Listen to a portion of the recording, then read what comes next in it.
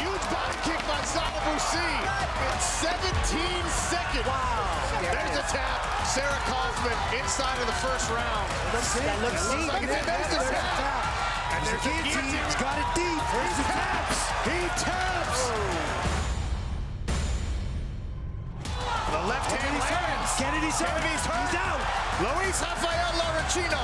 And forearms under the neck of Bao Chong. And there's the tap. Huge punch by Aliev. Displaying the power. And Silva is out.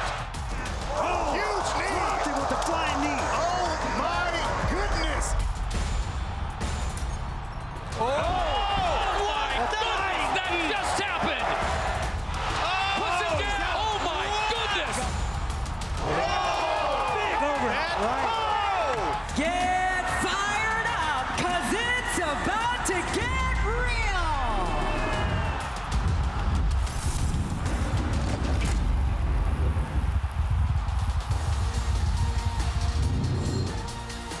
PFL Season 2 action returns to Long Island, NYCB Live in the Nassau Veterans Memorial Coliseum. And tonight, it's the big boys, light heavyweights and heavyweights, featuring Jordan Johnson, Vinny Magalhaes, Alex Nicholson on the heavyweight side of things, and the mama's boy, Kelvin Tiller, is back in the cage looking to build some momentum. Sean O'Connell here cage side alongside the Hall of Famer Randy Couture and the legend Eve Edwards. And tonight is a big night. 40% of our fights so far this year, fellas, have ended in the first round. But it was these two divisions that delivered the most chaos in Season 1. 73% of heavyweight bouts ended with a finish. And 92% of the light heavyweight bouts meant bonus points for the winner. Yeah, and those light heavyweights were a lot of fun to watch. One guy in particular stood out for me because I had a whole lot of fun watching him. I'm talking about Sean O'Connell, okay? Sean O'Connell showed us something last year. He showed us that heart because he lost virtually all of his first rounds. But then he came back and showed the power that he carries in that left hand. Dropping honey marks, did the same thing to Dan Spawn in the playoffs, and then made it to the finals against Vinny Magalhaes. Defended himself on the ground in the first round, and then got himself $1 million of belts, and now he's sitting here with us as our play-by-play guy. Sean, so good to have you here, my man. Well, I'm a lot less nervous with you sitting here next to me, and you don't have to worry about that pesky head movement. Head movements for suckers doesn't do you any good anyway. Not on the road to $1 million. But tonight is about light heavyweight action, featuring my opponent from last year's championship, Vinny Magalhaes, and Emiliano Sordi. That's our final fight of the night on ESPN+. Sordi had the fastest knockout in Season 1. Vinny looking to return to the championship and the form he had in Season 1. And coming up shortly here on ESPN2, Maxim Grishin, a contender from last year out of Russia, welcomes a highly touted newcomer in the American Iowa wrestler Jordan Johnson. For more on Jordan Johnson, we go to Caroline Pierce. Thanks, Sean. Yes, in the locker room with Jordan Johnson, who's getting ready here behind me. He's an exciting addition to this light heavyweight division. Undefeated 10-0, went 4-0 with the UFC. Could have chosen any organization to fight in, but chose his home here at the PFL. So let's have a look back at the caliber of fighters he faced in the UFC in his last 4 fights. All of them had 1 defeat or less before stepping in the cage with Jordan, and he beat every single one of them. And if we take a look at his last opponent, Adam Yandiev, he's a Russian. He traveled to Russia to face him on short notice and came away with a round 2 submission victory. And he faced another tough Russian tonight, Maxim Grishin, quarterfinalist from last year. That's going to be a good one. Back to you, Sean. Thank you, Caroline. And up first when we return, a rematch. Dan the Dragon Spawn taking on Bozagit Atayev. And the very first bout in light heavyweight action of Season 1 featured these two gentlemen. And here is Dan Spawn trailing on the cards with only 29 seconds left. Drops Atayev and gets the finish. Can the Dragon do it again? We'll find out when we come back in light heavyweight action at PFL.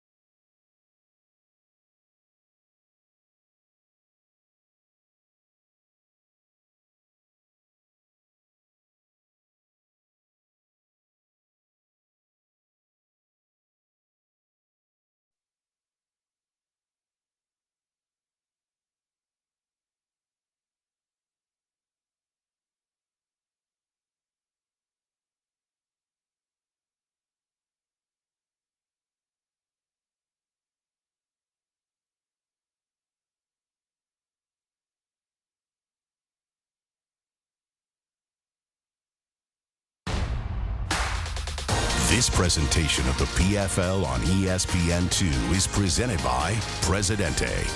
By Geico, 15 minutes could save you 15% or more on car insurance. And by Caged Muscle, ultra premium sports nutrition supplements to fuel your performance.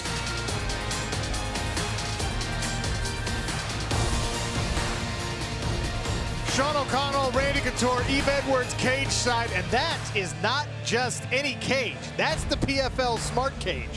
Tonight we're monitoring strike speed throughout each bout to see who's bringing the heat here at PFL3.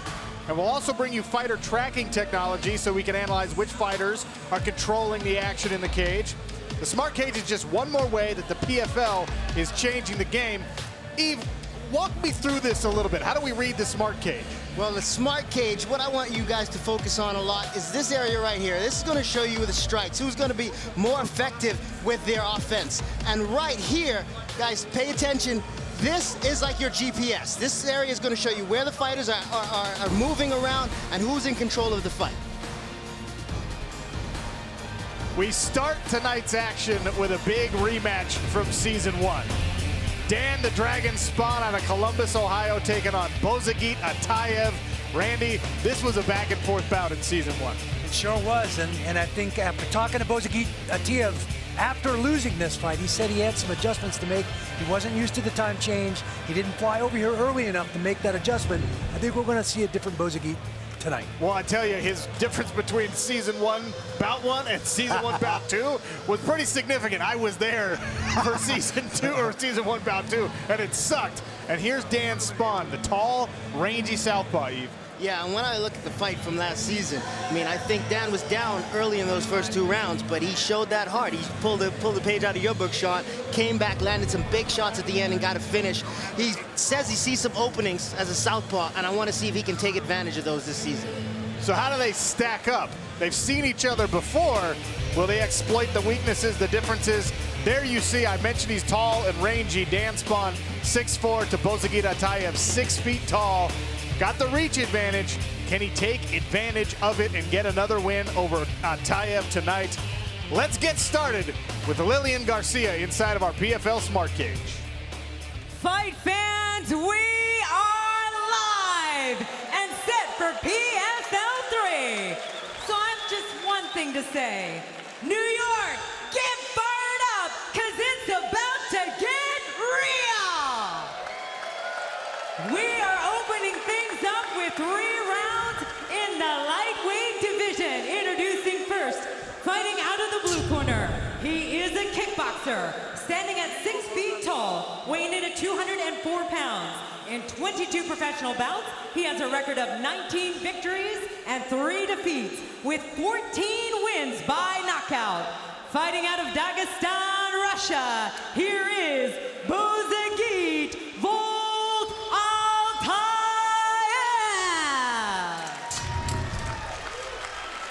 His opponent, fighting out of the red corner, he is a boxer, standing at 6'4", weighing in at 204 pounds. In 24 professional bouts, he has a record of 18 victories and 6 defeats. Representing the United States of America, fighting out of Columbus, Ohio, here is Dan the Dragon Spawn. Your referee in charge, Kevin McDonald.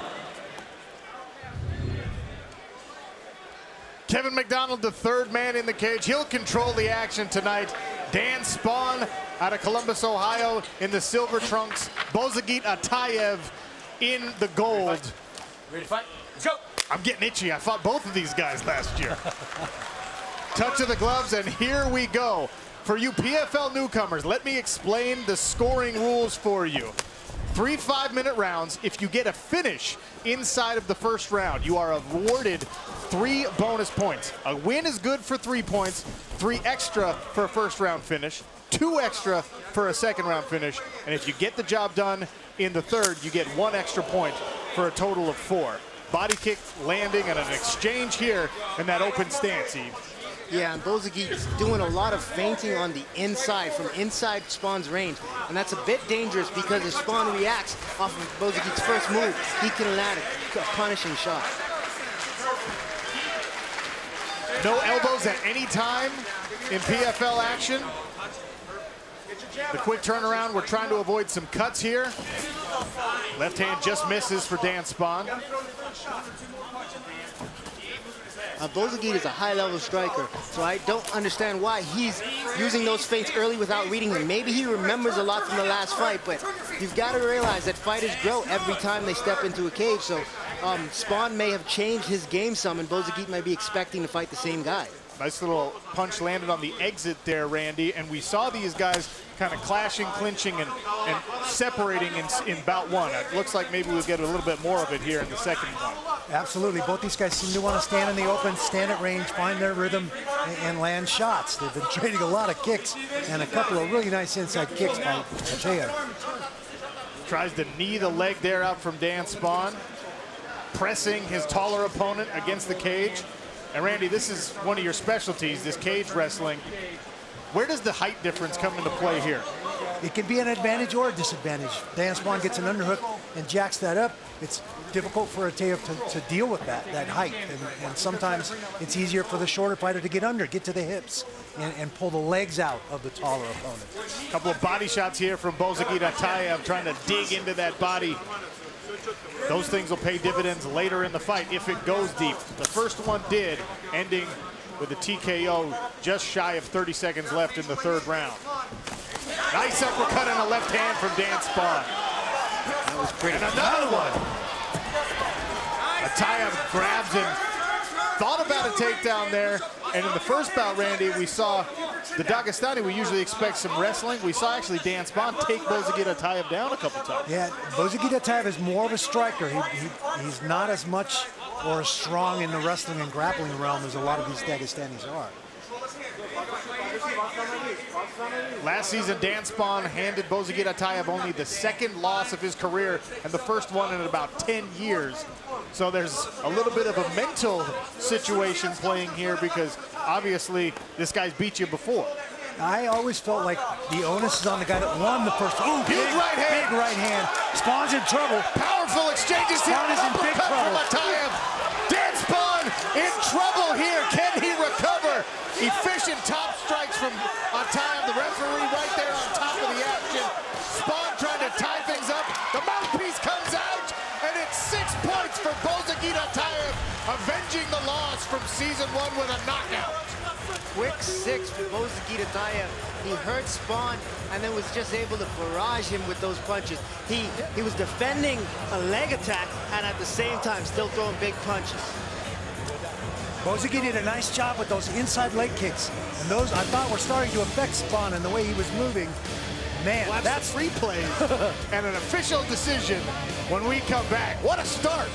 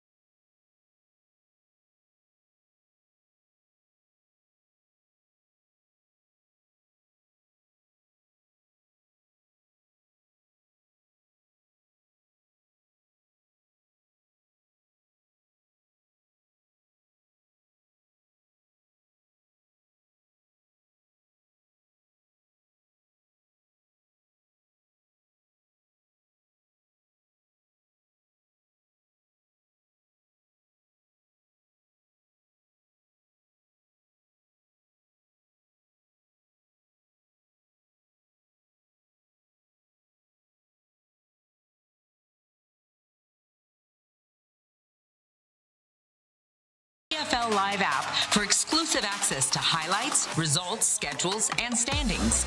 Get news on all your favorite fighters competing during the regular season, playoffs, and championship. Hang out with your favorite friends in the cage to play games, earn points, and climb the leaderboard for a chance to win PFL event tickets, fan gear, autographed memorabilia, and all-access fan experiences. Available now on Apple and Android devices. Well, we promised you light heavyweight action, and you just saw that in our first bout of the evening. Here's our Cageonomics, the final stats. Bozagit Atayev, efficient performance, brutally powerful, both standing and on the ground. 24 out of 26 of those punches landed. And the leg strikes, Randy, you talked about those inside leg kicks. Those inside leg kicks were brutal. You saw them lift Dan Spahn's hips up a couple of times with him. They were so hard. And it looked like Spahn was starting to find his range. He threw a nice uppercut, nice straight left, and then Bozagit really hit him with a couple of hard shots. Well, you see the drop there, Yves, and then Bozagit Atayev standing in the active guard of Dan Spahn, defending a leg attack and just pounding him out. Yeah, Bozagit Atayev showed some skills there. He was able to land that big right hand, but look how he circles himself out of the way and just constantly put himself in position to throw punches while defending. He knows his leg is in trouble, but he's not in too much trouble just yet, and he has an opportunity to land big shots. So what does he do? Take advantage of that chance to land big shots and get Dan Spahn out of there, get himself a quick 6. And that was the beginning of the end right there, that overhand that started to put Dan Spahn on silly street. If that was the beginning of the end, that's the end of the end. You saw the mouthpiece come flying out. Absolutely. Mouthpiece goes out, referee comes in. And there's a reaction from the corner, and 6 points for Bozagit Atayev with a knockout victory and avenging a loss. Lillian Garcia will make this official inside of the PFL cage. Ladies and gentlemen, the stoppage comes officially at 3 minutes and 25 seconds into round number 1. Your winner by knockout, earning 6 points in the light heavyweight division, Bozagit Atayev.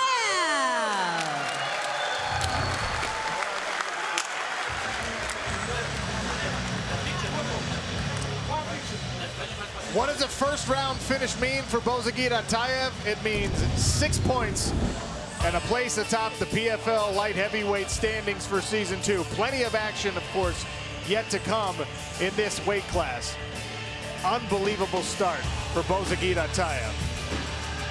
Coming up next, Ante Delia out of Croatia, a pupil of the legendary Mirko Krokop. Can he get the job done against another PFL newcomer, Karl Seyumanu Tafa, the Samoan? We're expecting more fireworks next.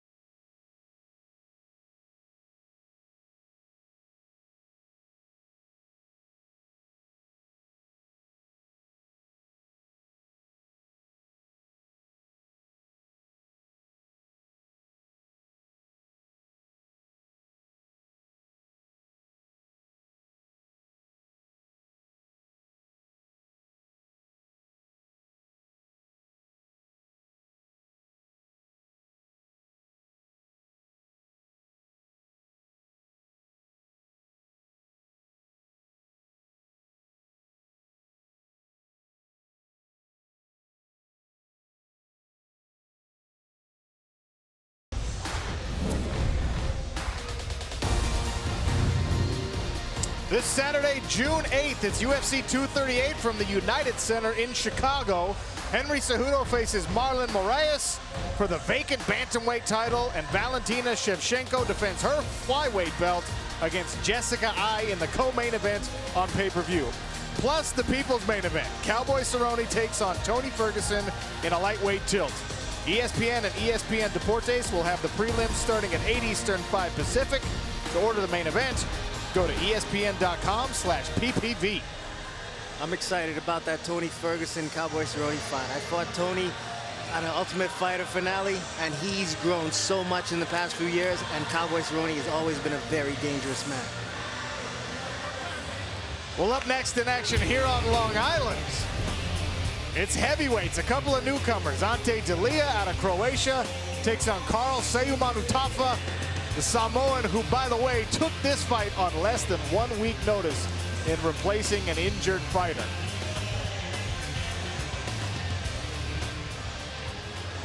There's Ante Delija in the red corner. 6'5" beast out of Croatia. He's a pupil of Mirko Krokop, as I mentioned. And there next to Krokop, you see Satoshi Ishii, the former judo Olympic gold medalist. They train together. They're fighting potentially opposite one another in heavyweight season 2 here in the Professional Fighters League. We'll see Satoshi Ishii later tonight.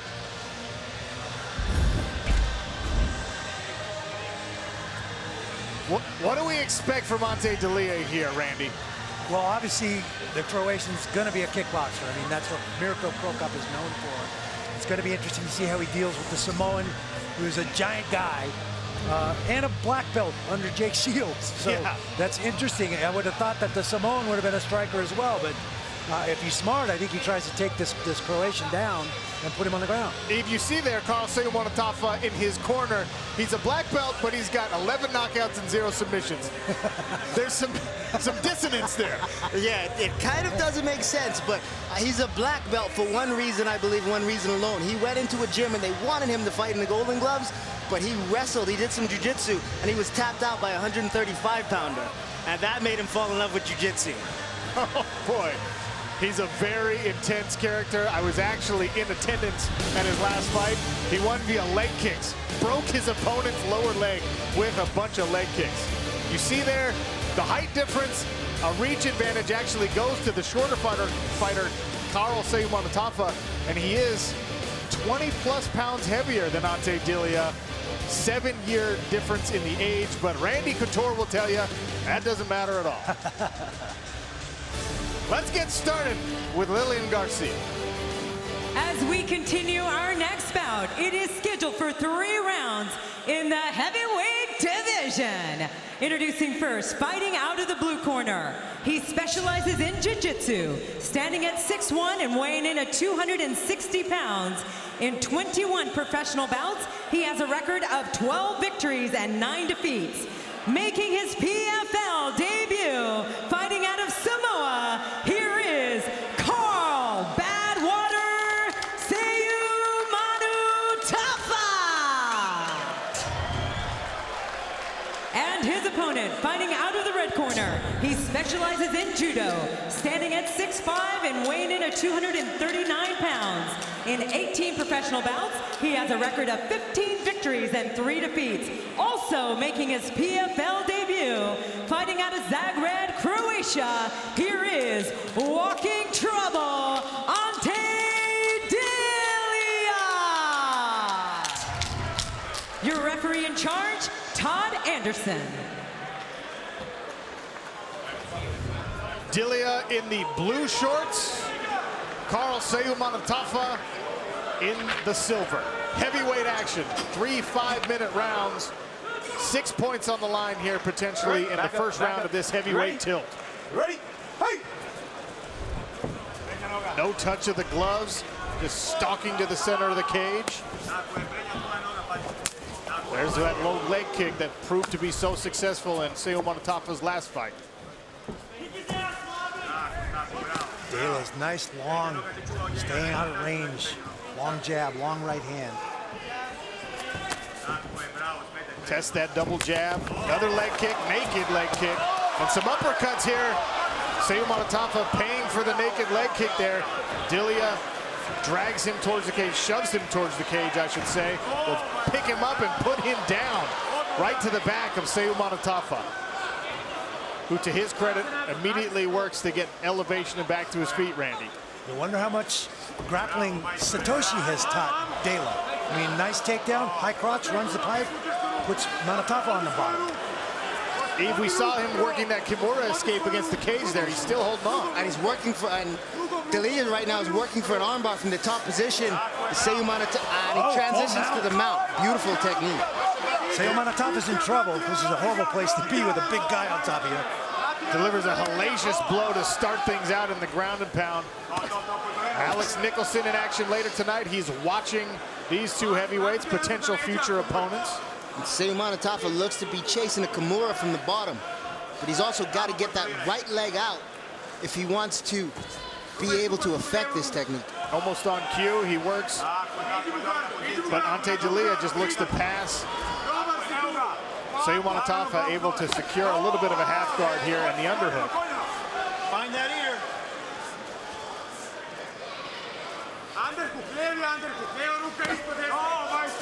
Hammer fist lands there for Ante D'Elia.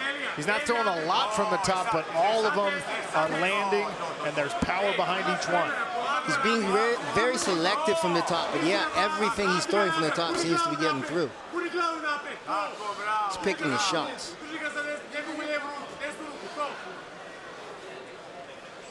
Seu Manatafa's got the lockdown on that leg of Ante D'Elia.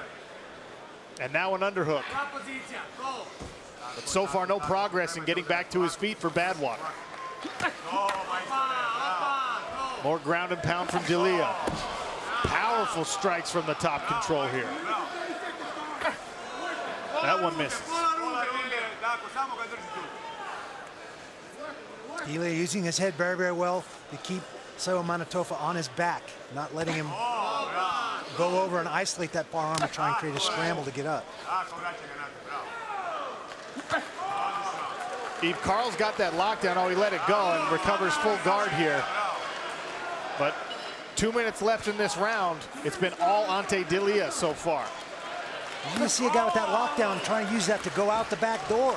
Spread his opponent's legs and go through the back door to get out. But huge ground and pound here from D'Elia. Posturing up, standing in the guard, and delivering hellacious blows from the top. Straight right, a left to follow.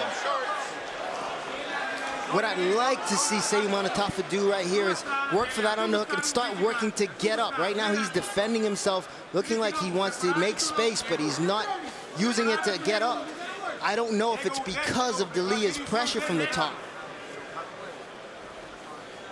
But right now the chess game is being played. Don't grab them shorts. Warning from the referee to grab the shorts there, not to grab the shorts. Nice hammer fist by D'Elia. And he passes the side control here. Seu Manatafa's corner calling for him to get up while he has the space. 1 minute left here in round number one. D'Elia's going to try and anchor, put a hook in, and secure that back position.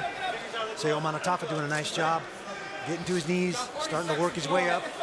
Gets some elevation here against the cage. D'Elia addresses that, makes Carl carry his weight a little bit here. 30 seconds left here in round number one. It's been all the new Croatian, Ante D'Elia, so far impressive in his PFL debut.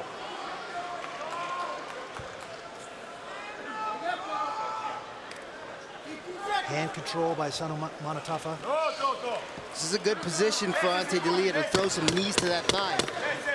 10 seconds left. It would appear that Carl Seu Manatafa will survive round one. Heavyweight action getting started here in season 2.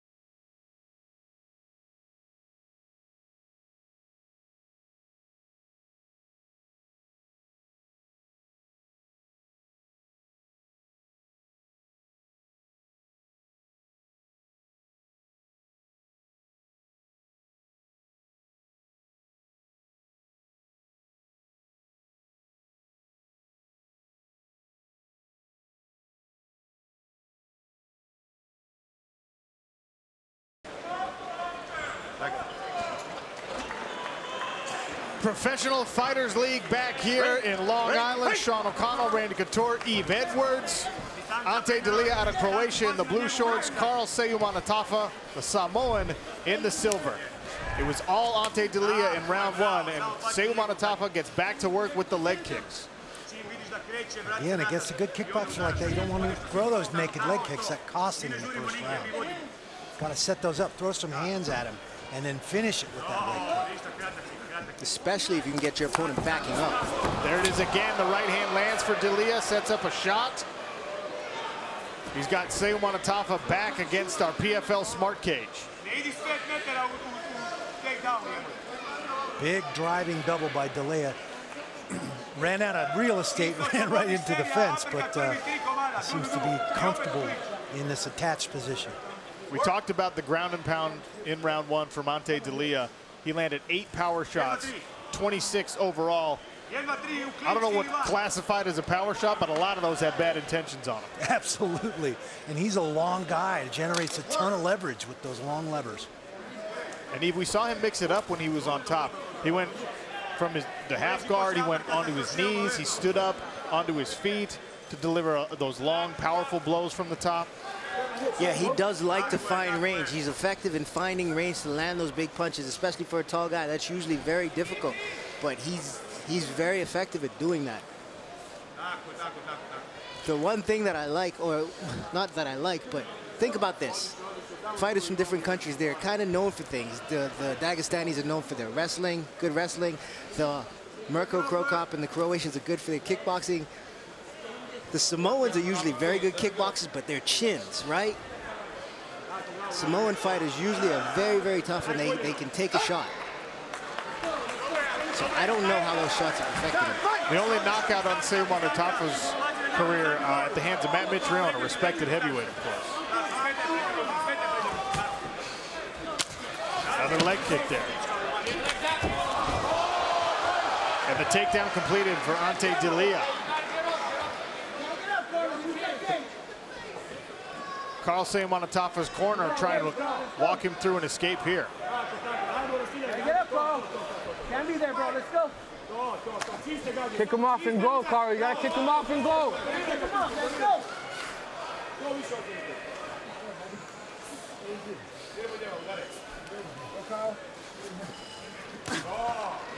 They're saying kick him off and go. What do they need? What are they asking him to do here? They are asking Seumanatafa to make space, use the power in his legs to push Delia away, and then get his hips back under him, square up to the mat, and stand up. But Delia's doing a great job. He's controlling that bottom leg that Seumanatafa needs to get to his feet.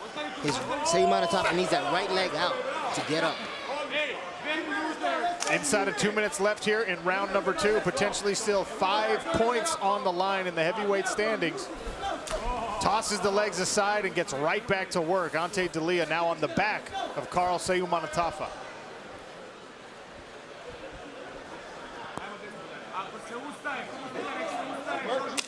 Later tonight, our final bout on ESPN Plus. You see down there in the bottom right-hand corner of your screen, Vinny Magalhães, finalist from season 1, has arrived and will get warmed up here as Ante Delia gets back to work with the left hand. Ante Delia dishing out a lot of leather there. Seumanatafa's worked his way back up, but it's not enough to work your way back to the feet. Got to get his back off the cage, Randy. Well, he definitely needed to get up anyway, and he needed to use the cage to do that. And now he needs to train places and put Delia against the fence and go to work. He's got some ground to make up in this fight. And speaking of ground, look at those ground strikes on the dashboard. Delia is way ahead, 48 of 55. Seumanatafa is 0. That's because of control and position.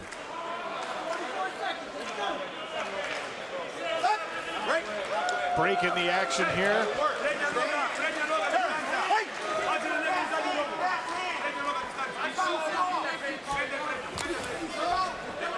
Important to note, this is Ante Delia's second fight since 2015. He had a gruesome leg break.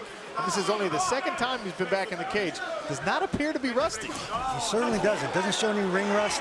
Showing some impressive grappling skills and control skills from the top. Nice takedowns, head outside single, double leg. 10 seconds left here in round number 2. Will we see a heavyweight finish when we come back?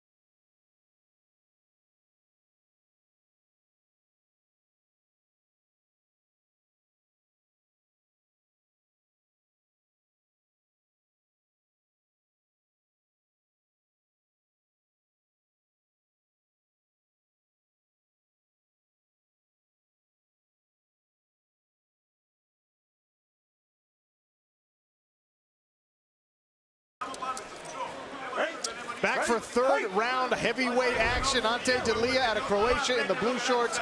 Coliseum likely trailing on the judges' scorecards in the silver. Couple of jabs there for Ante Delia.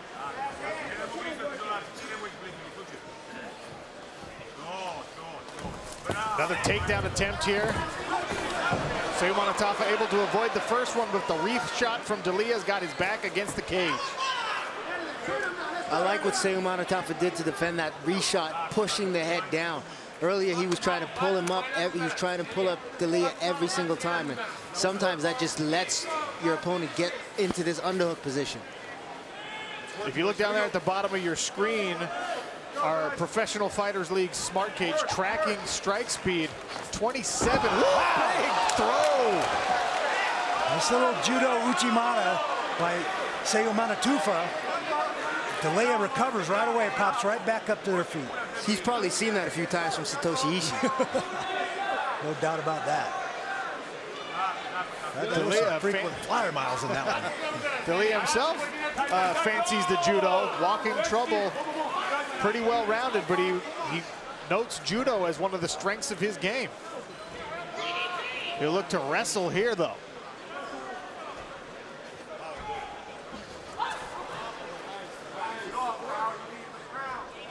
Now, you guys fought at light heavyweight and heavyweight. What's it like to have to lift somebody that big up against the fence? It's a challenge, and a lot of times I think you're better off using that momentum into the fence and the rebound off the fence to get a guy up in the air and finish the takedown, rather than stall at the barrier and then try and use that horsepower to pick a guy up. They're grinding it out here in round number 3. Remember, a win is good for 3 points, but if you get a finish in round 3, still good for 1 bonus point. You see the locker room of Jordan Johnson, highly touted light heavyweight, making his Professional Fighters League debut tonight. Coming up next. Breaking the action here. Referee doesn't like what he's seeing. Brings him back to the center.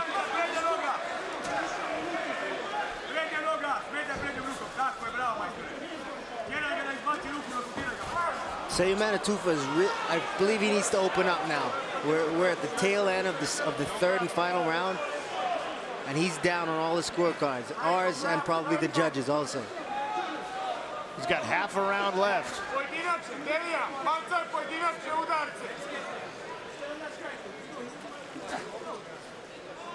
Body shot attempted there by Ante Delia.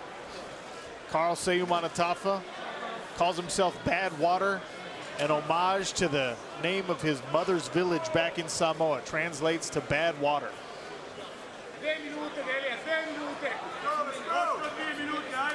And Delia has controlled where this fight has taken place for just about the entire time. Over 65% of the time has been out here on the cage and the edge, and that's because of Delia.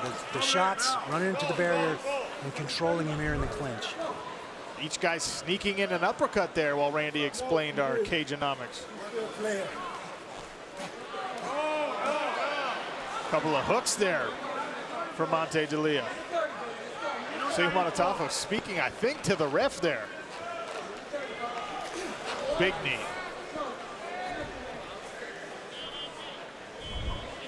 I think Delia was looking at the same stats we were, that 11 knockouts and no submissions. He's like, now I'm going to tie this guy up. I'm not going to trade with him. Which, for a tall fighter, a lot of times those guys like to stay out of distance. So, good strategy here. Seumanatafa misses with the knee and pays for it with some uppercuts in return. 1 minute left in heavyweight action here.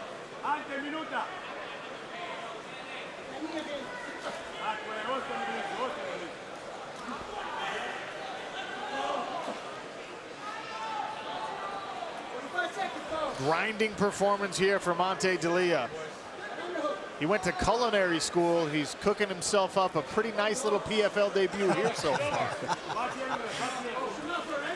I see what you did there, Sean. You like that?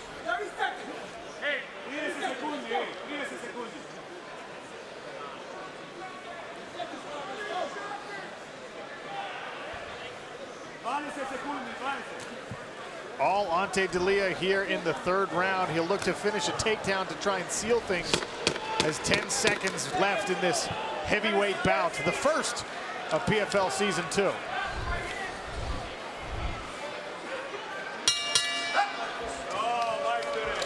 Well, unless we get a big surprise, Ante D'Elia likely just grabbed himself 3 points in the heavyweight standings.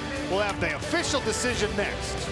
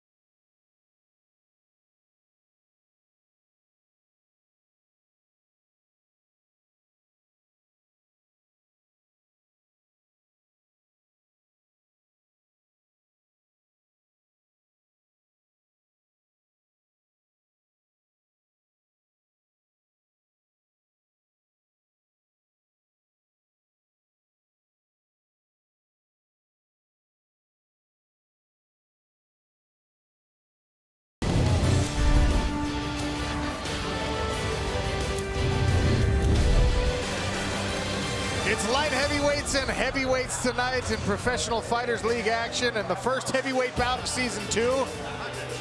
Looks like it's all Ante D'Elia. There's the Cageonomics. And Randy, it was all the Croatian in this one. Absolutely, and surprisingly, not that Croatians can't be good grapplers, but he showed some great wrestling skills, great top control, picked his shots well, and dealt with the big Samoan pretty handily.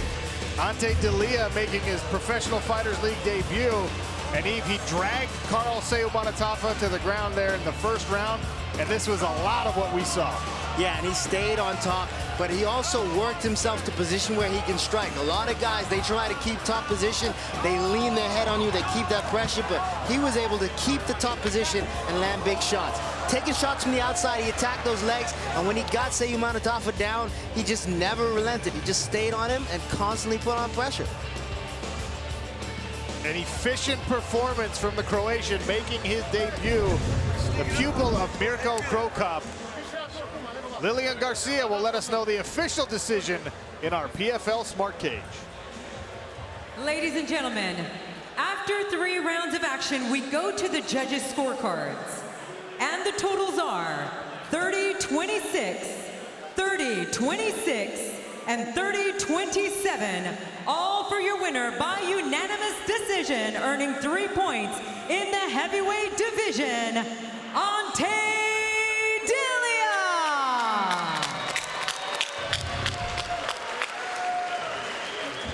3 points for Ante Delia, a big decision victory to get his PFL season started.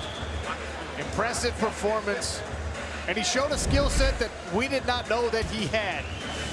Heavyweight standings so far, we're just getting started, but those 3 points are good enough to put Ante Delia in control, at least for now. Coliseum will have to grab some points in July. Up next, light heavyweight action. That is the number 2 seed from season 1, Maxim Grishin out of Russia. Formidable, tall striker. His opponent, highly touted, maybe the most exciting newcomer on the PFL roster, Jordan Johnson, enters the league unbeaten at 10-0. But he's also a new father, and it's actually his one-year-old son, Jack, that changed his perspective on MMA and led him straight here to the Professional Fighters League.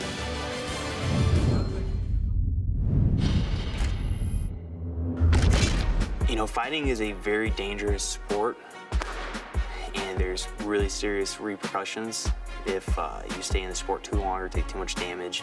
So when I found out I was having my son, I was like, what am I doing? This is, I can't fight. Like, I can't be a fighter and have a baby. This is dangerous. What am I gonna be like in 10 years, 20 years? And I was like kind of freaking out. I was like, I can't fight. And I have a family, and I wanna give my family the best life possible, so I can justify why I fight the way I fight.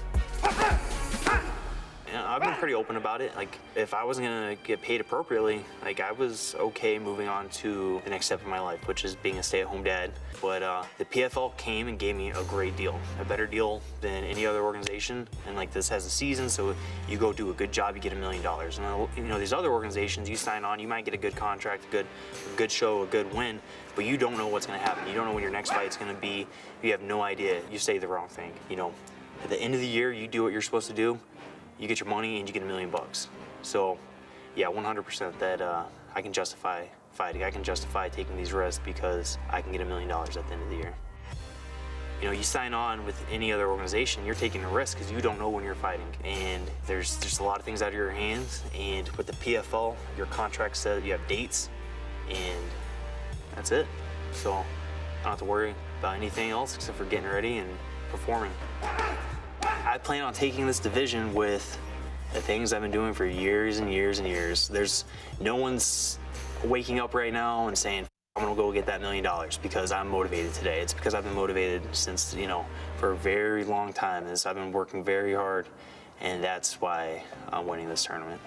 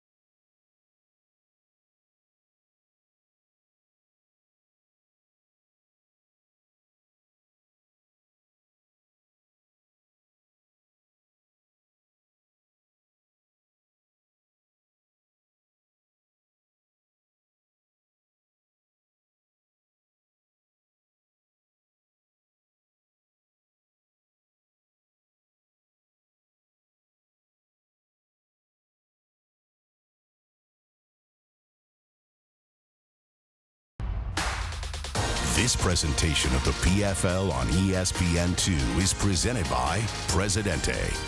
By Geico, 15 minutes could save you 15% or more on car insurance. And by Caged Muscle, ultra premium sports nutrition supplements to fuel your performance. Don't forget Sports Center tonight after Yankees Blue Jays with Kenny Mayne and John Anderson. They'll also have more on how Le'Veon is fitting in with the Jets, plus the latest on KD and Klay Thompson's status for Game 4. And Steve Levy and Barry Melrose are in Boston to break down Blues Bruins Game 5. Sports Center after baseball on ESPN and ESPN app.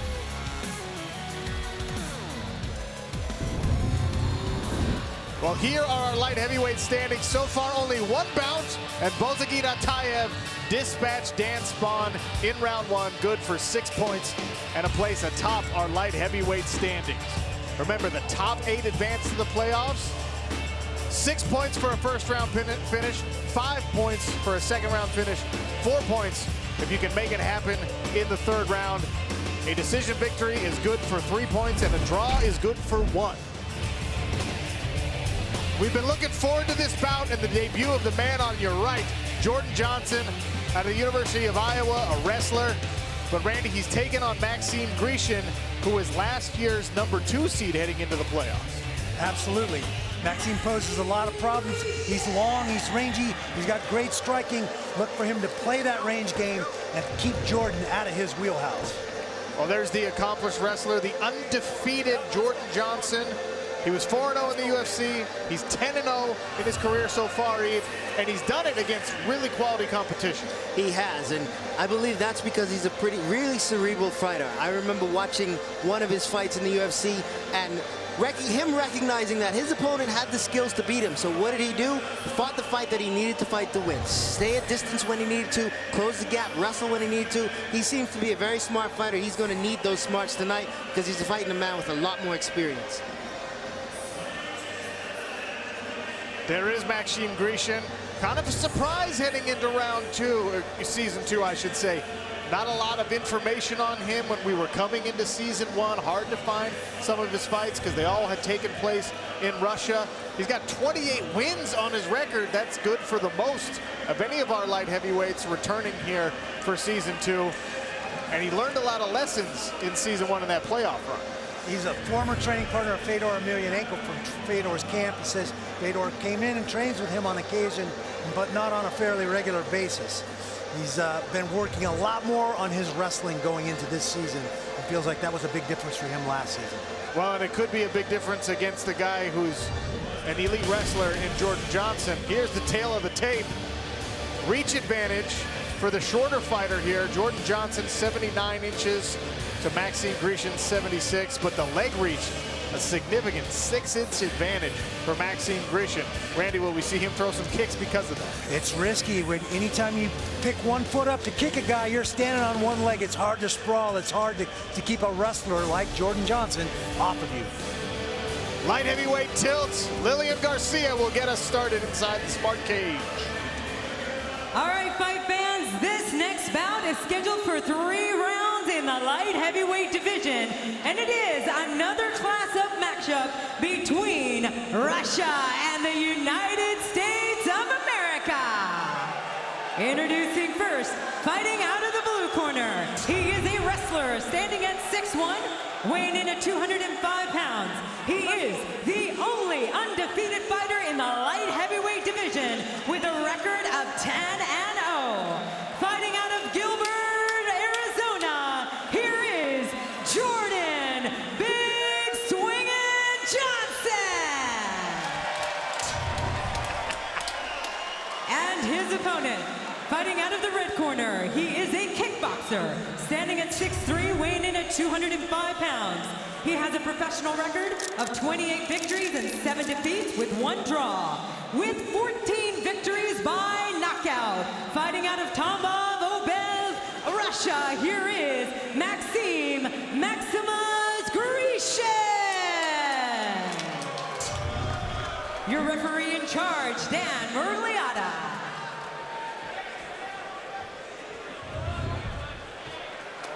Dan Murgliata Meanwhile, we'll monitor things inside of our PFL Smart Cage. Jordan Johnson in the gold shorts. Maxime Grishin, the Russian, in the silver. You ready, sir? Let's go, fight. Touch of the gloves to get started here. Grishin takes the center of the cage.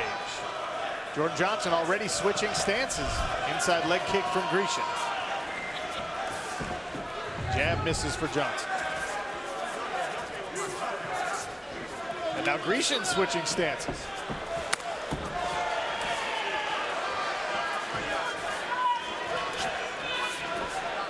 Savate front kick by Grishin. An exchange of jabs there. Eve, did you expect to see this feeling out process early for these light heavyweights? I definitely did, especially with Jordan Johnson's mentality. He likes to figure a guy out. He doesn't want to just jump in there. Catches a kick and dumps Maxime Grishin to his back, and the man goes up over for a triangle. Johnson's got to get his head high. He's doing the right thing now. He breaks the grip. Good job. Breaks out of that triangle attempt. Immediate response there from Maxime Grishin, who we have not seen working off his back yet. No, but he says he's been working on his wrestling and his grappling, so I expect to see an improved game from him. There's Jordan Johnson's wife, Stephanie. Been to every single fight of her husband's career. That's her in the yellow to match, I guess, the shorts of Jordan Johnson. Grishin working his way back up on the cage here. You notice Grishin using that heel on that hip on that bottom side to create some space and get Jordan Johnson's hips off of him so he could then use the cage to walk up and get back to his feet. That's what they were trying to tell Seyu Manatafa to do. I think you just wanted to say Seyu Manatafa again. I just want to prove my proficiency in saying that name. Nice little exchange there from the close quarters. A knee from Maxime Grishin and a right hand, left hand combo from Jordan Johnson. And Johnson's got to be careful hanging in that head in that clinch. He'll catch one of those tall knees from Maxime Grishin. That was a little blood on the forehead there for Maxime Grishin. Yeah, but I really appreciate what Maxime Grishin did. He was able to get himself out from underneath an Iowa State wrestler from the close guard. Iowa wrestler. I did say Iowa State, didn't I? I'll get you out of trouble there. Yeah. The Midwest is going to riot against Steve Edwards. Bring it. No, don't bring it. No more corn for you, sir. Switching stances back and forth. Jordan Johnson, long jab. Grishin kind of hopped in there, but didn't really do much with it. Jordan changed levels. Looked like he was going to start a double leg and thought better of it. Grishin changed the angle. Explores a high kick off the glove of Jordan Johnson.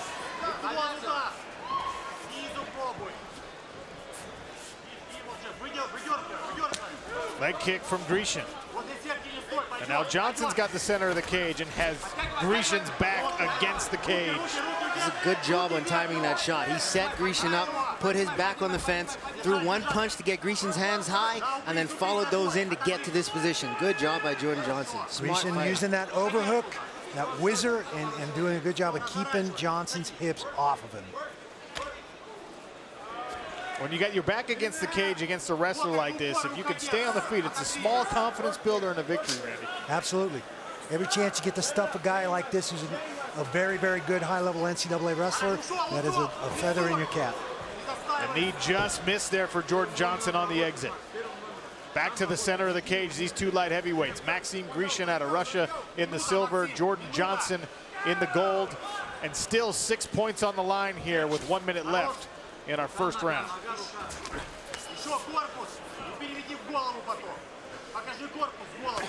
Body shot from Grishin. Gosh, he's long and he can extend that right hand.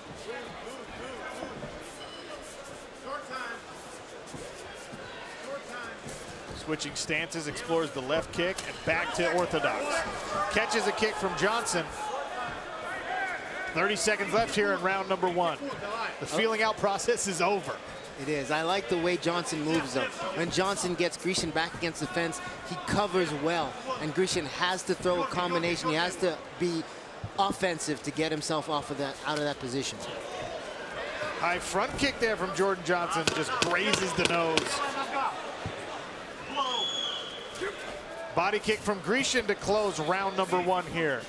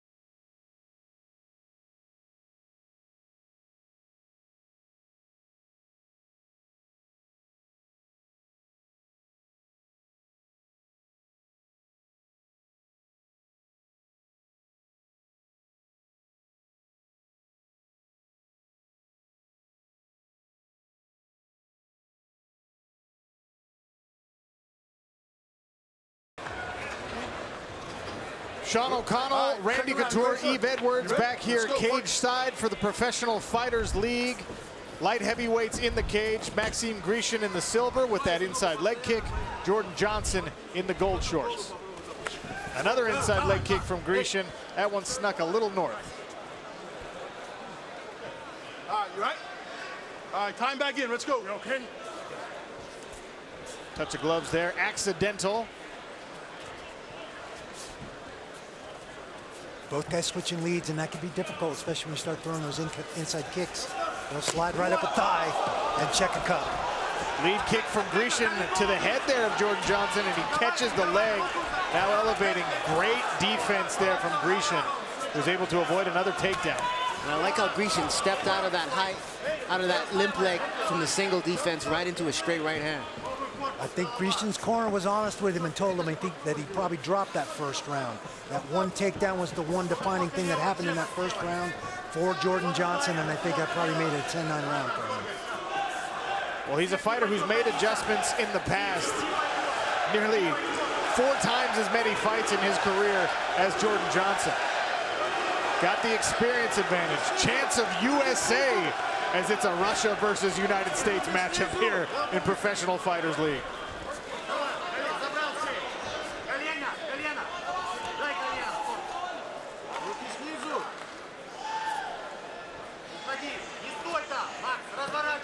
The impassive face of Jordan Johnson's wife, Stephanie. Body lock by Grecian. Jordan Johnson doing a nice job, trying a little foot wheel, trying to off-balance Maxime Grecian. Grecian's got great balance. He stays up there.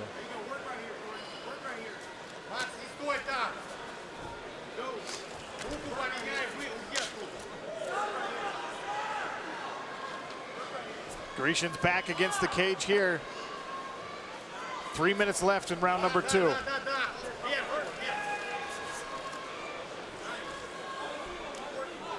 We'll go inside the red corner of Maxime Grecian. Max,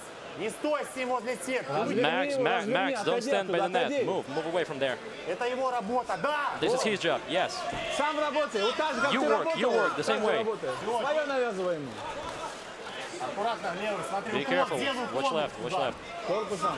Use your body. Keep going. There is no speed. He started. Big leg kick there for Maxime Grecian, and now inside the corner of Jordan Johnson, the newcomer. Nice. Hands up, double, Bader, double, Bader. Bader.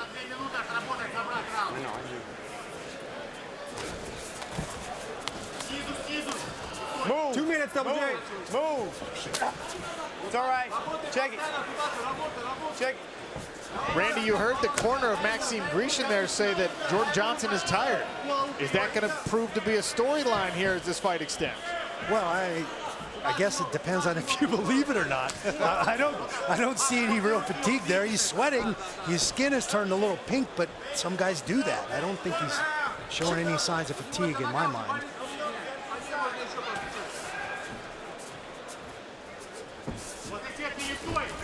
Left hook misses, sets up the double leg attempt here, and now he'll switch. Jordan's corner talking about the Bader, talking about Ryan Bader, a technique that they've associated with him because Ryan Bader's one of his training partners that's helping him prepare for these fights. Yeah, he told us that it was Ryan Bader and CB Dalloway that helped get him ready for these. Couple of impressive fighters in their own right. Jordan Johnson riding the leg there of Maxime Grishin, Yves. Yeah, Jordan Johnson staying on that leg. Without that leg, Grishin's going to have a hard time getting back to the standing position. But when they were calling for that Bader, Ryan Bader likes to double jab and use that to follow it up with either a big right hand or a shot. So I believe they're telling him to Bader use that double jab and make reads and then capitalize on what he's reading. Grishin did a good job working his way back to his feet and off the cage. 30 seconds left to work here in round number 2. Potentially 5 points still on the line.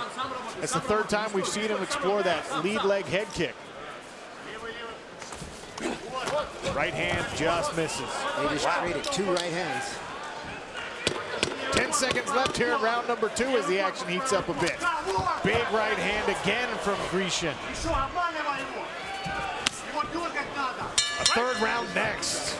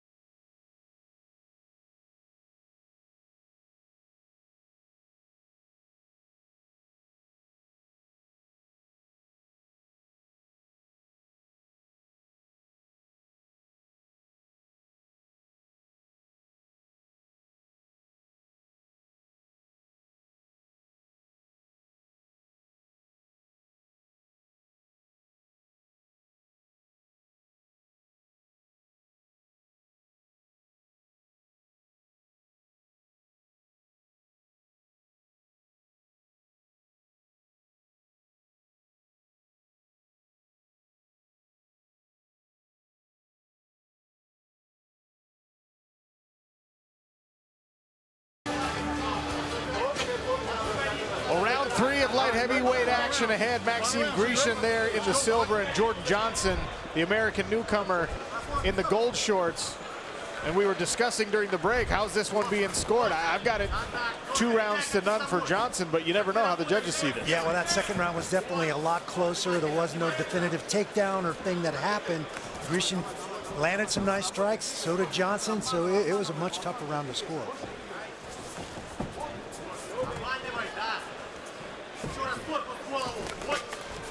Grishin slips a punch there and answers with an uppercut. Once again, it's his back against the cage, and that's where Jordan Johnson wants him. Grabs that single leg and elevates, Randy. High single, trying to find a way to sweep that leg out. Grishin, again, with some great balance to stay out of those situations. And now he works back to the center of the cage. Big leg kick from Maxime Grishin. Switches to southpaw.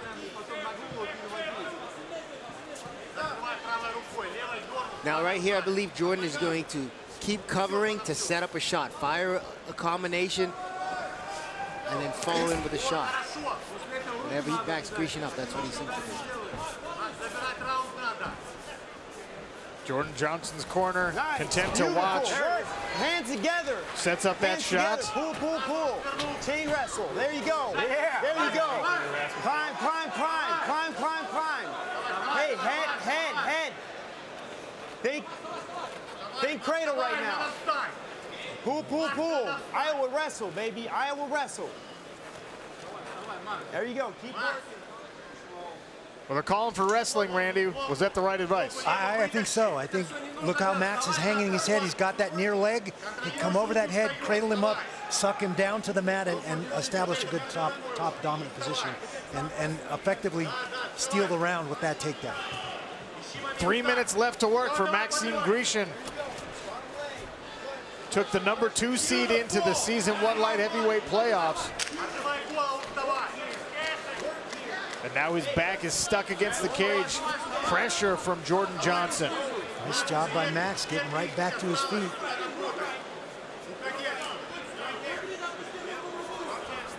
Judo throw. Came out swinging off of the break.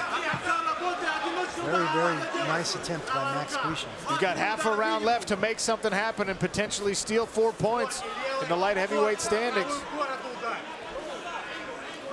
If he keeps letting himself get worked back against the cage there. Yeah, he's got to circle out, but he's got to do that with combination. Grecian is who I'm talking about. Max Grecian allows himself to get his back put on the fence, and when Jordan Johnson sets it up, he fires a combination and follows in for those legs. Right there, he's looking for it again.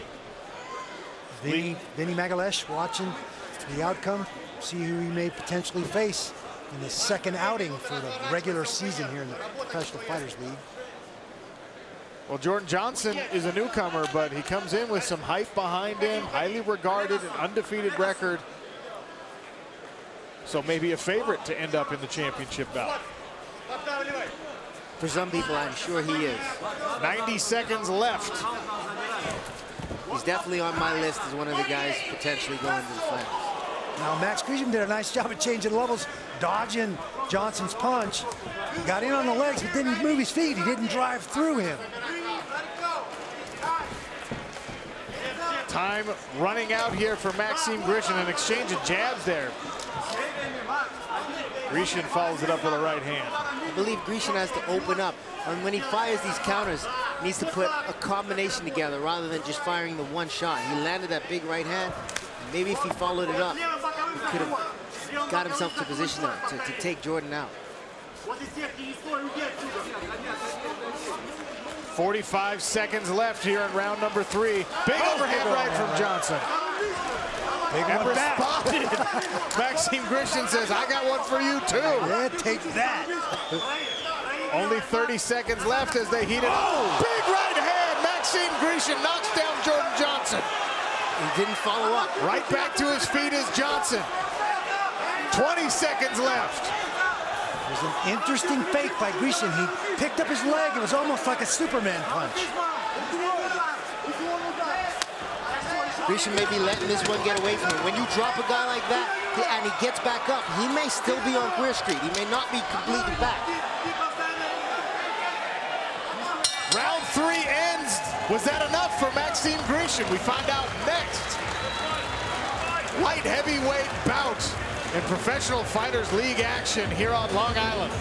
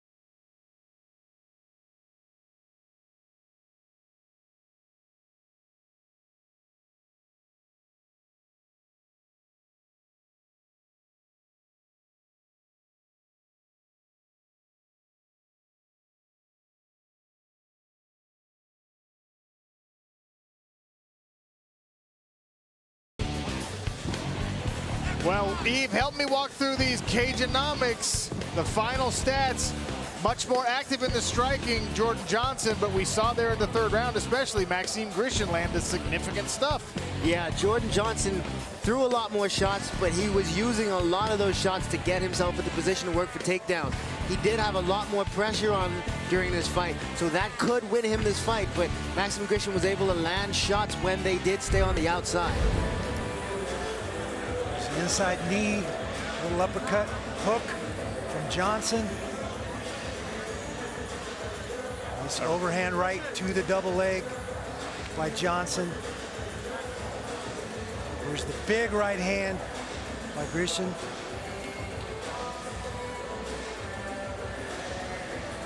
Little inside trip, and then the right hand that puts him on the deck. And Eve, he did not rush to jump on the felled Johnson. He let him pop back up and kind of went about business. Will it be enough? We'll find out now. Lillian Garcia has our official decision inside of the PFL Smart Cage. Ladies and gentlemen, after 3 rounds of action, we go to the judges' scorecards. All 3 judges scored the bout 29-28. For your winner by unanimous decision, earning 3 points in the light heavyweight division, Maxim Grishin! Maxim Grishin pulls off the big Season 2 opener. A decision victory, good for 3 points against Jordan Johnson. Wow.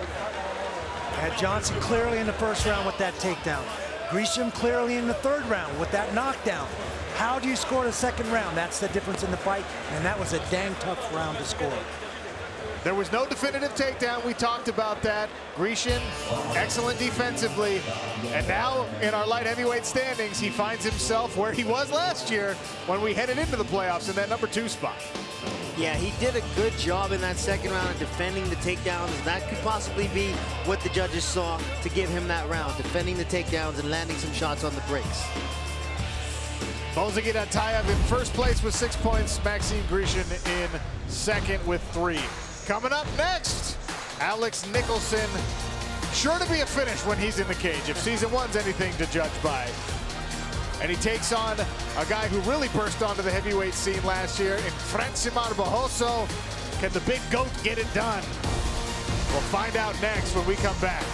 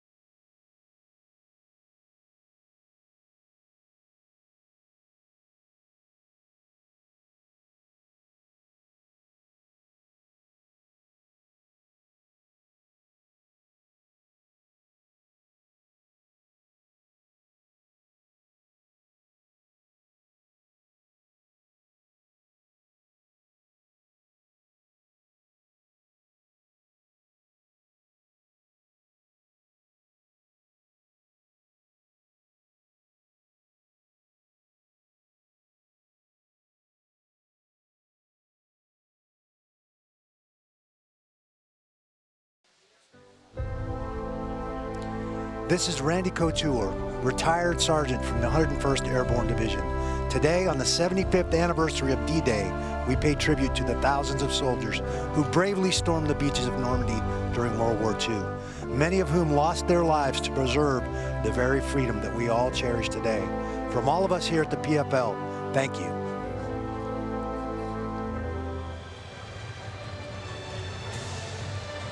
Sean O'Connell, Randy Couture, Eve Edwards, back on Long Island.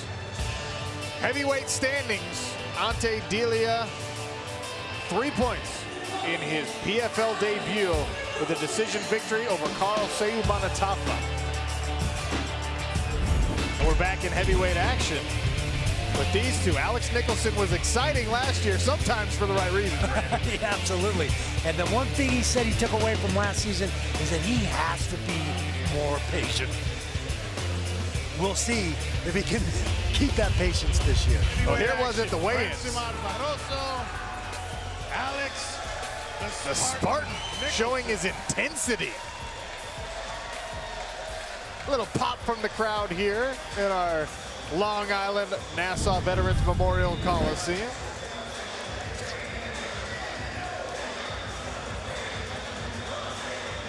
There is Nicholson. He was a one-man highlight reel last season. All 4 of his PFL fights ended in a knockout, but the Spartan was on the wrong end in 2 of them. This year, he's looking to build off that electrifying style and put it all together for the title.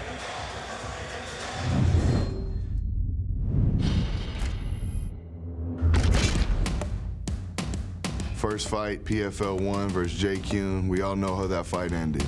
Jump knee, nasty knockout, Sports Center.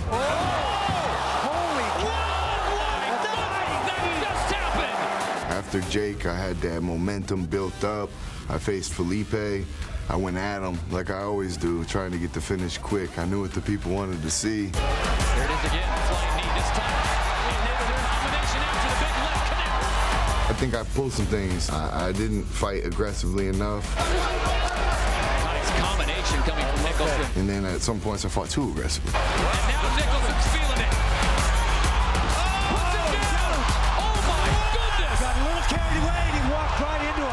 So I've learned now just to use my athleticism and my skill. He's in trouble. The Spartan goes to work. It's nothing that those guys did good last season that got the victories from them. It's what I did bad. And I think this season you're going to see a different, smarter fighter. And I'm going to go out there and get the job done every time. May might be in a little bit of trouble here. He has been rocked by a few punches. And Nicholson letting the hands fly. This offseason, if you followed me in my career, has been the longest I've ever waited to fight, period. It's gonna be a good year, man. You stand in front of me, you feel that pressure, and you're gonna get into a fight no matter what. You're gonna get hurt. Win or lose, I'm gonna put these hands on you. And I see myself winning this season, just like last season. But I got some tricks up my sleeve. I've got some pent-up aggression to let out, and I need this. There he is in his silver trunks out of South Apopka, Florida. Alex Nicholson, the Spartan. His opponent actually was the #1 seed coming out of the regular season last year. Francimar Barroso out of Brazil. He's a Brazilian Jiu-Jitsu black belt, Randy, but he likes to throw the left. He absolutely likes to slug, and he likes facing an aggressive opponent like Alex. He says that feeds into his style. He walked me through the tail of the tape here. These are 2 gentlemen 10 years apart, and Alex Nicholson comes in a little bit heavier this year. A little bit heavier, but he's still a smaller man. He's one of the smaller heavyweights. He's got the reach, though. He's got the arm reach, and he likes to throw big punches. So if he can keep this fight at range where he'll be more effective, he should get himself some good points, be in a good position in the point standings. 6 points are on the line, and Lillian Garcia will start these heavyweights off. Fight fans, the action continues with 3 rounds in the heavyweight division. Introducing first, fighting out of the blue corner. He specializes in jiu-jitsu, standing at 6'1" and weighing in at 246 pounds. In 31 professional fights, he has a record of 22 victories, 7 defeats, 1 draw, 1 no contest, with 11 wins by knockout. Fighting out of Chapuri, Brazil, here is Francimar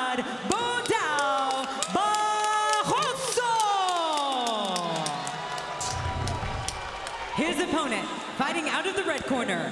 His background is in kickboxing, standing at 6'4" and weighing in at 229 pounds. In 20 professional fights, he has a record of 13 victories, 7 defeats, with 12 wins by knockout. Fighting out of Apopka, Florida, here is the Spartan, Alex Nicholson. Your referee in charge, Kevin McDonald.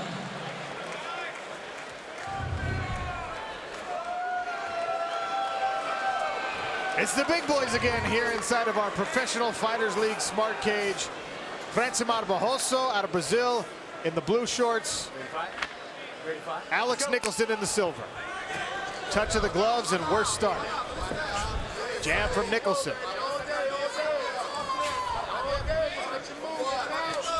Inside leg kick misses.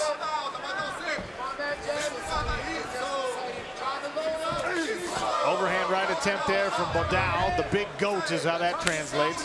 Inside leg kick. Eve, a lot of kicks early here from all the heavyweights. Yeah, definitely. But that big right hand over the top of Barroso, he may find a home for that if Alex keeps coming in with his left hand a little low. Feint there for the takedown from Bodal, answered with a knee from Nicholson. Barroso switches stances, big left.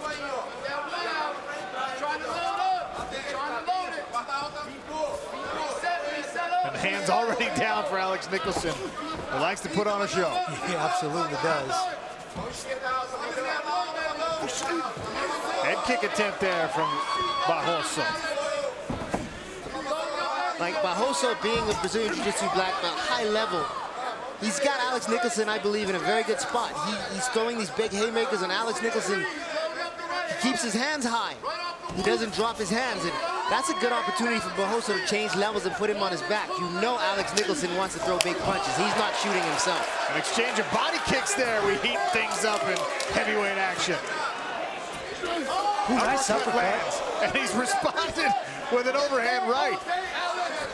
Now, what Alex Nicholson said to me that he learned from last season was he learned patience. That's the big, he learned respect for patience. And he does seem to be a little more patient. He's picking his shots.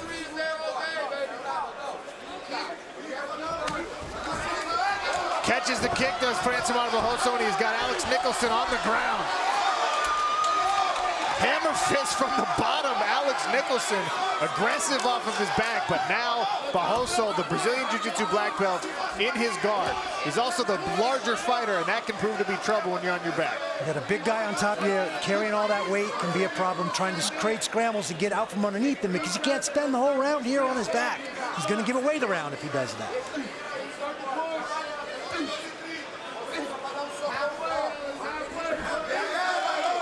Passes to half guard does Francimar Barroso as Alex Nicholson tries to create a little bit of space. Shoulder pressure from the top here from the Brazilian. And you see the red ribs of Alex Nicholson from that kick. Yeah, nice little strawberry, raspberry, maybe grape. Yeah, maybe a few different fruits in there. The love taps. Let's take a deep breath. And when he comes up, let's push. That's a look inside Alex Nicholson's corner. Shoulder, nothing there, baby. He's got Roger Crawl speaking of him. You got to start to build. There's nothing there. And Roger's telling him he's got to start to build. He's got to get that left hand, fight for the unhook with that left hand and get something in between. But Barroso is able to pass. And now up against the cage here. He doesn't necessarily have room to take the back, but he finds himself in mount. Nice explosion by Alex Nicholson to get out of a bad situation. Right to his feet and a big kick, but it's responded once again back and forth in these striking exchanges.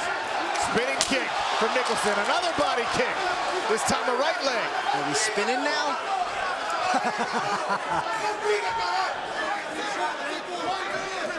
Jab lands and is responded once again. Uppercut misses for Barroso. Pressure coming from Nicholson. Barroso backing up, trying to maybe draw him in. And there's a big right hand. Nicholson put on some size in the offseason. He's a lot bigger. He looks a lot more comfortable putting pressure on moving forward. Dual overhand rights. None of them land solid for Francimar Barroso. Worth noting, both of these guys spent a good portion of their career at light heavyweight. They packed on the pounds in recent years. 30 seconds left here in round number 1. Inside leg kick from Barroso. The way Nicholson is coming forward, stalking, it's better than what he was doing last season. It's more calculated, but he's got to use that jab. Aggression from Nicholson to close things out. An exchange against the cage. Nice knee by Nicholson. Still keeps his hands pretty dang low. Right hand from as much as he's waiting in there. Heavyweights when we come back.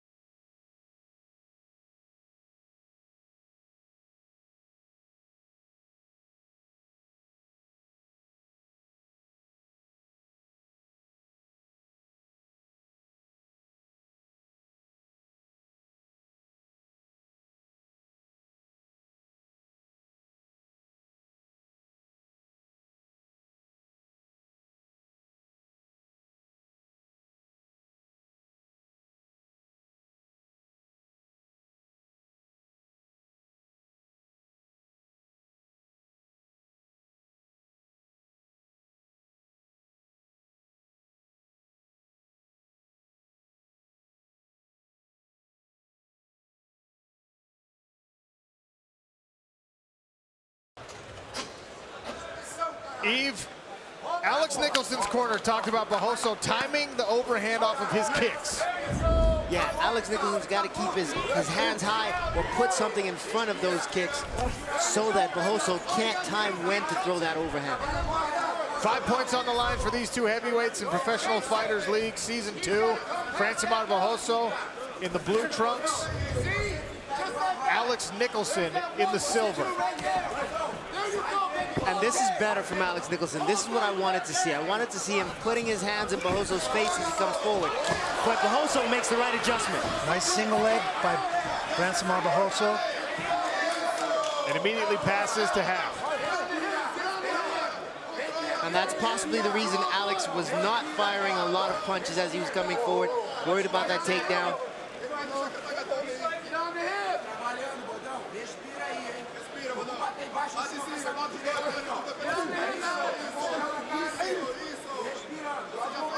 Classic body head there. Put the shoulder on the face. Put the shoulder on the face. Straight to mount. There you go. Don't let him up. Don't let him up. Inside the blue corner, Francimar Barroso. Wait. You gotta use your legs. You gotta use your legs. Come on, man. Now you gotta hit him. Hit him. Hit him now. Cross the legs. There you go. Now you hit him. Now you hit him.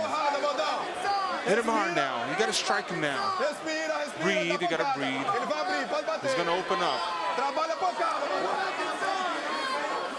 An unpleasant place for Alex Nicholson on the bottom. And you can hear the guidance from Francimar Barroso's corner. Now he moves to a high mount, Randy. And once again, Nicholson scrambles out. He explodes really well there, hip escape, turns the corner and is able to get to his feet before Barroso can take advantage of him giving up his back. But the sweep, and Barroso pulls Alex Nicholson straight back to his world on the mat, and once again passes to half guard. He's very, very comfortable here. Yeah, that top half guard position is a very good position. You got to start moving. He's trying to stall. You got to get up, though. You got to escape the hit. 2-on-1. That is the voice of Roger Crawl in Nicholson's corner. Halfway, Alex, halfway.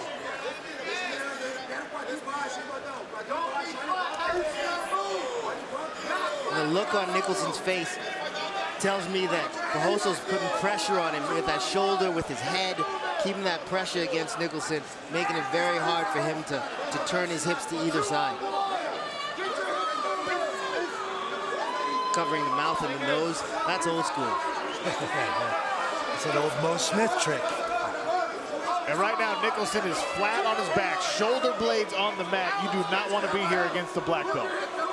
Most definitely not. This is where a black belt can be most effective. He's going to advance position. And Kelvin Tiller backstage checking it out. He might pick up a technique or two while he's watching this one. The mama's boy. He's always smiling. That's a great guy back there.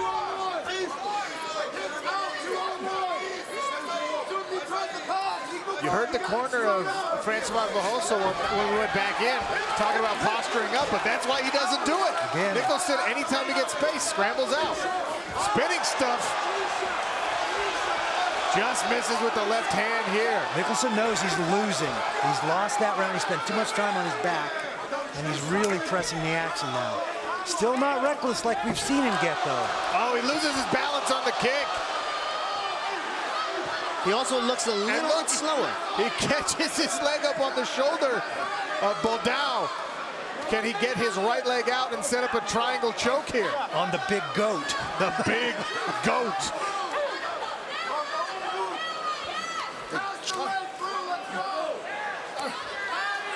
What do you think of these strikes from the bottom, Randy? I mean, they're certainly distracting. I'm not sure if they're damaging him a lot, but he's doing something. You know, at least force Barroso to move, to adjust. Side control here for Francis Barbosa in those blue trunks. Knee to the body. Nicholson looked a little weary. Weary as he went down, throwing that spinning back fist. Like, if he's tired, your brain starts to not function properly also. He's not going to necessarily fight and do the proper things that he did in training. He's going to resort to his instincts. Right now, his instincts are holding Barroso on top of him. A third round when we come back on PFL.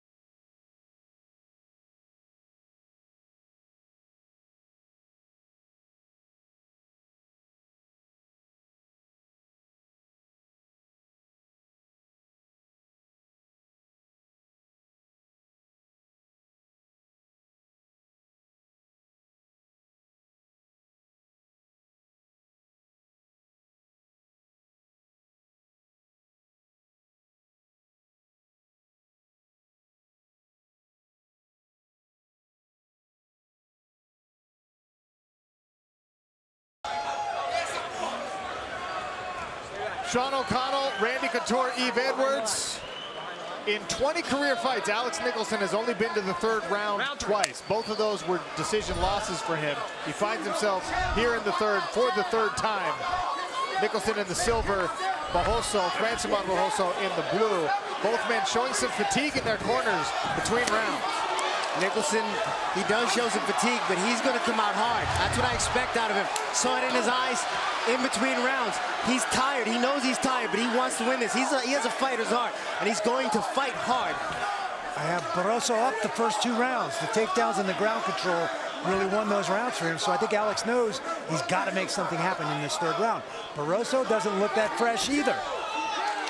Alex Nicholson is a dangerous guy, though. The reason I would say that is because he's the kind of guy, if he's out in the middle of the ocean and he's trying to swim the land, if he drowns, it's because he failed. It's not because he quits.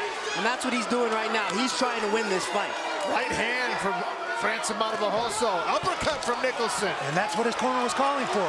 Lead uppercut or fake and catch him coming in.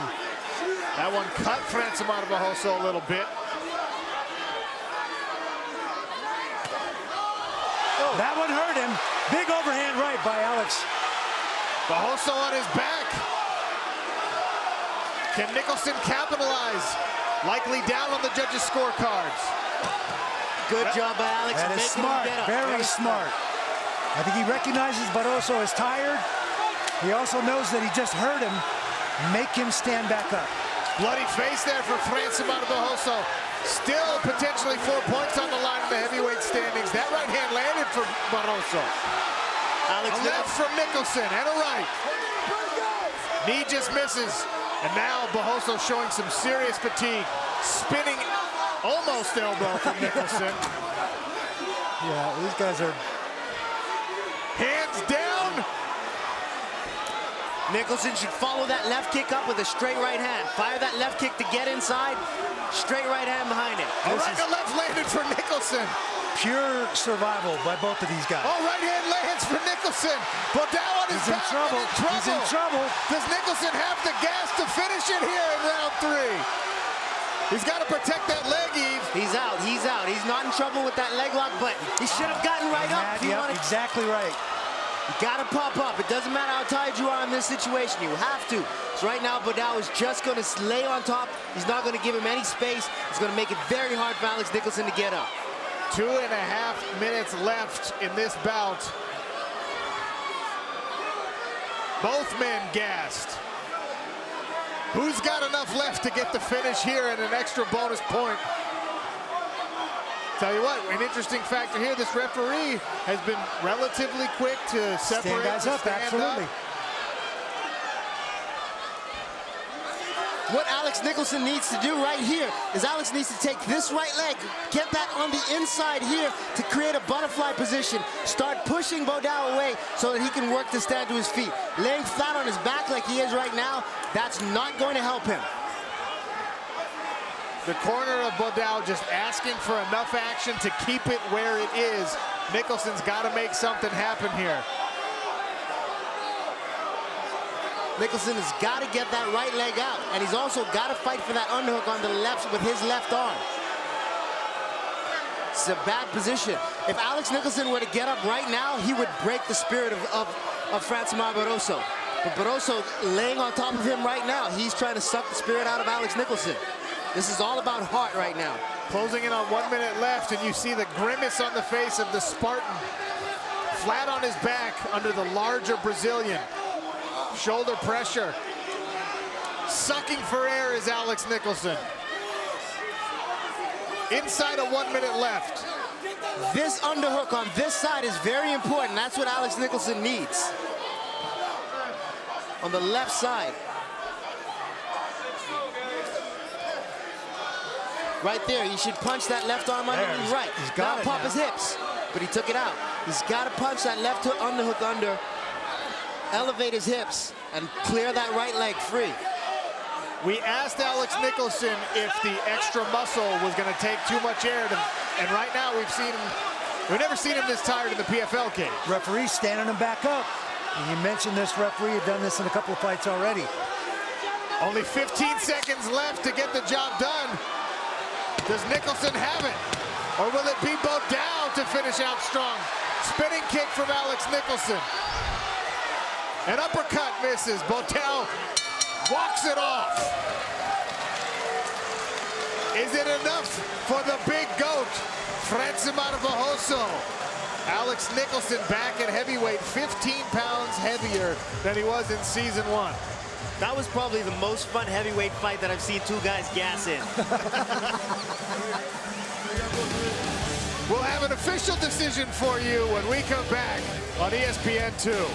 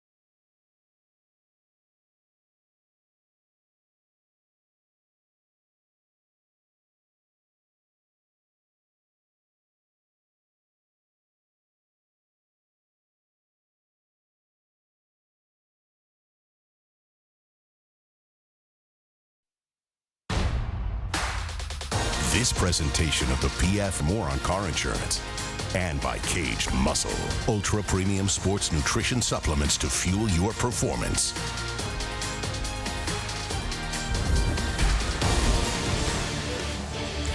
Be sure to join us for PFL.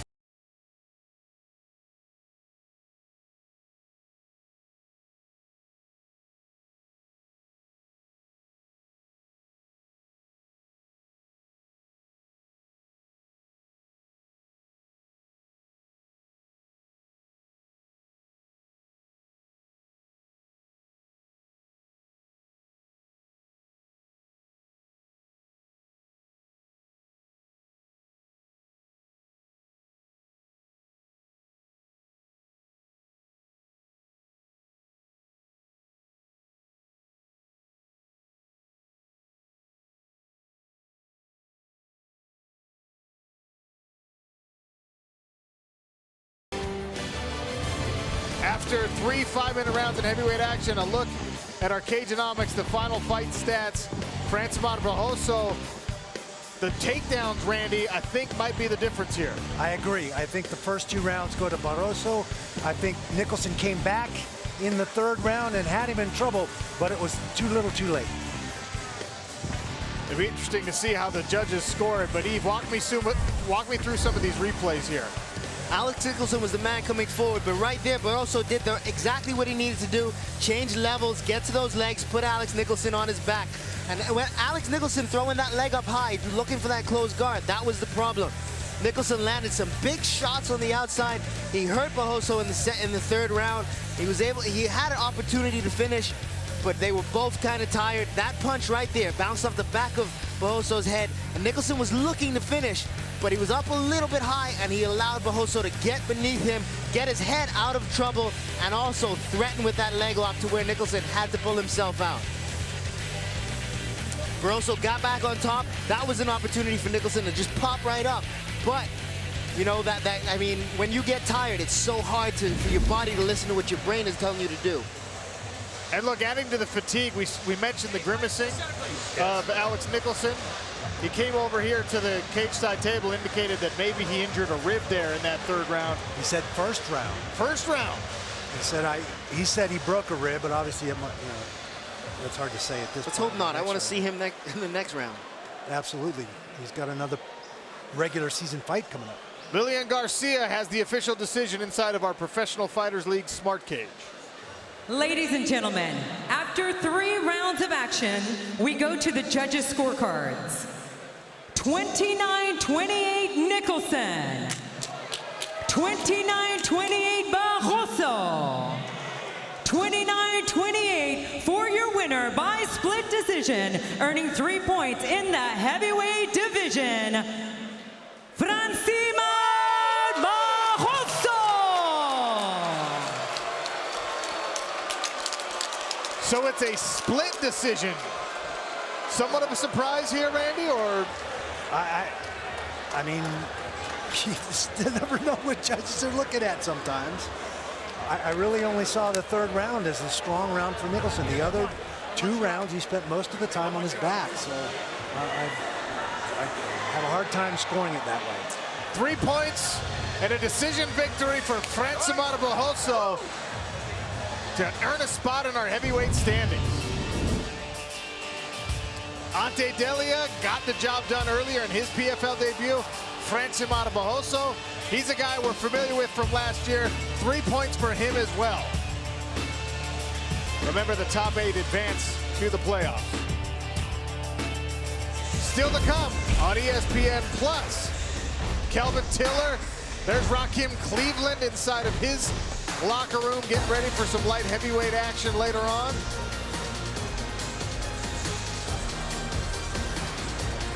We'll be back to wrap things up on ESPN2 and send you over to ESPN Plus. Don't go anywhere.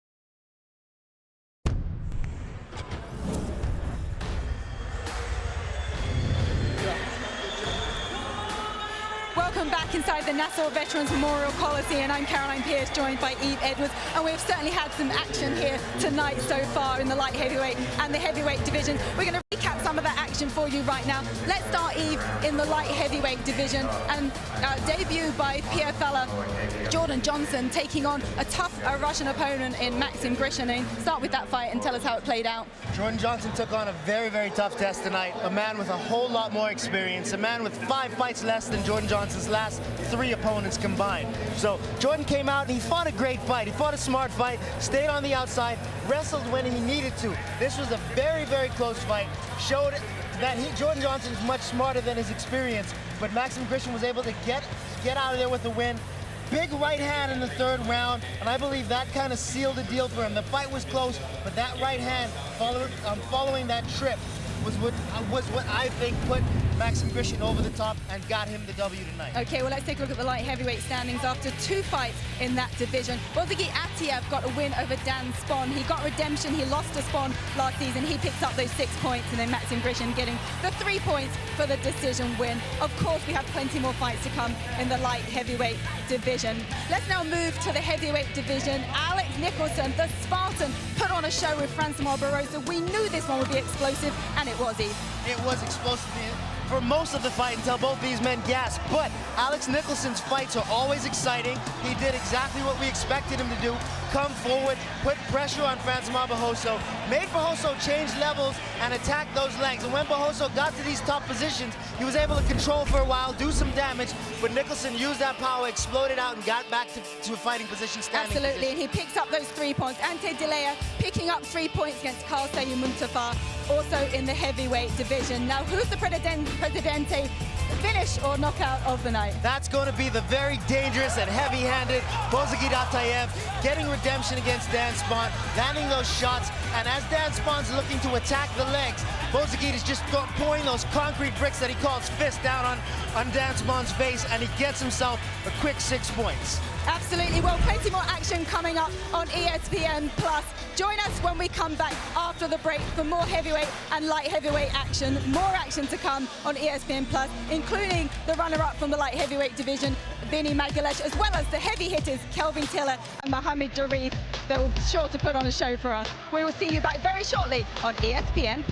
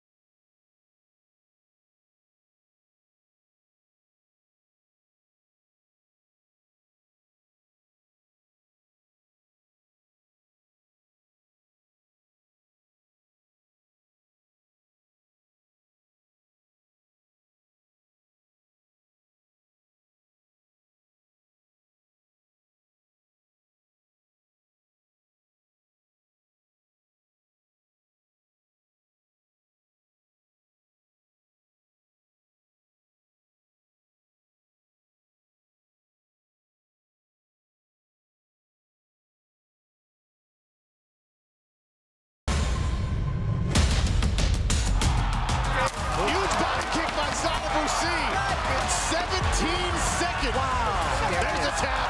Sarah Kaufman inside of the first round. That looks like it. There's the tap. And there's the guillotine. He's got it deep. He taps. He taps. The left hand lands. Kennedy's hurt. He's out. Luis Rafael Lorenzino. And forearms under the neck of Bao Chong. And there's the tap. Huge punch by Aliev. Displaying the power. And Silva is out. Huge knee. With the flying knee. Oh my goodness.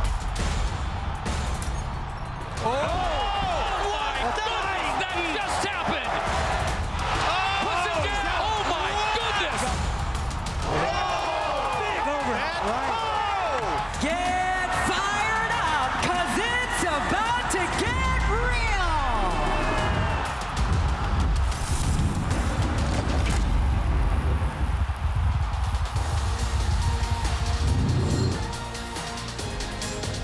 The beautiful lights of Manhattan, not too far away. We're on Long Island, where we've already seen great action tonight at NYCB Live in the Veterans Memorial Coliseum. Still to come on ESPN Plus, light heavyweights and heavyweights. Rakim Cleveland looks to avenge a couple of losses. A championship finalist from last year in Vinny Magalhaes. Kelvin Tiller, the mama's boy, will welcome newcomer Mo Muscle Muhammad Daris. Welcome in to ESPN Plus. I am Sean O'Connell. Happy to be here cage side. Two wide open divisions. The champions not returning at light heavyweight or heavyweight, but a finalist is back in Vinny Magalhaes. He welcomes Emiliano Sordi.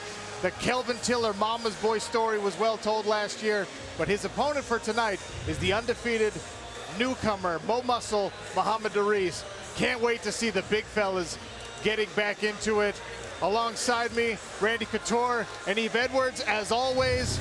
And I got to tell you, I'm really pumped to see Muhammad Daris in the actual regular season and playoff format. No, Sean, I'm pumped to see those guys fight because we have two guys, we saw them last year. Big power, very athletic. Both of these young men know what to do inside the cage, and I can't wait to see which one of them comes out on top because we're going to see some dynamic things, and both of them have the power to take anybody out at any time. And look, Vinny Magalhaes was in the championship bout last year and had an amazing run through the regular season.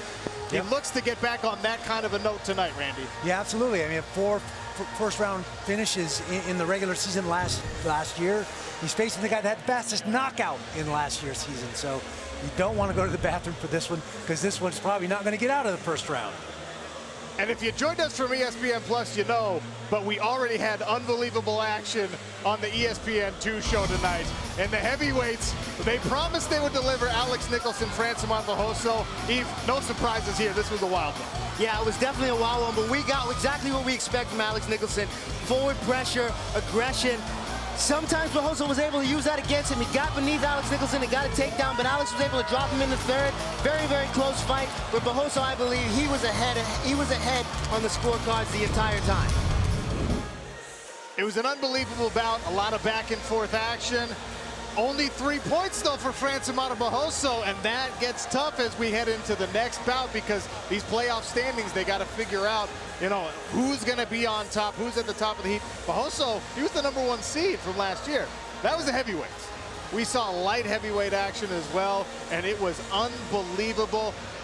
Jordan Johnson, the newcomer, the Iowa wrestler against Maxime Grishin, and goodness gracious, Bozagit Atayev.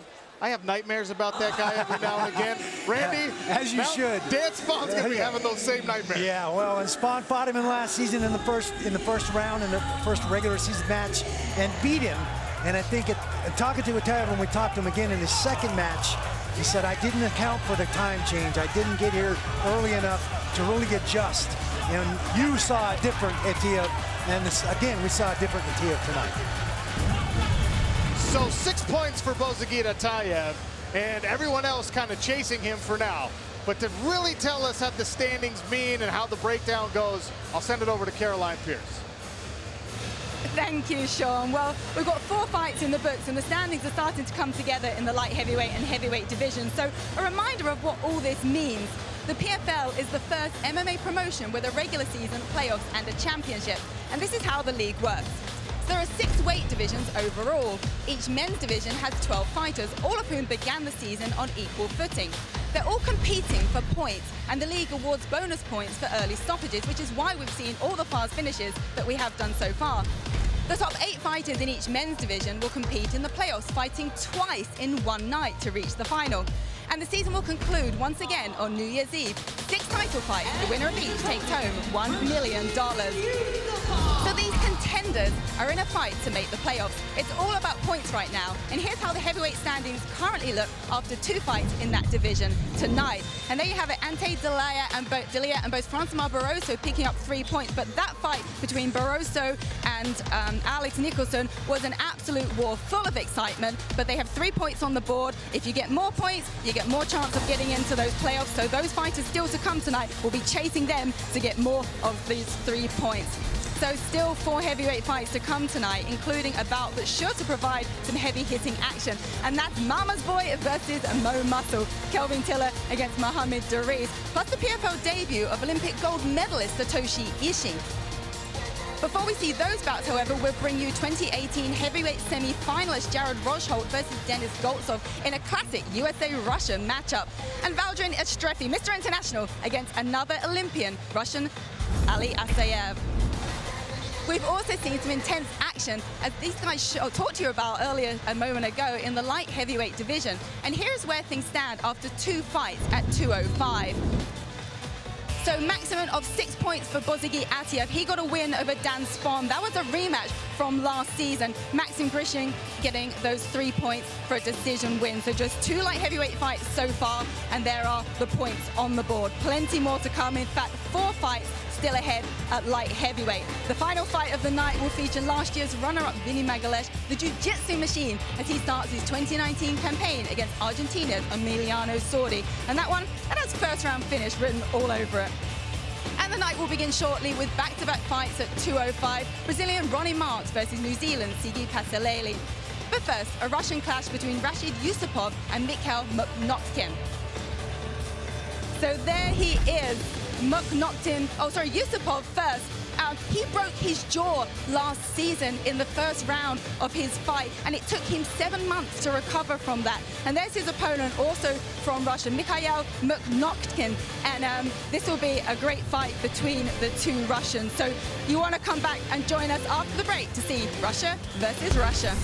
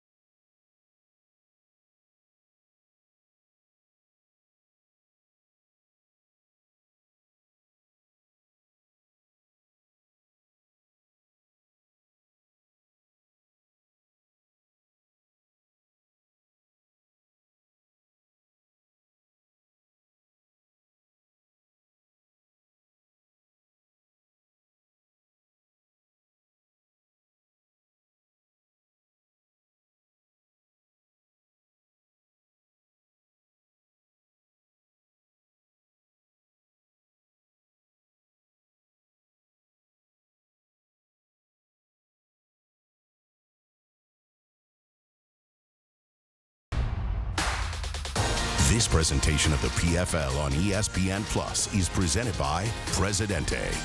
By Geico, 15 minutes could save you 15% or more on car insurance. And by Caged Muscle, ultra premium sports nutrition supplements to fuel your performance.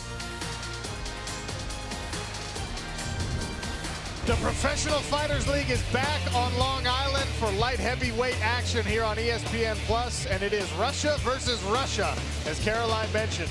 Rashid Yusupov, a favorite heading into season 1, suffered a broken jaw and couldn't move on. Mikhail Mukhnoktin, also from Russia, will welcome him in season 2. Eve, we had high hopes for Rashid Yusupov. He's pacing back and forth. Unfinished business for him.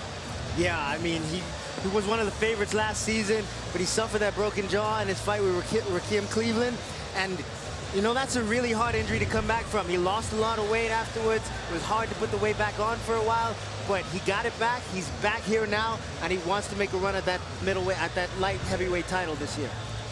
And Randy, his opponent, Mikhail Mokhnatkin, combat Sambo veteran and a PFL newcomer. He's not just a combat Sambo veteran, he's a world champion in 2016. This guy has over 100 combat Sambo matches, so pretty impressive. This is a huge fight in Russia. There are a lot of Russians paying attention to these two guys matched up here in the Professional Fighters League tonight. Well, spasiba for tuning in over there in Russia. Happy to have you as Rashid Yusupov and Mikhail Mokhnatkin square off. The only big difference here is the 5-inch reach advantage on the legs for Rashid Yusupov. He calls himself a wrestler. Will we see the leg reach and maybe some kicks come into play? Only one way to find out. Lillian Garcia gets us started on ESPN Plus in the PFL Smart Kick. It is non-stop action here in the PFL. This is scheduled for 3 rounds in the light heavyweight division. Introducing first, fighting out of the blue corner. He specializes in combat Sambo.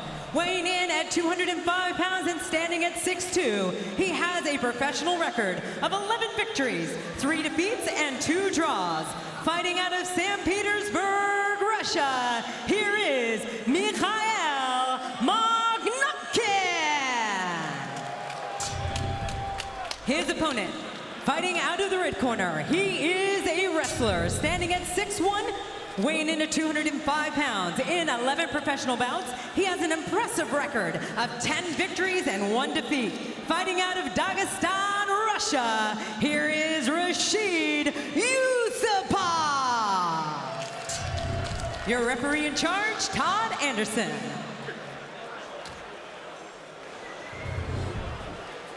Todd Anderson, the third man in the cage here on ESPN Plus. Light heavyweight action at PFL3 and NYCB Live, the Veterans Memorial Coliseum on Long Island, New York. Rashid Yusupov in the silver shorts out of Dagestan. Mikhail Mokhnatkin in the gold from St. Petersburg, Russia. Southpaw versus Southpaw to start things out. You said a lot of Russian fans are interested in this fight. I mean, these young men fought each other once before at Combat Sambo. And Mikhail Mokhnatkin won that fight. So Rashid Yusupov is looking for some redemption. That was a couple years ago. Yusupov kind of dismissed it as, well, I was in his world. That was the specialty for Mokhnatkin in Combat Sambo. Yusupov undefeated coming into season 1, but broke his jaw. We didn't get to see as much of him as we wanted, so there's still a lot left to learn about this kid. Absolutely. We want to see what he's got. We want to see what kind of tricks he has and show all that experience. Inside leg kick there for Yusupov.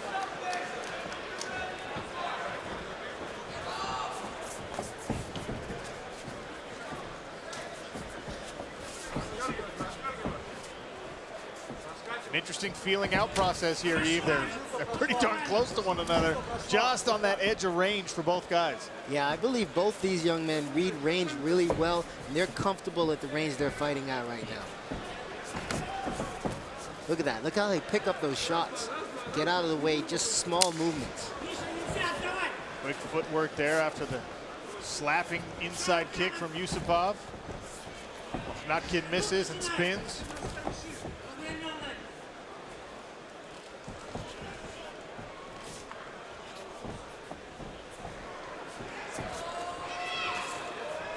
We had an interesting moment in interviews with these two fighters. Russia versus Russia, right? And I said, is there a rivalry between Dagestan, that region, and the rest of Russia? Rashid Yusupov said, no, we're all Russians. Mikhail Mokhnatkin said, absolutely. Yeah, there's a rivalry. Leg kick for Mokhnatkin. They can't agree on anything. Body kick there from Yusupov.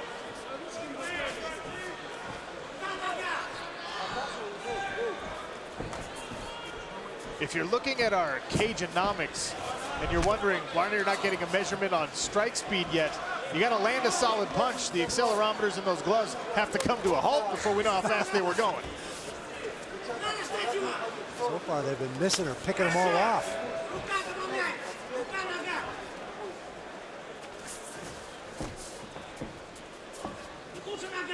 More of Yves' point there, just excellent management of distance for both of these guys. Careful approach. Probably more accurately, a calculating approach. Yeah, and what's going to have to happen is somebody's going to have to start adding feints to their game to trick the opponent into allowing a shot to land. Leg kick traded for leg kick here as two Russians go at it. Yet to see a significant punch land. Take a look inside the blue corner of Mikhail Mokhnatkin. Yes. Misha, you work, Misha. Don't wait for him. Good, good. Add out. Add leg.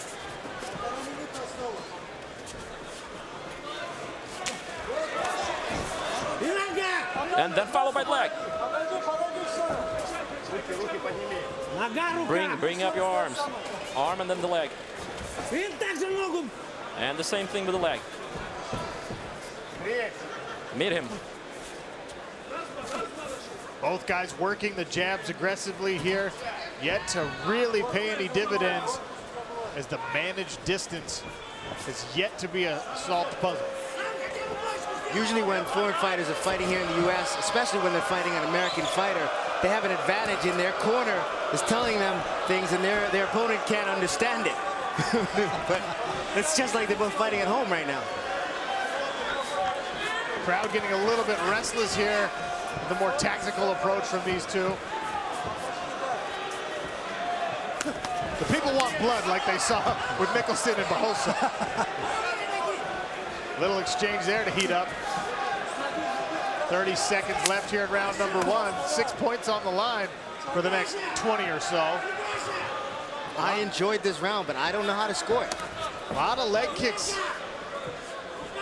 If you're trusting the Cageonomics, Mokhnatkin landed more. Left hand there to finish the round. Left hand. Maybe enough. We'll find out when we come back.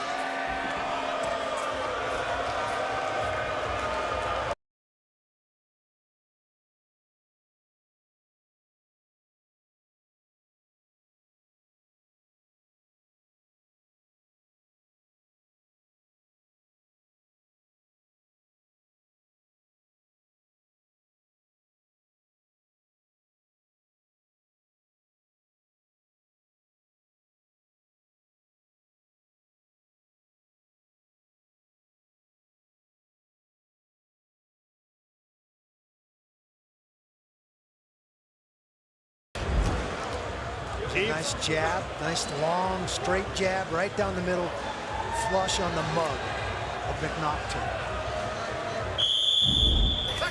It was a long feeling out process in round number 1. Will we see it heat up with points on the line here at round number 2? Light heavyweights squaring off. Mikhail Mokhnatkin in the gold shorts, Rashid Yusupov in the silver. Back up. Back up. For me, a lot of times watching fights are like watching a short film, and I want to see who figures this fight out first. That's why I like that first round. I like they're both looking for openings, and they're both trying to figure it out. That chess match, that kinetic chess match is what I enjoy. At some point, one of these guys is going to have to take a risk. He's going to have to expose himself a little bit and try to capitalize. They're staying right in the center of the cage. You see on your Cageonomics that indicator line. That's the GPS you were mentioning there earlier, Eve. Body kick from Yusupov. If we learned anything in that first round, is that these two guys respect each other in the skill sets quite a bit. No risks really taken, as you mentioned, Randy. Nobody's gone out on a limb. Nobody's tried anything. And that's, I believe, what someone's going to have to start doing. Doubling up on that jab, creating more motion to get more of a reaction out of the opponent and find an opening, create an opening. If you're a southpaw, how many times did you square off against the southpaw? It's usually a different look. It's a very different look. Unfortunately for me, I was in a gym with a lot of southpaws, an American top team, so that helped. I had Dustin Poirier, Gleason Tebow, a lot of guys like that. But facing a southpaw sometimes is very awkward for a southpaw, because when you're in the gym and you're facing a southpaw, it's hard to have a lot of southpaws around. I was fortunate, like I said, but then there are those times when you're facing an orthodox fighter and you're more comfortable seeing that. Seeing some red on the inside of thigh of the lead leg of Mokhnatkin, and a little red on the outside leg of Yusupov. Yeah. Both guys landing kicks. They're really the only effective striking that's been going on. Yeah, the bulk of the trades have been in the kicking department here in the early goings of this fight. 3 minutes left in round number 2, and 5 points on the line in the PFL light heavyweight standings. I do feel like as if Yusupov is slightly pulling ahead right now. Not by much, but he's pressing the action a little more. He's doubled up on the jab first. He's controlling the center of the cage more. If you combine tonight and our last PFL event, the Russians are undefeated in those last 2, and I'm confident that after this bout that will still be true. I don't know. Well, there's a Russian that's going to lose. Somebody's got to lose tonight. There's going to be a defeated Russian tonight. Overhand left just misses there for Mikhail Mokhnatkin.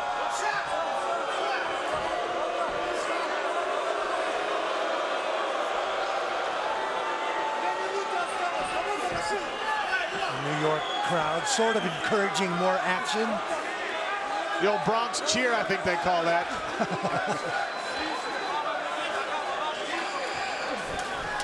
There's a little combination.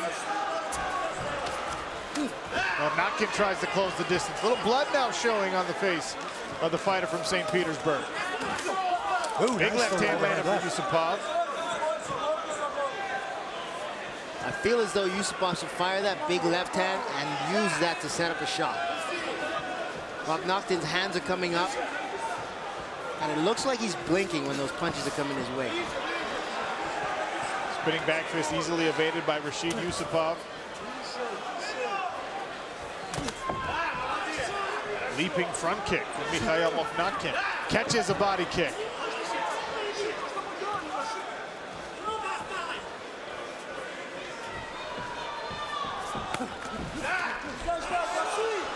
That lead left hook just missed there. And a leg kick. This distance right here, these men are fighting at the same distance, but what I want to see is one of them crash that distance and press the opponent back and look to get to a takedown, because from this range, this is very hard to judge this fight, and I really want to see somebody close that distance and get into the grappling aspects of this fight. Somebody is going to have to do something to distinguish themselves in this fight, and it's just not happening. It's effectively been a kickboxing match here for the bulk of 2 rounds. 30 seconds left in round number 2. And again, points and bonus points on the line. A victory is good for 3. Each round that you don't have to experience gives you an extra bonus point. So right now, potentially 5 points. If they close out this one, we'll head into the 3rd with 4 points on the line. 10 seconds left. Round 3 when we return on ESPN Plus.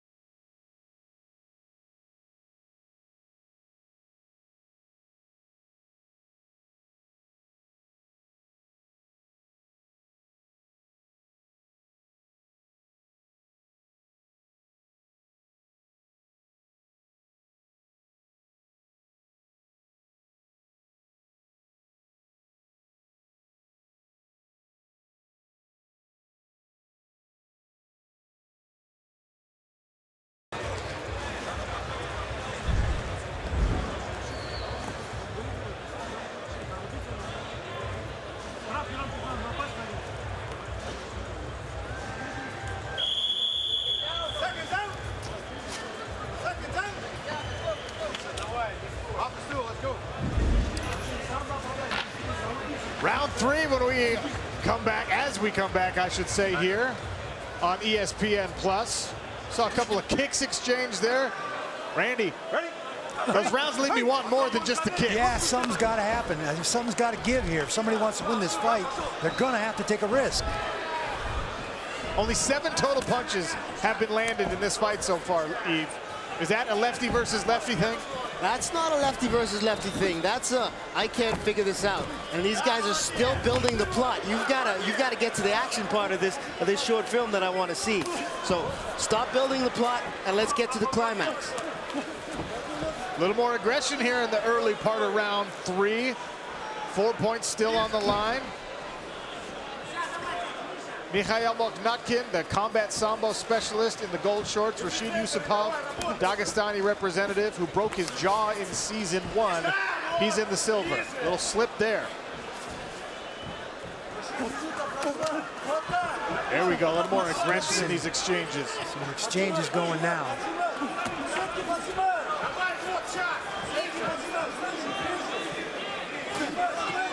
And truly, this is a good opportunity for either one of these men because now they're committing to getting into these exchanges. Somebody could change levels and attack a leg. Look at the position they're holding. They're throwing a few punches from that same range. And that's a great time to change levels. The Cageonomics there at the bottom of your screen show us that Mokhnatkin has landed more, but you can't trust that the judges are seeing those numbers. They're not. You can't trust that the judges are going to deem things your way, especially Yusupov has taken the center of the cage quite a bit in this bout. It's a very difficult fight to score.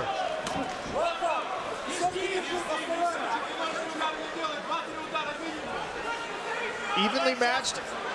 We don't know that, I mean, judges have given us draws before, and that can be problematic for these gentlemen in our PFL standings. A draw is only good for a point.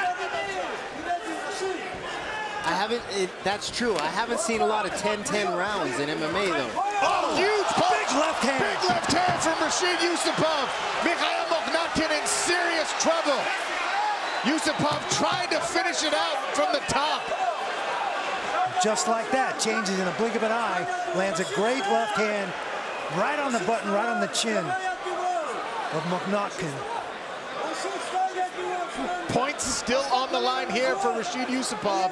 If he can finish, Mokhnatkin looks to still be recovering.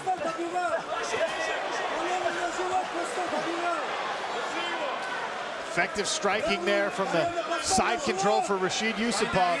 Mokhnatkin still in trouble. Posts the arm and tries to get up, and now he's got that underhook that Yves loves so much. That underhook is so effective. He was able to attack with it, but was not able to get back to his feet. Now triangle attempt from Mikhail Mokhnatkin on the bottom. But that left leg is trapped, and that's what's saving Yusupov from having to worry about that triangle right now. Less than 2 minutes left for Mikhail Mokhnatkin.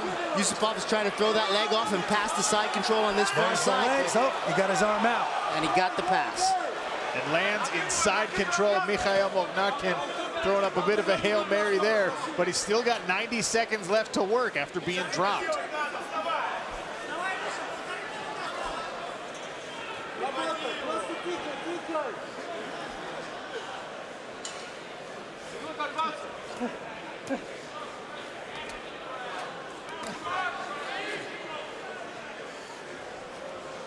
Yusupov appears to be kind of settling into the work from the side mount here.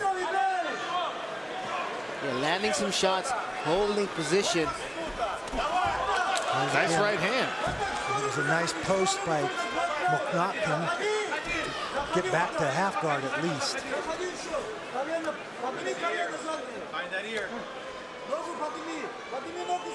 Yusupov wrapping his legs, and what that tells me is he's not looking to advance position. He's going to keep this position. And he may be holding on, hoping that that knockdown puts him ahead on the judges' scorecard. Well, we talked about needing something to distinguish each fighter in this one, and that is the moment so far that we've seen. Can Mokhnatkin pull something out with less than 30 seconds left? Because it's been all Yusupov in this round.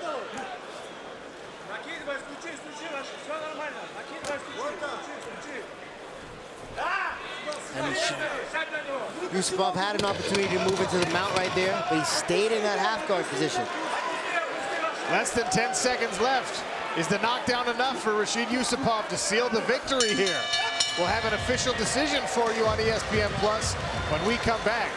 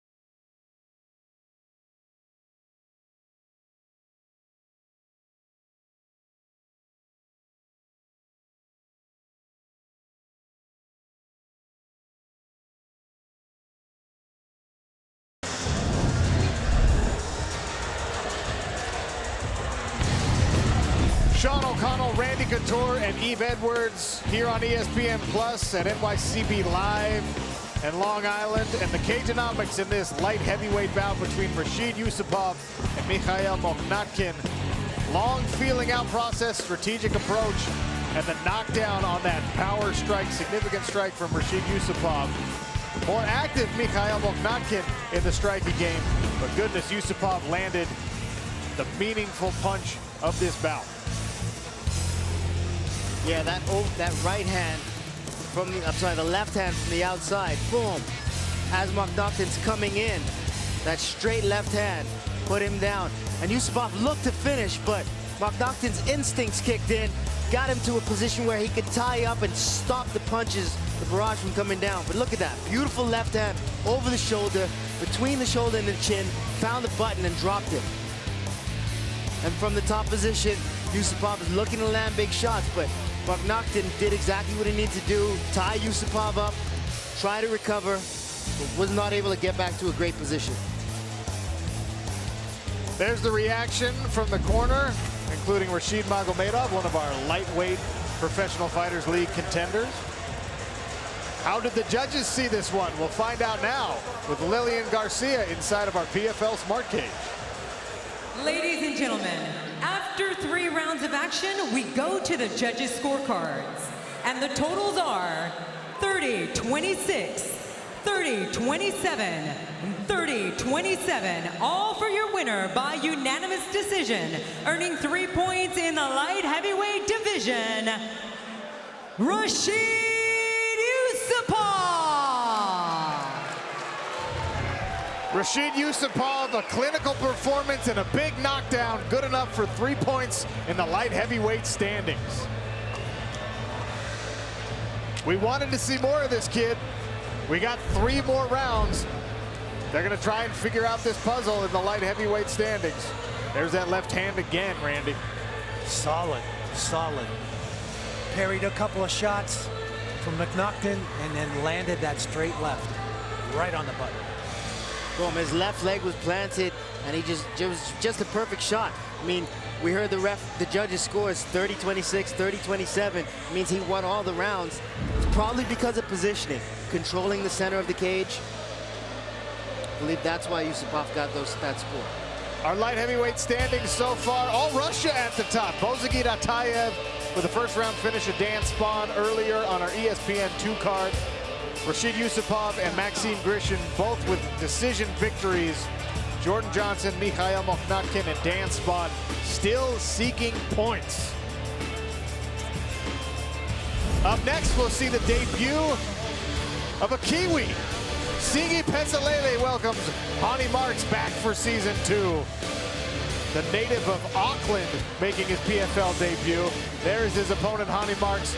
We'll have more to talk about with him when we come back on the ESPN Plus.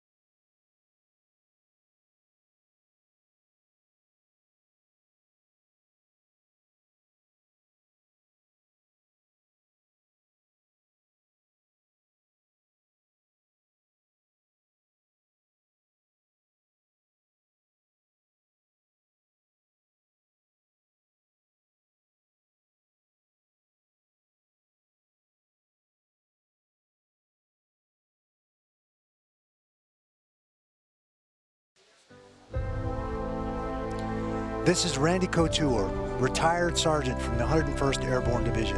Today, on the 75th anniversary of D-Day, we pay tribute to the thousands of soldiers who bravely stormed the beaches of Normandy during World War II, many of whom lost their lives to preserve the very freedom that we all cherish today. From all of us here at the PFL, thank you.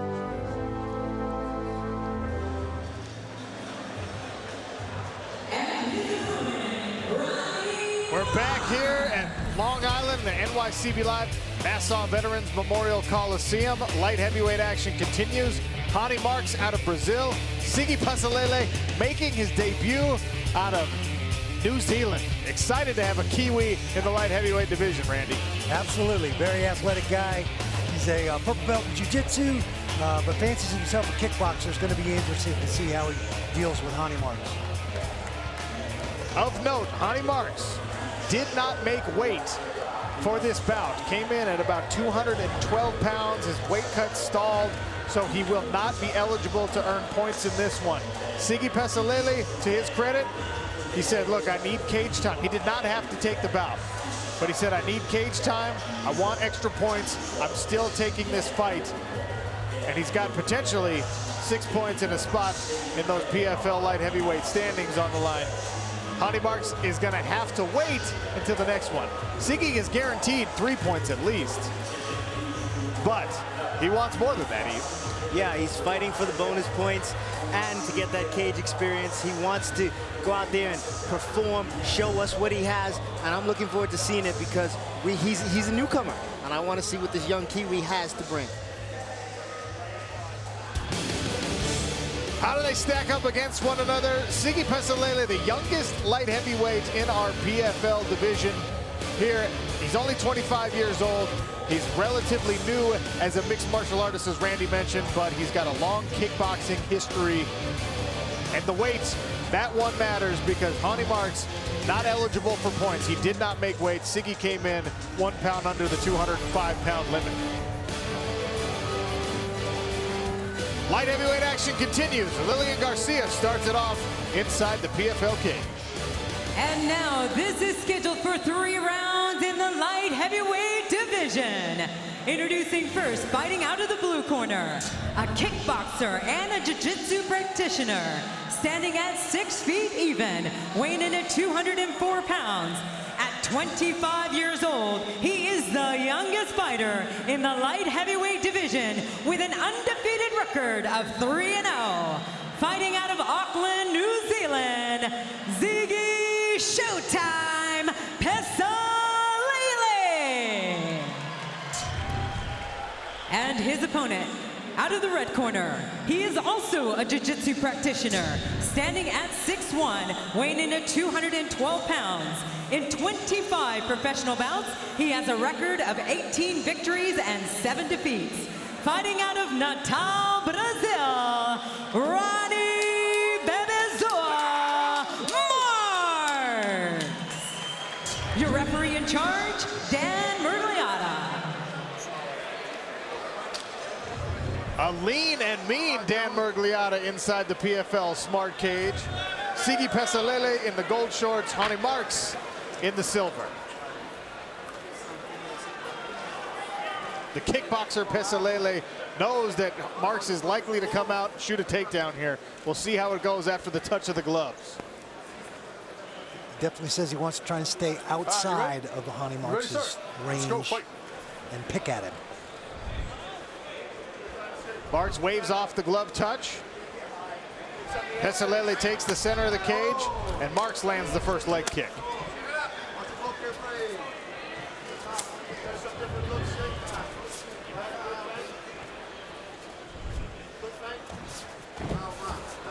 Marks says he believes his wrestling is superior, and I mean, he's a high-level Brazilian Jiu-Jitsu black belt, so if he's right about that, he gets this fight to the ground, he can take Ziggy out of there and not allow him to get any bonus points.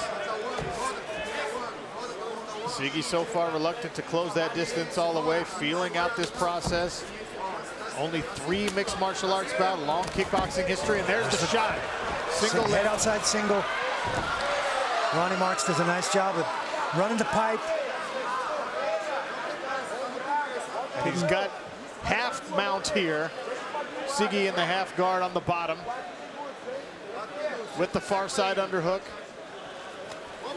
Will test his ground game here, being underneath a larger, much more experienced Brazilian Jiu-Jitsu black belt. Yeah, when we spoke to Ziggy, I asked him what was his jiu-jitsu level, and he's ranked at a blue belt, but he feels comfortable calling himself a purple belt because of the guys he trains with and being in the gym and who he competes against. He finds himself mounted here under Honey Marks, and Marks looking to secure a shoulder choke. Yeah, that head and arm looks tight too if Marks gets off to the side. If we look at this from the top. Adjust it, adjust it, adjust it. Marks steps off to the side, pressing his leg to keep the pressure. Press it, press it. Come on, Ronnie. Use your hips. Don't waste your energy. If you don't have it, don't waste your energy. Too much time, too much time. Breathe, you gotta breathe. Pull his neck. Pull his neck. Get his neck. Now you hit him, strike him.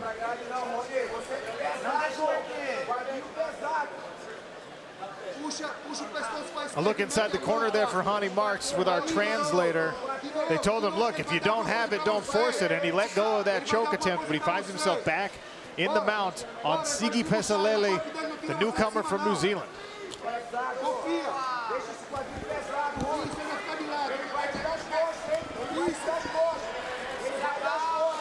If it don't fit, don't force it, right? Pesalele trying to scramble out from under there, but finds himself again flat on his back, mounted underneath a Brazilian Jiu-Jitsu black belt. Marks posturing up. I tell you what, this is a bad place to be, Randy, but for a guy with so little cage experience, I'm actually impressed that Sigi has yet to panic, turn his back, give up his neck. He's been in a rough spot here for over a minute, and he stayed very composed. He looked like he was going to get out a couple times. He's making Ronnie Marks work to stay on top. See him trying to turn over to one hip here, Yves. Yeah, at the same time, we see Hani Marks looking to set up that arm triangle from the top position again. Ziggy looks really comfortable for a guy who's outclassed in the grappling department. He's doing the right things and being smart. So I want to see what happens if he can escape or when he gets back to his feet. Got another minute to go. Let's listen to these corners. Got 1 minute left. They coach their fighters through it. Keep it up, keep it up. Go over, go over. Sigi Pesalele reverses the position here, ends up on top of Hani Marks. Get down, hook, Sig. He's going to try and roll you this way, Sig. He's going to roll. Yeah, Frank, hit this. Frank, hit. Elbow. Elbow. Yeah. Let him have it. Gui. Watch out. Frank the hit, Sig. Frank, Gui. Não fica aí.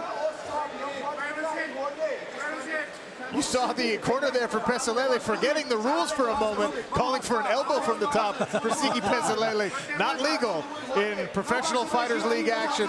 So Sigi very astutely switched to the punches, and now he's raining down some punishment on Hani Marks. Ziggy knows the rules. An interesting turn of events here. The purple belt gets out from underneath the black belt and throws some hellfire down his way. Will it be enough to steal the round? Round 2 is coming up. Light heavyweights in action. Professional Fighters League 3.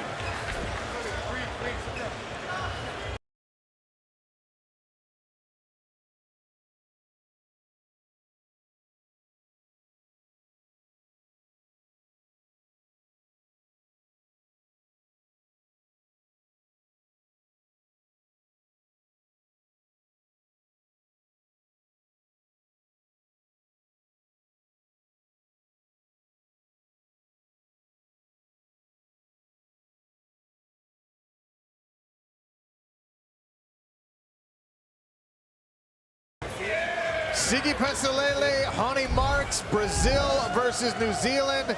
Yves, how did Sigi get out from under the black belt? Sigi was just patient. He did exactly what he needed to do. Started turning his body one direction as Hani Marks tried to cover that way. He switched back to the other direction. Then when he got to the top position, he didn't bail on the grappling department. He stayed in close contact and landed big shots and showed Hani Marks that he's not afraid to be on the ground with him. I know Hani Marks was on top for the bulk of that round, but it'll be interesting to see how that one is scored, because when the reversal happened, certainly more significant strikes coming from Sigi Pesalele. The thing about the black belt versus the purple belt is that this is mixed martial arts. I was a purple belt fighting Hermes Franco. Hermes Franco was a good black belt. Oh, nice shot. Ronnie Marks is hurt. He goes for the flying knee. Siggy catches it. Yeah, that's smart. Smart. Exactly what you do. Very, very smart by Siggy Pesalela. Ziggy's showing me a lot right now, especially for a young man with only 3 fights. Friend and training partner of Hani Marks and last year's #1 seed heading into the playoffs, Vinny Magalhães, watching these 2 light heavyweights with interest. Siggy showing some composure here. Only 3 fights in a mixed martial arts cage, but as we mentioned, long kickboxing history. There's the double and the change off. Nice takedown by Ronnie Marks. Siggy finds himself stuffed against the cage here.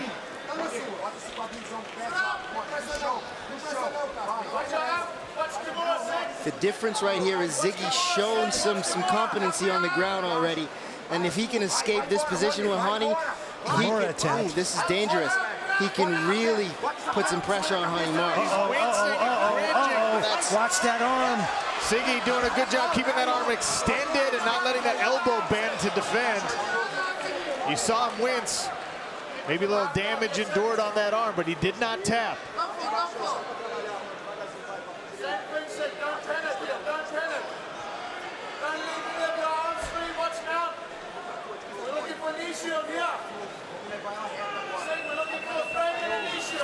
The corner of Siggy Pesalela calling for a knee shield here when Ronnie gives him some space. And what does he need to do right here, Sean? Get that underhook. On that left side. That knee shield and that underhook will help him right now. But he's doing a good job right here with that frame. That frame is taking some of the pressure off that Hani Marks is trying to apply with that shoulder.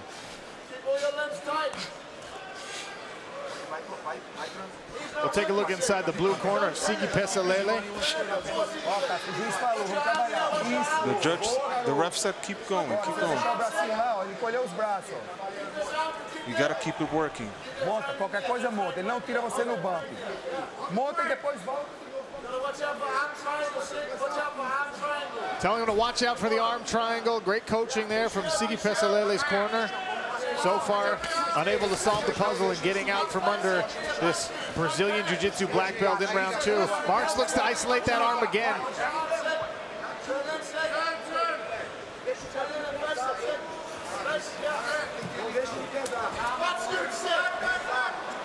Mount now for Hani Marks.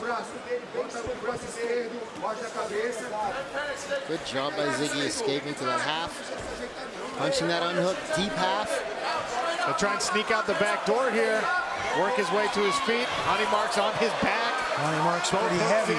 This is bad. Marks pounding away on the head. Dan Miragliotta telling him to watch for the back and the illegal blows. Siggy Pesalela in serious trouble. And that's enough. Dan Miragliotta waves it off. Ronnie Marks, an unpleasant welcome for Siggy Pesalela. Second round finish for Marks. No points for Ronnie Marks because he did not make weight. We'll have an official decision for you when we come back.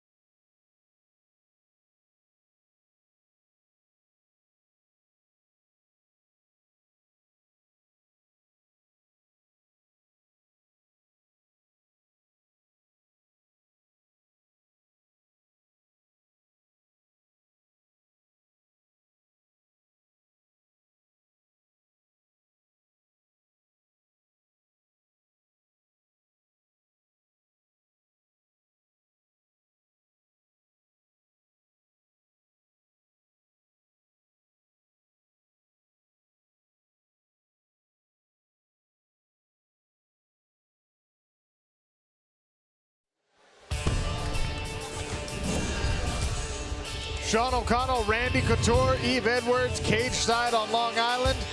Here's the numbers. The Cageonomics from Ronnie Marks out of Brazil, and Sigi Pesalele making his debut from New Zealand. The takedowns proved to be the difference for Ronnie Marks, controlling on top, taking the back of Sigi Pesalele and pounding it out in round 2.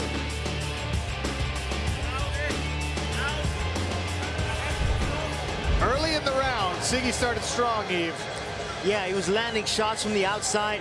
He gained some confidence after the first round, defending himself against the black belt and able to escape. When Hani jumped in with his flying knee, Sigi was in his world. But then when Hani got to his back on the ground, Sigi was trying to build up and trying to escape. But every time he built up, Hani was able to break him back down. Here it comes, breaks him down, throw big punches again. Sigi wasn't quitting. The referee didn't see a way that he was going to get out of that, though. And that position is not one you want to leave a man in for too long. Sigi was able to fight back, but Hani just poured on the punches. He knows the position. He knew what he needed to do, and he just kept throwing punches until Dan Mergliotta stepped in there and called the fight. Both men were fighting very smart. Good job by both fighters.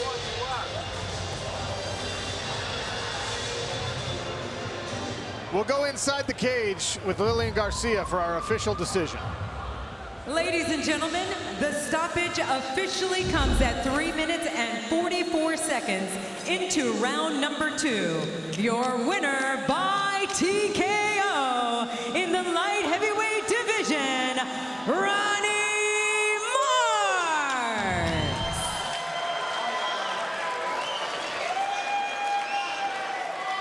Impressive performance, a much needed victory for Ronnie Marks. He does not get points for it, though. He didn't make weight.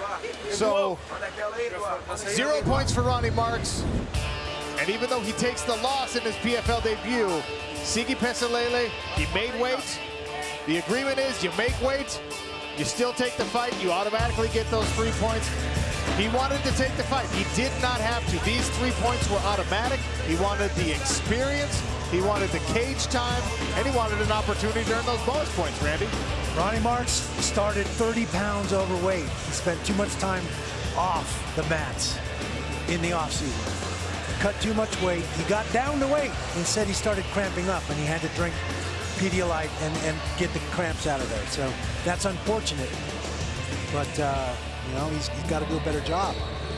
He's going to have to figure it out. Still has an opportunity to earn points when we come back in July. Caroline Pierce has a Long Island favorite over at our podium. Thanks, Sean. Yeah, I'm joined by Chris Wade, who fought here 2 weeks ago and got that unanimous decision victory over Nate Andrews. So, first of all, back here in Long Island, your hometown. Talk us through that fight and how you feel the performance went. I have mixed emotions about the fight and how it went. I'm really self-critical.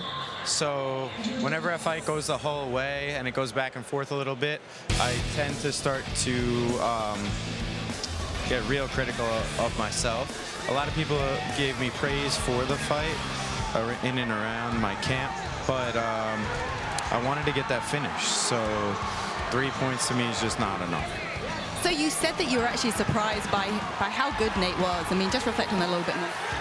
Yeah, I mean, I saw his record, but we thought that since he fought up in CES most of his career, that he wasn't going to be ready for the level that we fight at. And I have to give him credit because he was ready for that level. He was game. He seemed a little nervous early on, but after a couple scrambles, he settled in, and his jiu-jitsu is just sharp. He's dangerous like everywhere. So it stopped me at times. It made me be a little bit more defensive.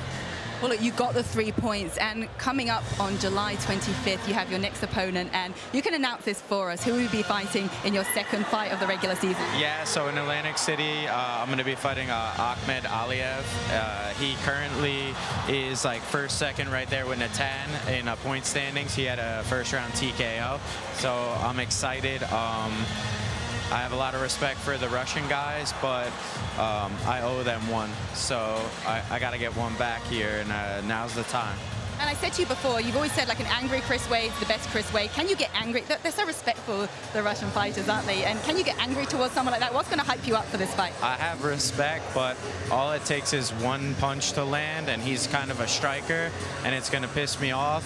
And from there on, I want to kill him, and that's going to be it. Okay, we'll look forward to that. Best of luck in Atlantic City. Back to you, Sean. Thank you, Caroline. There's Rakim Cleveland, looking to get back to his winning ways when we return against Viktor Nemkov, another Russian newcomer.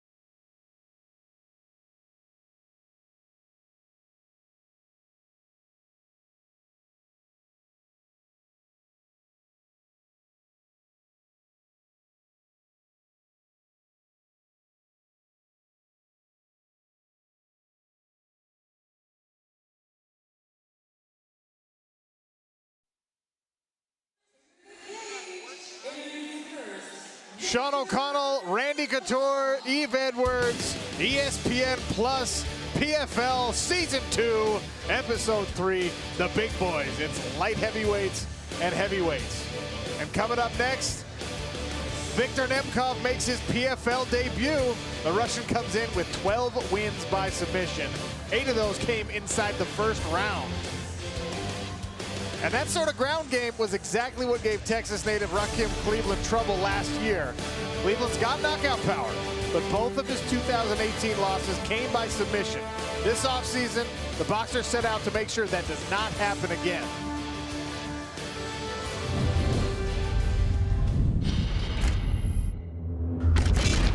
I learned that I need to work harder on the holes that I had in my game and just improve them.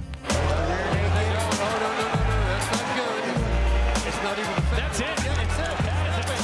Every submission has a setup, and you got to learn how to fill those setups. Different positions, different submissions. Triangle right into the jump. Right into it. And that's it. It's going to be tough to get out of this. Knowing what's coming before you actually are in a choke or in an arm lock or anything like that helps you defend them and prevent them.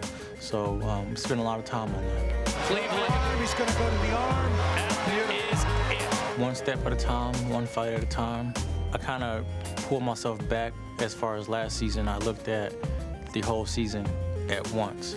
Right now, I'm looking at one fight at a time, one step at a time. I'm only focusing on Viktor. That's who's in front of me. If you look at the big picture and you look at the finale, you won't make it there.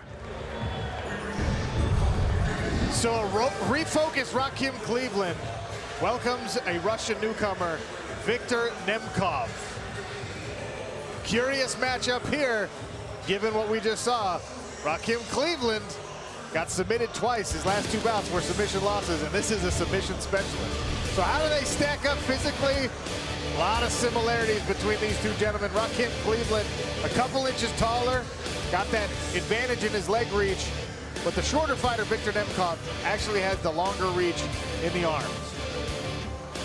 Both weighed in at exactly 205 pounds. Lillian Garcia restarts our light heavyweights inside the PFL cage. All right, fight fans, we have 3 rounds in the light heavyweight division with another classic matchup between Russia and USA. Introducing first, fighting out of the blue corner. He specializes in combat sambo. Standing at 6'1", weighing in at 205 pounds, in 33 professional bouts, he has a record of 26 victories and 7 defeats, with 12 wins by submission. Making his PFL PFL debut, fighting out of Staryasko, Russia, here is Victor Nemkov. His opponent, fighting out of the red corner, he is a boxer, standing at 6'3", weighing in at 205 pounds. In 32 professional bouts, he has a record of 19 victories, 11 defeats, 1 draw, 1 no contest, with 12 wins by knockout. Fighting out of Baytown, Texas, here is the Boogeyman, Rakim Cleveland. Your referee in charge is Kevin McDonald. Rakim Cleveland in the silver shorts, Victor Nemkov in the golds. Combat Sambo specialist versus a boxer who's been concentrating lately on his grappling. You ready to fight? Let's go. Eve, a lot of this I think is going to be that distance and footwork if Rakim Cleveland's going to be successful in this one. Yeah, he also wants to keep the pressure on, though, so he's got to back Nemkov up with strikes to keep that distance, and he believes that staying in Nemkov's face because Nemkov is uncomfortable getting hit. Cleveland, the southpaw. Nemkov came out in the orthodox stance.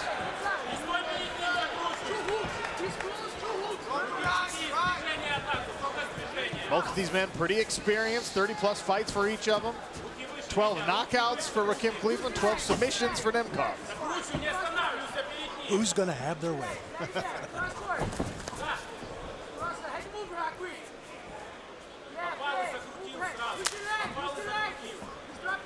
The lead leg kick has landed a few times for Nemkov.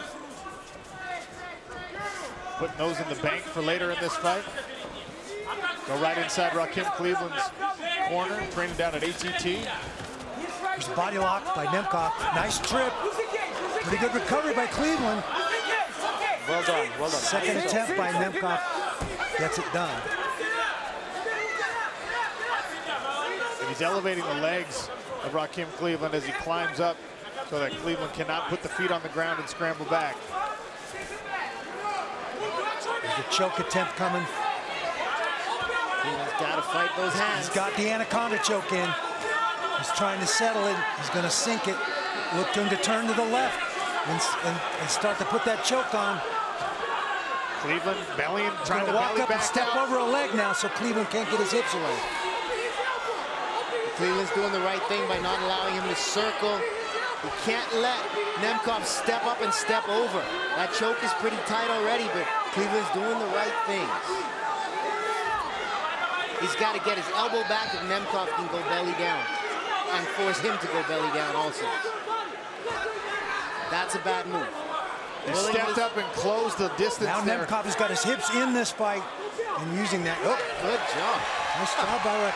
I guess he did do his homework. He got out of a tight one. Well, he talked about recognizing submissions before and defending them before they're really all the way sunk in. That was a tight spot for him to be in, but now he's back on his feet where he wants to be.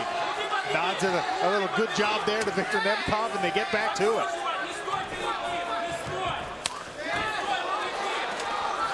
Off balance there in the kick exchange. Nemkov doesn't seem shy about throwing. No, he does not. Body back lock to the body again. lock. Yep, absolutely. Double underhooks, body lock. Look from trip and try and pull Cleveland's hips over. There it is right there.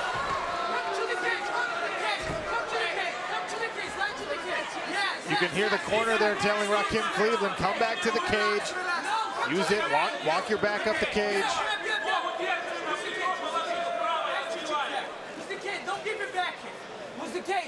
He's got that leg up on a shelf, Victor Nemkov does. He does, but it's the wrong leg. If Rakim Cleveland could get his left leg out. Right underhook, looking right underhook. A look inside the corner of Rakim Cleveland. There's the knee shield they're calling for. Right hand underhook, right hand underhook, right hand underhook. Right hand underhook they were calling for. Underhook is everything. Evil cosign. Back to the Here it is anaconda again. choke. A favorite maybe Get for it tight Victor here. Nemkov. Roll them all the way through. Rakim capturing those hips, trying to keep getting those hips into this. You have to choke the guy with your arms. You've got to apply your power, which is your hips. Cage walk there for Nemkov to try and close that space that Rakim's buying himself by pushing against the hips.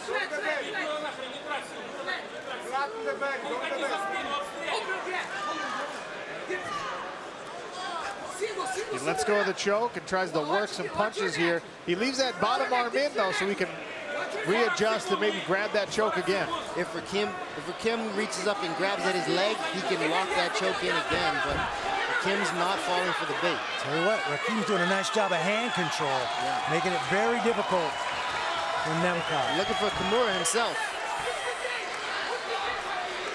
That's 20 seconds left in round one, and he grabs that Kimura. That's a good way to break someone's arm or get yourself slammed in the standing position, but he's in a good spot right now, except for those punches to the ribs. Up kick there from Rakim Cleveland with maybe a knee down for Nemkov. Round one in the books. We'll come back for round two on ESPN+.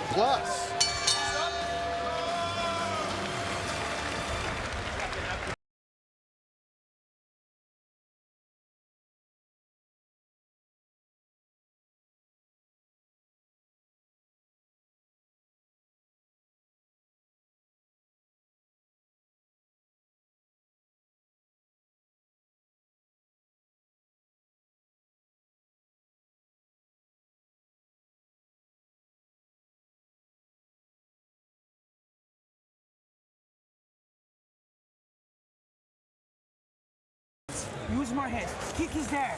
Kick is there. Use the box. Use her first. Go on the right side. Go on the right side.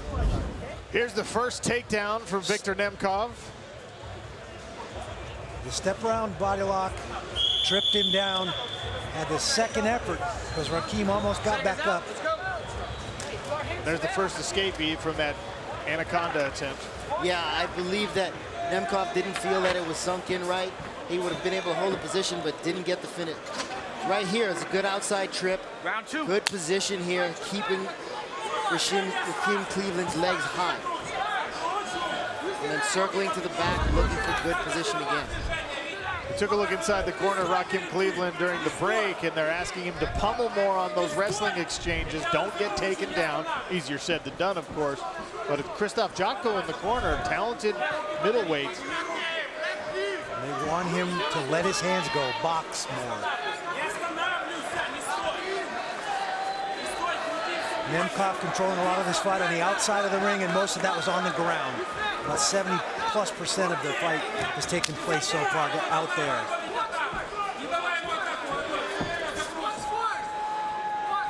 Cleveland's hands down a little bit, trying to solve this puzzle of Victor Nemkov.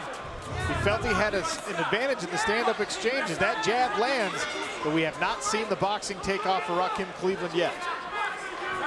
So a lot of footwork and a lot of head movement from Victor Nemkov. As a southpaw, I believe Rakim Cleveland needs to start leading with that left hand, seeing what kind of reactions he gets out of Nemkov with that left hand. And what I like to try to find is if he can shadow that left kick behind that left hand, put them almost together. Nemkov goes back to work on the lead leg of Rakim Cleveland. We saw that early in the first round before the ground exchanges. Angle uppercut misses for Rakim Cleveland. Nemkov's wrestling ability has really got Rakim Cleveland thinking about letting his hands go. He's hesitating. Stuffs that takedown attempt. Does Rakim Cleveland. Back to the center of the cage they go.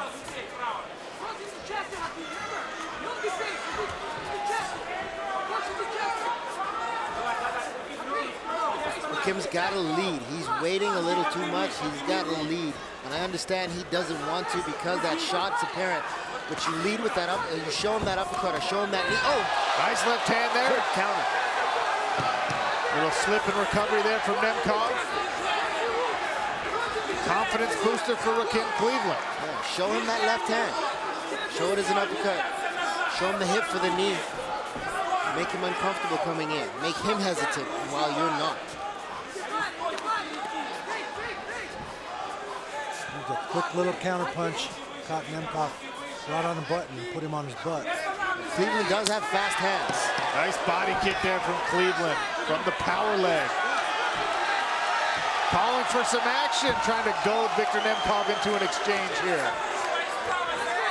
The Russian is very, very experienced.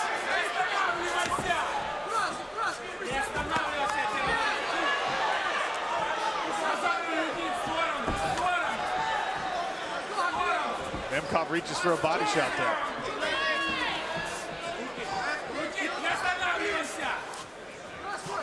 He's got to be careful doing that. That's what puts his head right in the pocket.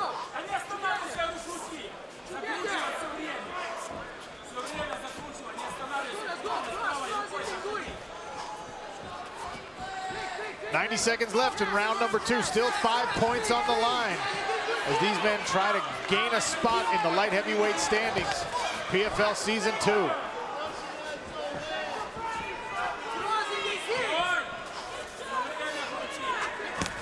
Steps in with that switch right hand. Now a left lands for Rakim Cleveland. Rakim's getting a bit more confident on the outside. He's starting to initiate these attacks. Nemkov keeps throwing that lunging right hand. He lands switch stance when he does it. Rakim Cleveland trying to figure that one out. Proper distance and take advantage of that uppercut range that Randy was talking about.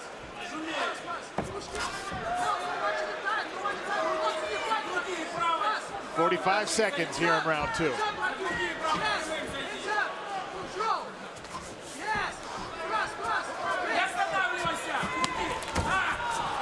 An entry right hand and a takedown attempt. Rakim Cleveland shrugs it off and answers with a little combination. Inside of 30 seconds here.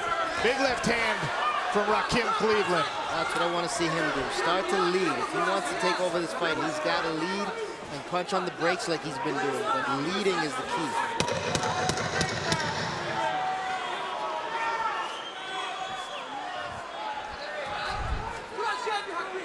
We'll be back for round 3 in light heavyweight action on PFL and ESPN+.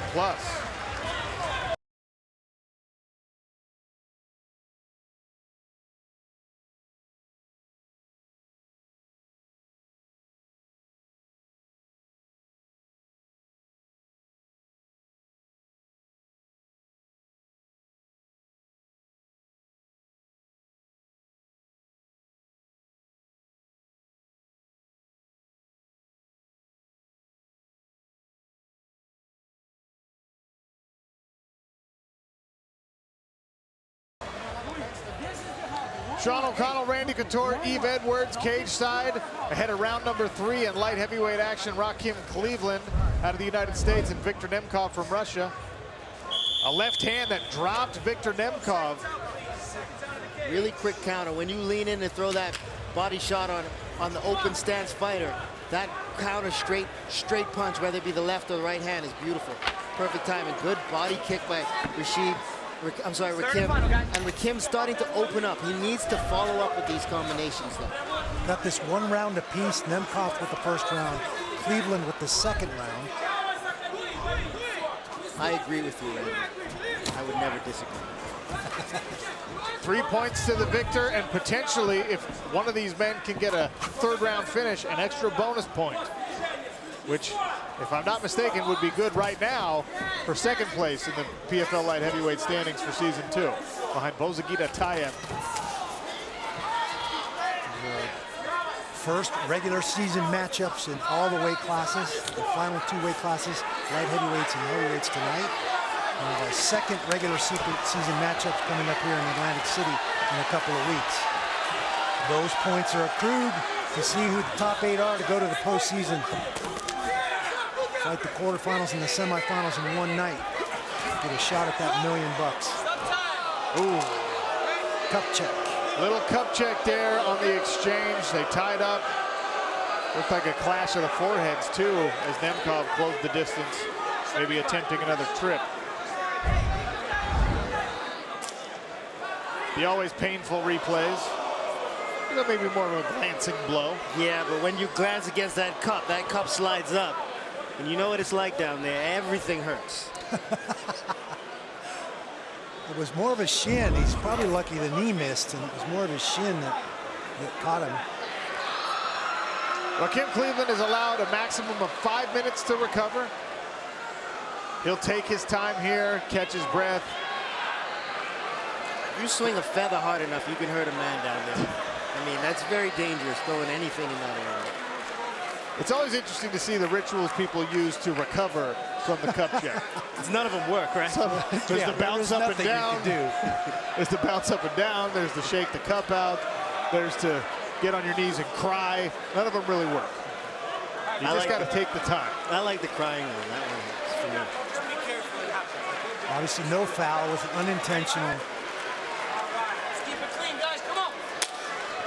4 minutes left in this light heavyweight tilt. A show of sportsmanship and respect, and they get back to work.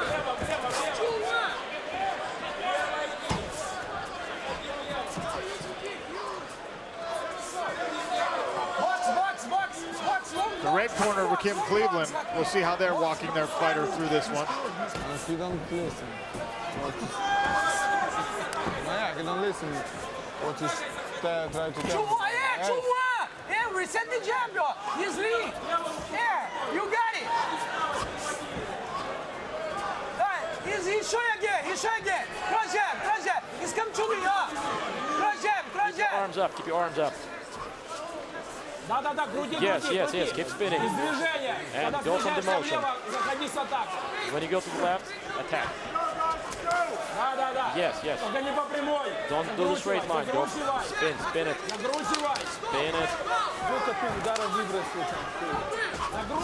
Keep spinning. Yes. So you heard from Cleveland's corner a little displeasure at the fact that he wasn't necessarily listening, and now he gets taken down. Nemkov trying to seal a victory with a third round takedown here. Big knee to the thigh of Rakim Cleveland, who works his way back to his feet. And that's a technique that I feel is missing a lot in mixed martial arts. A lot of people don't use that technique. When you're behind somebody, it's very hard to defend that. You take away a lot of motion. Nemkov trying to find a way to put Rakim Cleveland back down on the mat. Cleveland doing a good job of trying to fight hands, keep his hips away, put pressure on Nemkov's arms. Cleveland's got to get his elbows inside that grip, start putting pressure on that grip to break it. Because Nemkov is going to hold on to him from the rear and throw those knees as often as he can. Notice he hasn't stopped. He's alternating between throwing the knees and looking for the takedown. Throws a leg in to try and get a trip here. He'll attempt to drag Rakim Cleveland down to the ground. Good balance by Cleveland.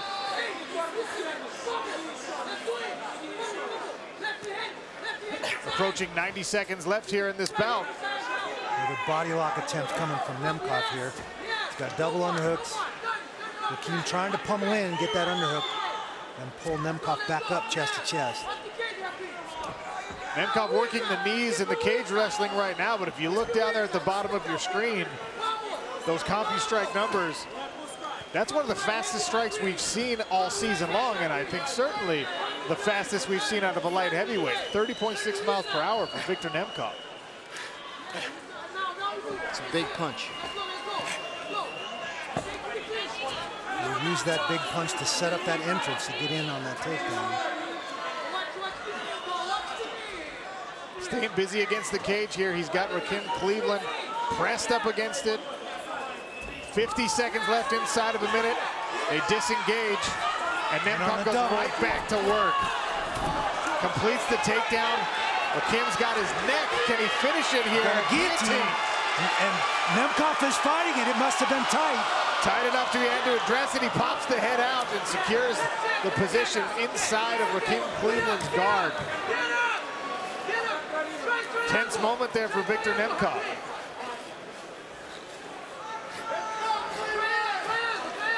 He did a nice job, Nemkov, of running him to the fence and then changing angles and direction to put Rakim on the mat.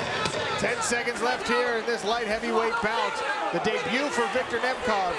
Cleveland trying to get back to his winning ways. We'll see how the judges saw it when we come back. Professional Fighters League on ESPN+.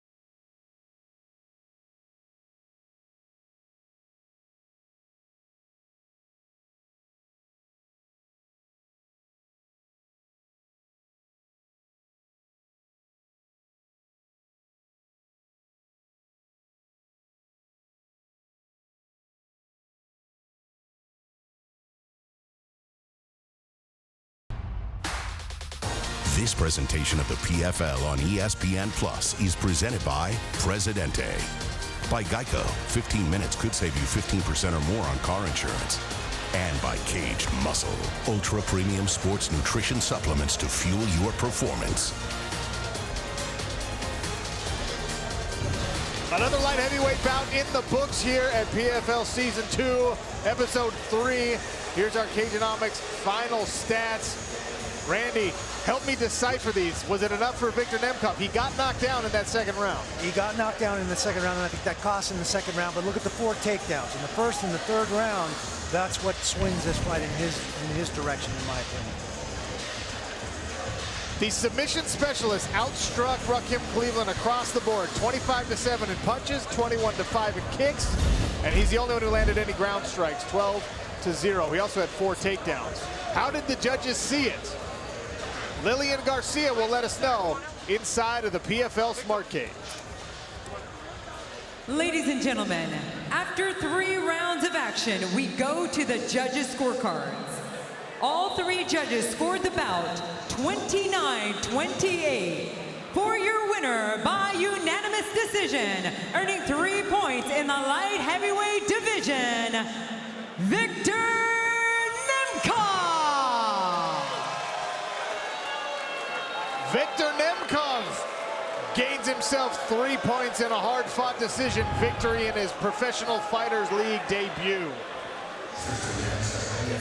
And where does that put him in our light heavyweight standings? I'm looking at Russia, Russia, Russia, Russia. Bozagit Atayev with 6 points at the top. Rashid Yusupov, Maxime Grishin, Victor Nemkov all battled their way to 3 points in decision victories. Sigi Pesalele got 3 points because his opponent missed weight. He actually ended up getting stopped in the second round, his first mixed martial arts loss, but Sigi gets 3 points for making weight. Still to come on ESPN Plus. You see him getting his hands wrapped there.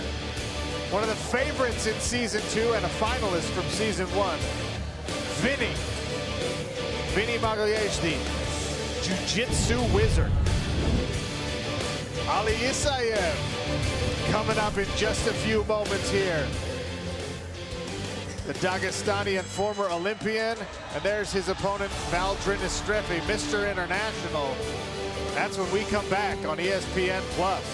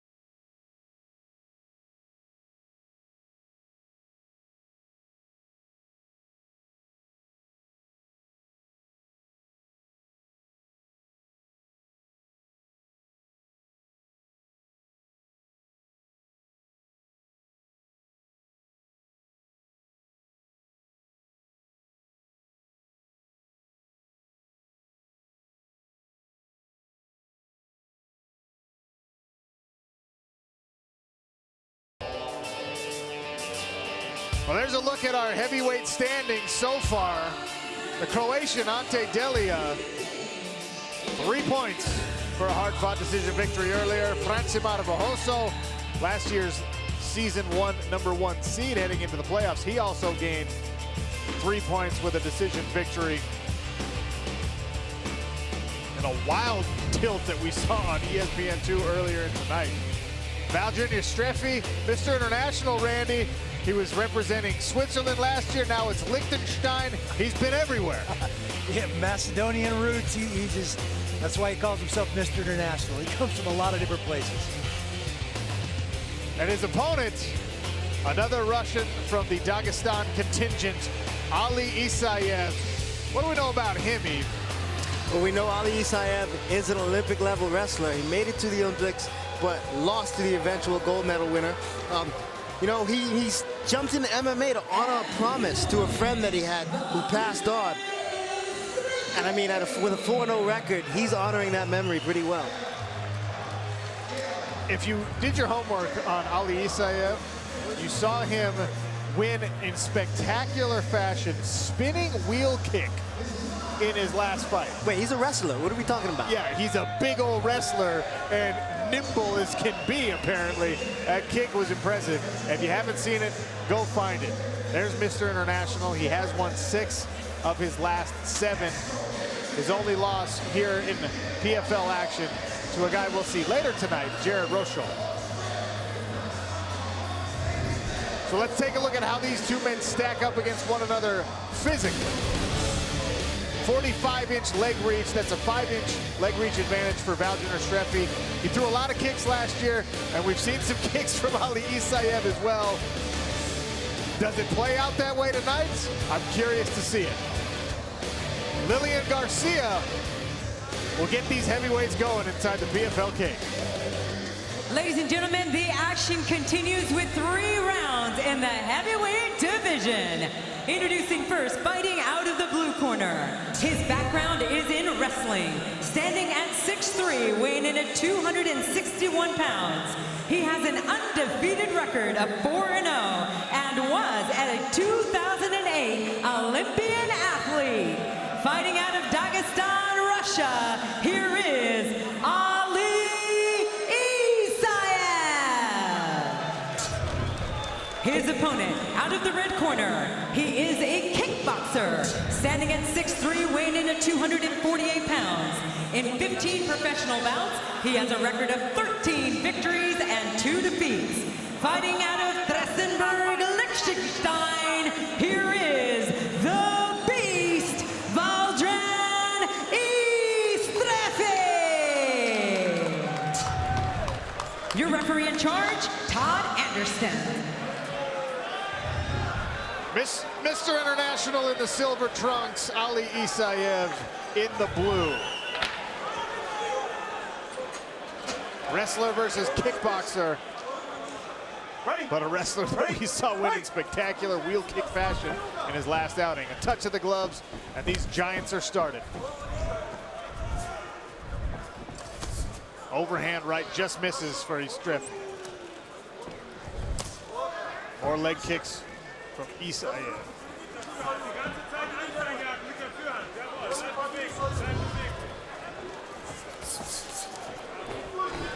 Another overhand right attempted there by Istrefi, who switches stances, and now back to orthodox.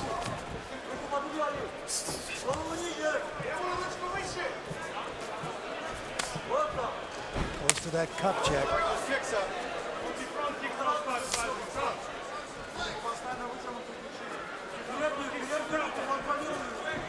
So far, Isaev backing up, throwing the kicks, letting Istrefi be the aggressor here. I feel like Isaev is drawing him in. He's looking, I think he's looking to get under him and shoot and put this fight on the ground.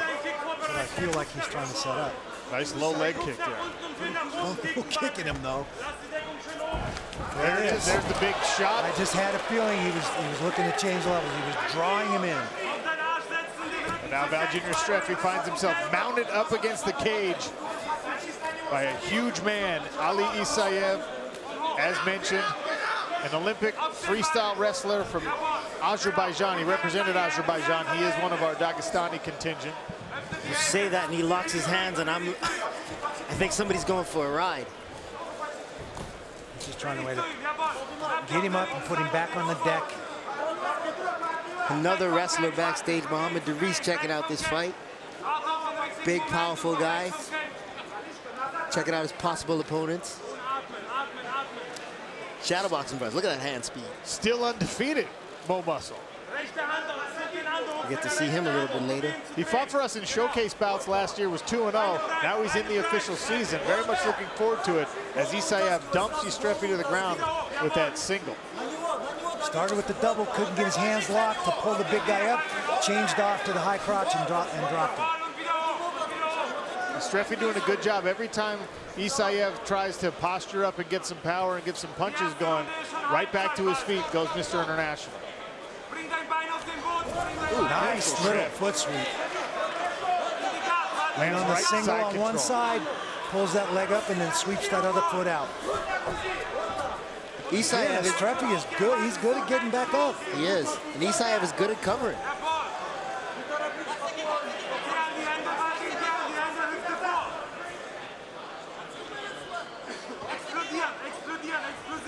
Approaching 2 minutes remaining here in round one. Isaev drags Streffy back to the mat. Goes to work with that left hand. And now the right. Powerful punches there. Referee warns for the back of the head. And Streffy defending himself, but this is that dicey position where you got to do more than just turtle up. Does a good job of trying to recover some guard here.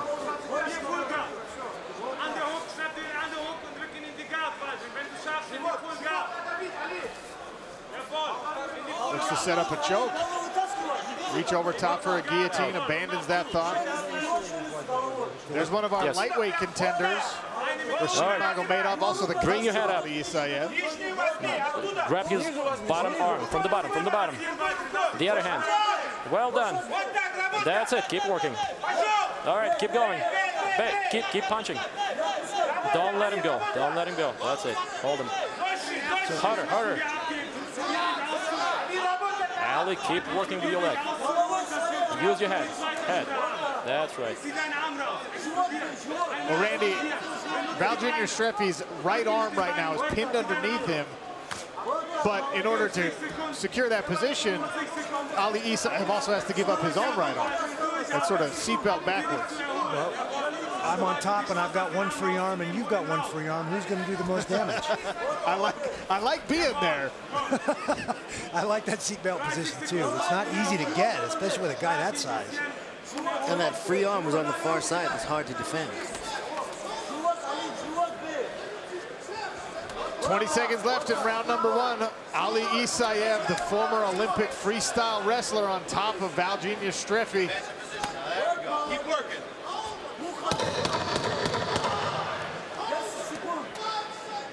Heavyweights back at it when we return to Long Island on ESPN+.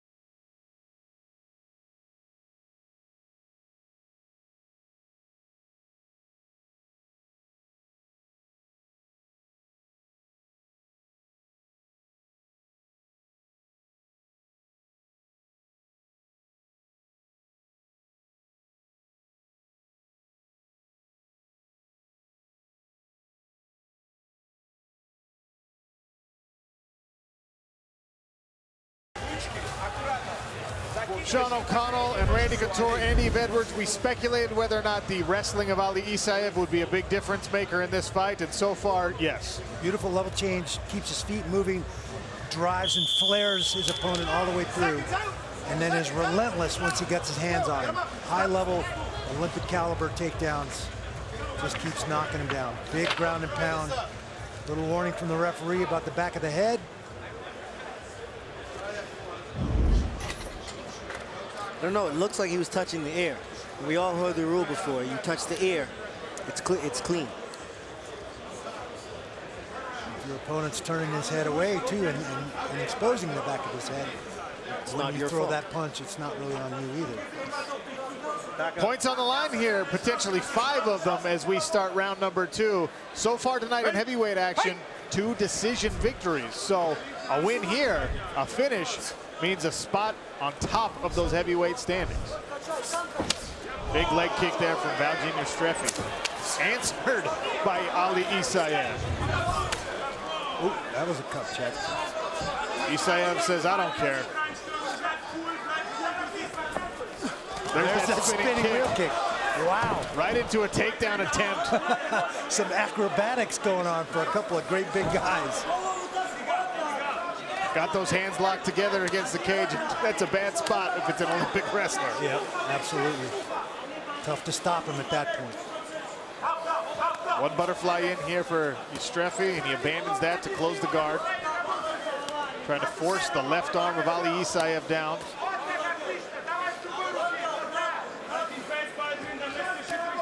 Well, Streffy did a good job in the first round of escaping these positions and working to almost getting back to his feet. But Isaev was on top of him every single time to drag him back down. 5 takedown attempts so far for Ali Isaev. 5 of those have been successful. That sounds taxing. That's a lot of energy, but he's pretty slick. He's done it very, very well.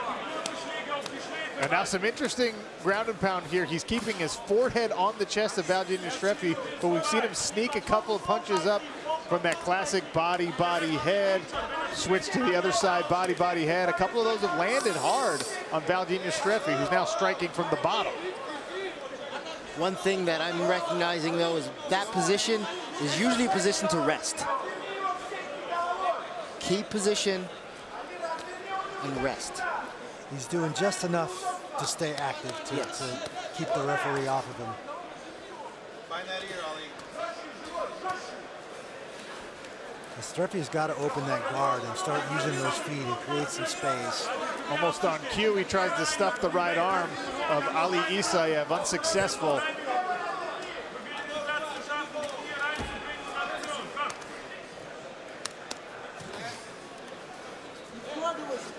I think this is Streffy's opportunity now. Explode like he did in the first round if he has the energy, and make Isaev work. A classic hand over the nose and mouth. Just a brutal technique, simple but effective. Look at that control. Ali Isaev, 75%. This fight has been happening on the outside, and he's been on top because of that, because of where this fight is happening, on the ground, on the outside of the perimeter.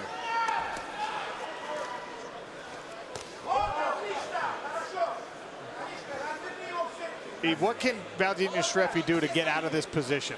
Streffy needs to pull his legs in, both legs inside, kick Isaev away, or at least work from the butterfly position. Also push on the head, create some space. By leaving Isaev on top of him like this, he's not going to have a chance to get out of here. He's closed the guard most of this round, Randy. He's thrown a couple of those little punches and like the palm strikes to the ear, but if you're a judge scoring this one, it looks like all Isaev right now. Absolutely. Locking those feet, locks himself into this bottom position. And again, almost on cue. He opens his legs and starts to create a scramble. You know, he's going to be tough to out-scramble him, but he did it a couple times in the first round. He managed to get to quarters. He managed to get back to his feet and make Isaev work to keep him down there. Up to his feet goes Ali Isaev, and warming up, another heavyweight we'll see later tonight on ESPN Plus, the Mama's boy, Kelvin Tiller. One of the surprise stories from season 1. We saw Streffy get his feet to the inside and push away. Now he's turned his back. He's got himself out of one bad position, but he's got to keep fighting to get up. Oh! Knee to the behind. Ouch. And when you find yourself in this sort of base position, not a rest spot. No, you definitely can't rest here. And what Isaev should be doing is, what Streffy should be doing is keeping his head up and trying to stand, but Isaev did exactly what he needs to do, attack those legs, tipped him over. Now he's back on top. Took his base. And now he passes to the half guard here. Ali Isaev in the blue on top, representing Russia and Dagestan in this bout. Mr. International Valdinius Streffy trying to scramble to his feet out of Liechtenstein. It's fun to say, Liechtenstein. 10 seconds left here in round number 2. Still 4 points on the line when we come back on ESPN Plus for more heavyweight action. Up, up.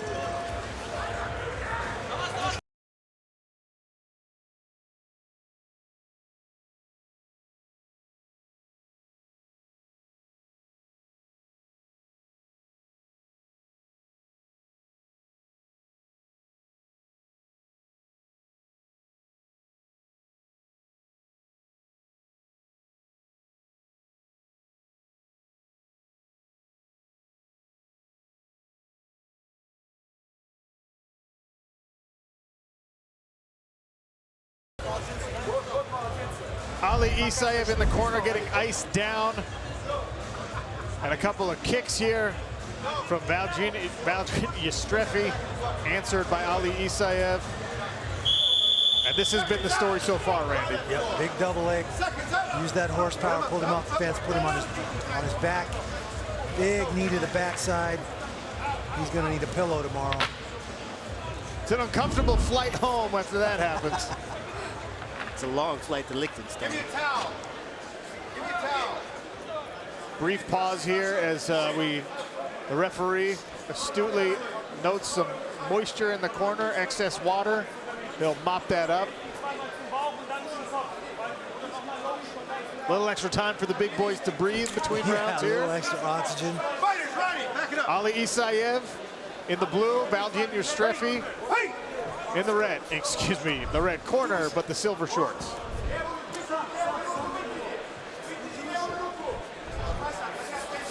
Nice lead uppercut there. Isaev dives in on a double and completes it. Early in round 3, Valentin Yastrefi finds himself on his back again. Right back where he's been just about this entire fight. I think level change followed through to put Yastrefi back down there. Yeah, I believe Yastrefi got a little overzealous. I believe he recognizes that Isaev is slowing down. He's a bit tired, but he got a little too trigger happy. Eve, is it a good strategy here if you're closing your guard, you can't really find a way to figure out the wrestling and get back up, to just try and isolate the arms, hold down and wait for a referee stand-up? We've seen the referees pressing for action earlier tonight. That is a good strategy, but he has to wrap him up and hold him tight. Hold him tight so that there's no effective offense happening. Then the referee will step in. Right now he's pulling down on the head, but Yastrefi is able to, Isaev is able to throw punches from these positions, and that's, he's holding the head down. And there it is. You control the posture of the guy on top. If it's just those little pitter-pat punches, referees are going to ask for a little bit more. You're going to see Isaev set this takedown up again. This is where he wants to be. He does not want to trade. Yastrefi, though, looks like he picked up some knowledge in that first takedown. He's not rushing in. Cup check. I heard that. Yeah. Which did you hear? Did you hear the clap on the cup or the groan? Either way, I heard both. Strong indicators. That was right on it, too. Those replays are always so quick. Have you noticed? You know what you're looking for. Time! 5 minutes for Valentin Yastrefi if he wants to take it. You know, when a guy gets cut in an exchange, you don't necessarily know what happened. With those, you either hear it or you see it, or you see the reaction. You know what to look for. It's a miserable feeling, man.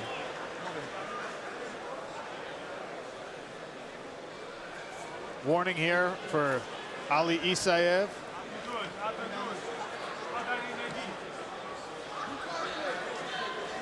I'm not sure what's going on here. Oh, and they're getting an interpreter so that the referee can warn him. He's saying he's responsible for his kicks. That kick was while they were moving. Accidental. Final warning. The referee says it's accidental, but he's giving him the final warning. It's He's probably his going to take points if it happens strikes again. him again, we're looking at a point. Does he understand? Very good. Stay here. Great job by the referee to make sure, take the time, letting the other fighter recover, take the time to explain with the use of an interpreter. You can't assume that everyone's well-versed on the rules and knows exactly how they need to handle this. I mean, these points are important. These victories are important for these guys in the PFL heavyweight standings. Great job by the referee there. Timer! Hey! Back at it, Isaev in the blue, Yastrefi in the silver. Isaev thought about throwing that kick again. Nice chopping kick there by Yastrefi, and a body kick from Isaev probes the belly of Valentin Yastrefi. Which is a little tender right now. In on the double, trying to get his hands locked. He got him, and he dumped him, and he lands in side control. And now Isaev will go to work and try and secure one extra bonus point with a third-round finish. 7 takedown attempts, 7 successes for Ali Isaev on those takedowns.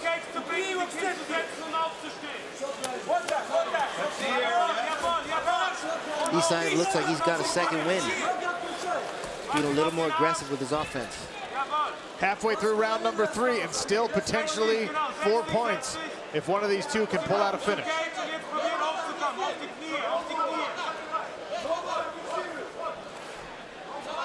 Streffy's bought himself a little bit of space, some elevation against the cage here. Can he complete and escape? Randy is reaching back with that right arm, the correct thing for him to do. Yeah, it's a tough, I mean, not where his head's at there. He's got to go the other way, all the way around. Now the underhook he's getting on that side was okay, but again, he's in so tight on those hips. He's just very, very good with his position. Ali Isaev drags Valjinner Streffy back to the ground for his 8th takedown. And now he looks to pass, pinning the legs with his right knee.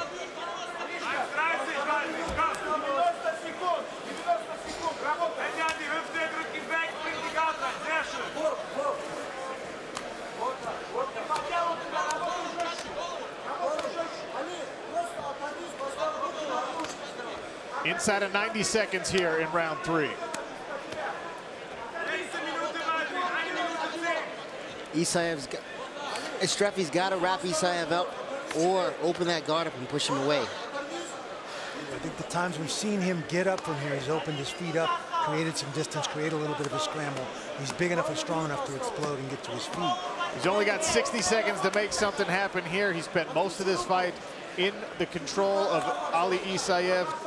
Successful takedowns, dominated from the top.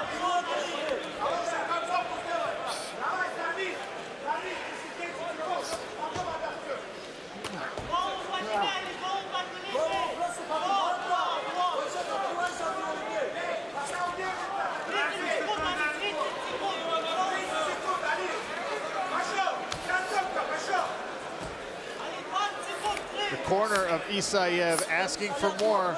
They want to finish from him even in the waning moments here.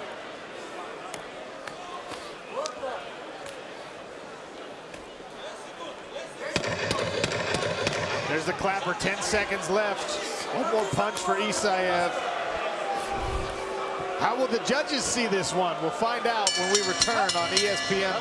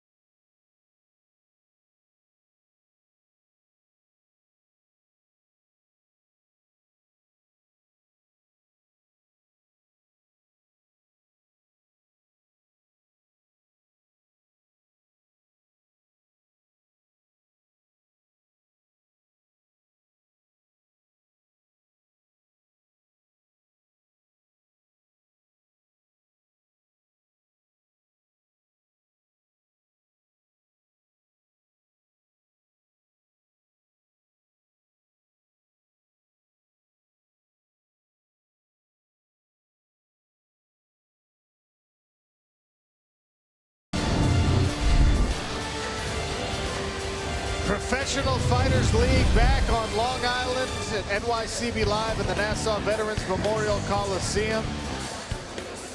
8 takedowns successful for Ali Isaev, the former Olympian. That tells the story. Lillian Garcia has our fighters and referee inside the cage. She'll give us the official decision here. Ladies and gentlemen, after 3 rounds of action, we go to the judges' scorecards. All 3 judges scored the bout 30-27. For your winner by unanimous decision, earning 3 points in the heavyweight division, Ali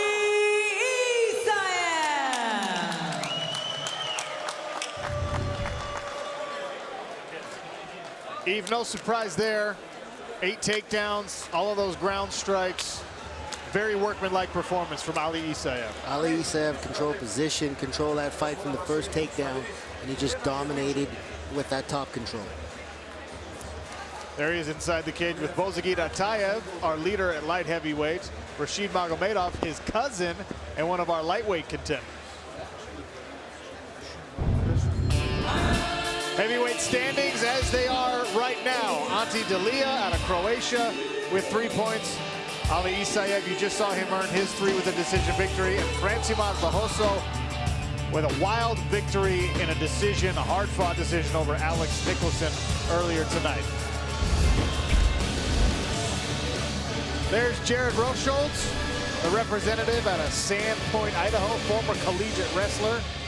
He'll welcome another Russian newcomer to our PFL cage just a few moments from now on ESPN+.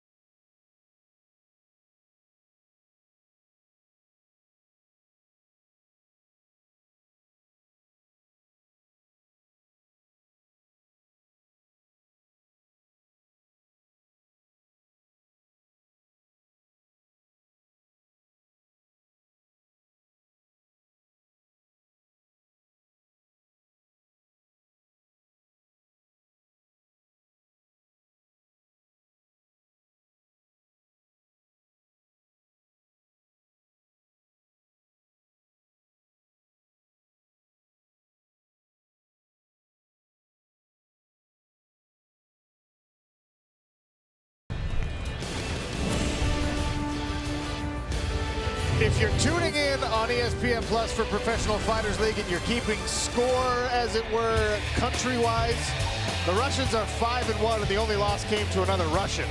And now we've got a classic matchup, USA versus Russia. Rocky, Jared Rocholz. That's our American representative here, the former collegiate wrestler, 3-time All-American for the Oklahoma State Cowboys. And Randy, he actually said he was going to open things up a little bit when we met with him. He actually wants to push it a little bit, let it fly a little more, as he said. And he feels like he's coming close to the end of his career, and he wants to go out with a bang. He wants to get it done and not be quite as conservative as he tends to be. I can tell you that there's no better place to go out with a bang than here in Professional Fighters League. That's his opponent, Denis Goltsov. He was supposed to be a member of our roster last year. He had visa issues. Those were resolved in the offseason, and he's here for season 2. Eve, what are we expecting from the 6'5" beast? He is a beast. I spoke with him, and we know a lot of these Russian fighters have combat sambo experience. I asked him how many combat sambo fights he had. He looked at me like, why would you ask me that question? I have no idea. I have 2 world championships, though. He's 2-time world champion combat sambo. That's saying a lot. So how do they stack up physically? Jared Rocholz, not necessarily tall for the heavyweight division. Denis Goltsov, he's a big boy. Rocholz will give up 3 inches in height, 3 inches in the arm reach. The leg reach effectively the same. Actually a small advantage for Jared Rocholz. And the weight close enough that it should not be a factor in this one. Lillian Garcia gets these heavyweights going inside the PFL Smart Cage. And now PFL action continues with 3 rounds in the heavyweight division. Introducing first, fighting out of the blue corner. He specializes in combat sambo, standing at 6'5", weighing in at 243 pounds. In 27 professional bouts, he has a record of 22 victories and 5 defeats with 18 wins by stoppage. Fighting out of St. Petersburg, Russia, here is Denis Goltsov. And his opponent, fighting out of the red corner, he is a wrestler, standing at 6'2", weighing in at 251 pounds. In 23 professional bouts, he has a record of 17 victories and 6 defeats. Ladies and gentlemen, he was a semi-finalist in last year's heavyweight division. Fighting out of Sandpoint, Idaho, the Big Show, Rochelle. The referee in action is Dan Mergliata.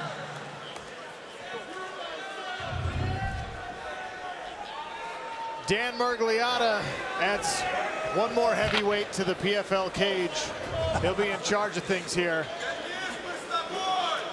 Jared Rosholt in the silver trunks. Denis Goltsov out of Russia making his debut in the blue.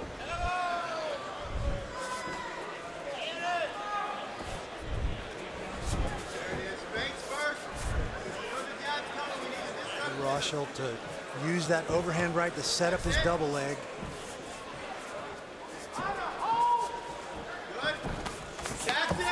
Nice little combination there, trying to close the distances, Rosholt. Said he's been working on his striking, and it looks like he has. I don't know if we saw him throw 3 in a row all of last season, and that's what he started with in season 2.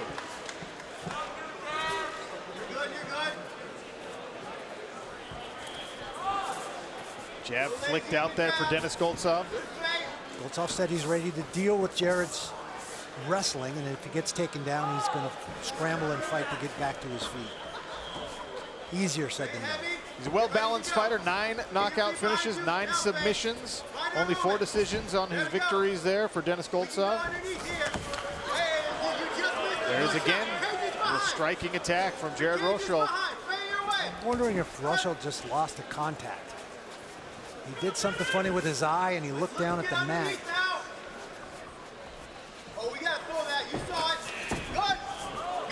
Take a look inside the red corner here of Jared Rosholt.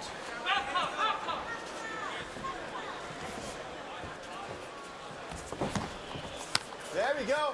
Jab lands for Goltsov. Disrupt with the feint, and let's look to go into our takedown entries. Good. Let's get ready to snap single. Back to the cage. We got to be aggressive there. Goltsov is definitely respecting Rosholt's wrestling takedowns. Big clip there. Rosholt's in trouble. Goltsov looks to finish Jared Rosholt. Dan Mergliata steps in, and it's 6 points in his debut for Denis Goltsov after dropping Jared Rosholt. Was that a check hook? It happened so quick. It was a check hook. It's exactly what it was. Rosholt was using that head fake to keep Goltsov off balance because he wasn't sure if he was going to shoot or throw punches. And he did that little head fake, a little change, and a little left check hook caught him right on the chin. We've seen Jared Rosholt take some shots over his long mixed martial arts career, and that little check hook putting him down tells me that Denis Goltsov has some serious power. Right on the button also, and he gets out of there at the same time. Very, very good striking by Goltsov. Beautiful, beautiful movement. Let's see that one more time, man. Here it is. As Rosholt comes in, boom, that hook just off of the side. It's just a combination between a hook and a jab. But he hit him right on the button, put Rosholt down, followed it up with the big punches, and Mergliata jumps in to stop it. Look at it. Boom, right on the jawline. And Rosholt goes down in a heap. You know, I was impressed already. That punch is closer to a jab than a hook, and it dropped Rosholt. So that's really something to consider when you're talking about the size of these two gentlemen. And then the efficient, sort of clinical hammer fist to finish it off. He said he likes to hunt. Man, that was a sharp shot.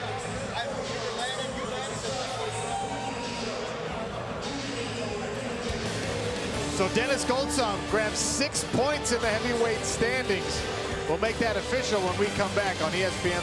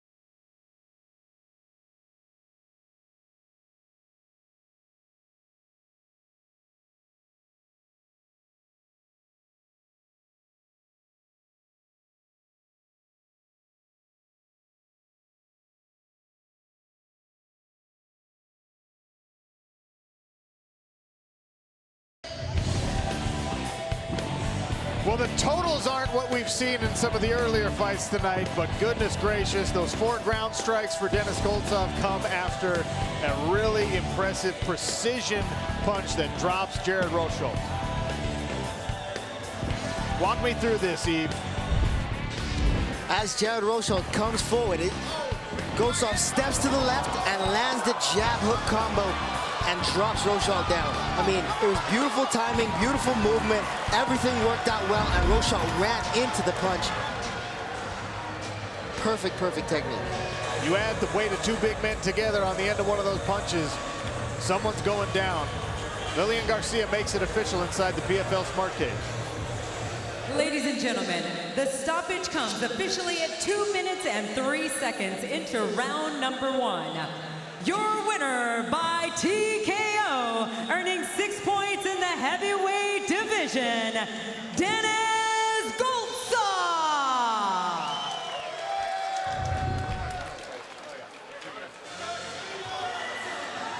6 points for Denis Goltsov with a first round finish, 2 minutes. And that puts him atop our heavyweight standings. The rest of those victories have come via decision tonight. Denis Goltsov, something to be reckoned with here at heavyweight, Yves. He made a name for himself very quick. Got himself a quick 6, and now he's at the top of the leaderboard. Everybody's chasing him now. Still to come on ESPN+, Zeke 2A Wiley makes his PFL debut. A Samoan Rhino, they call him. And he'll welcome Satoshi Ishii, Japanese gold medalist who's now representing Croatia.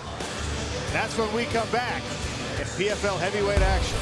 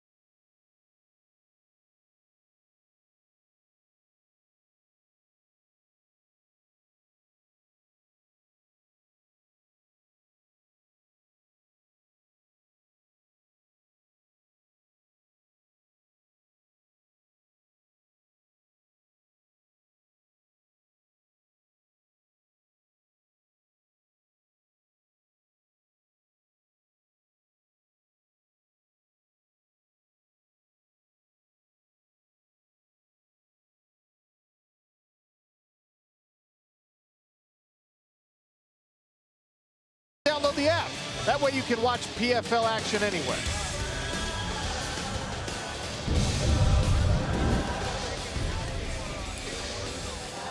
Satoshi Ishii and Zeke 2A Wiley, a former judo Olympic gold medalist and very experienced fighter against a relative newcomer. Randy, he's only got 4 fights under his belt, Zeke 2A Wiley. Yeah, but he packs a punch, and he'd be more than willing to take care of himself in there. Yves, Satoshi Ishii coming in, and what do we know about him and his history in mixed martial arts?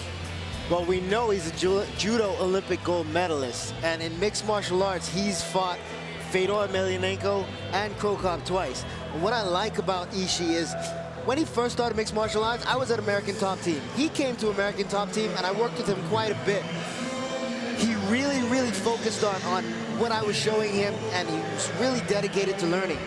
He lost to Krokop twice, went to Croatia to train with him. He's a young man who wants to get better at any cost.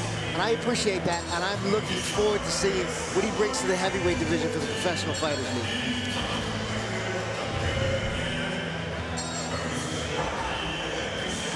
His opponent, Zeke Wiley, the biggest heavyweight we have weight-wise on the roster. He got a submission win as recently as February, so it's not just about punching power for him. When we talked to him, he said he's got a lot of things to display.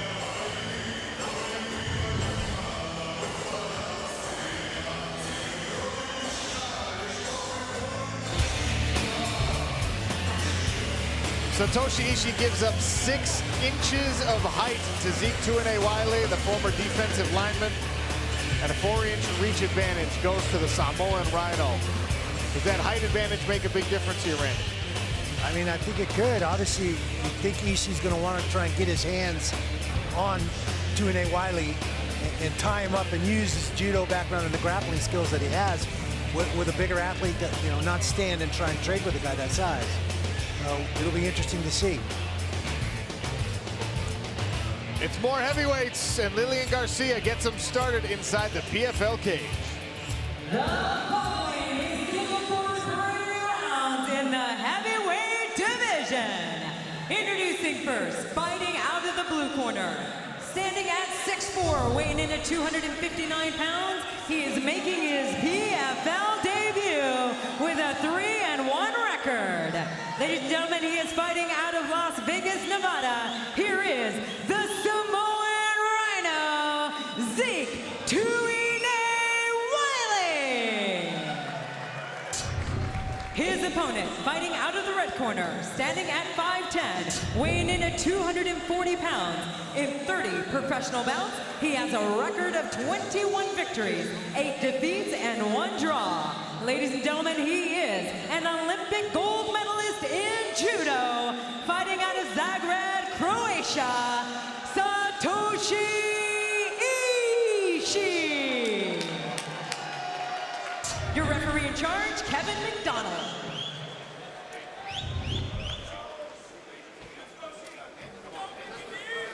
Satoshi Ishii, the former Japanese judo gold medalist in the blue shorts, now representing Croatia and Crow Cop team. Zeke Wiley in the silver out of Las Vegas, Nevada.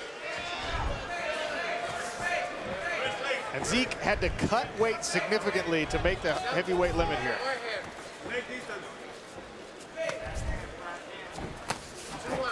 Attempts a big right hand.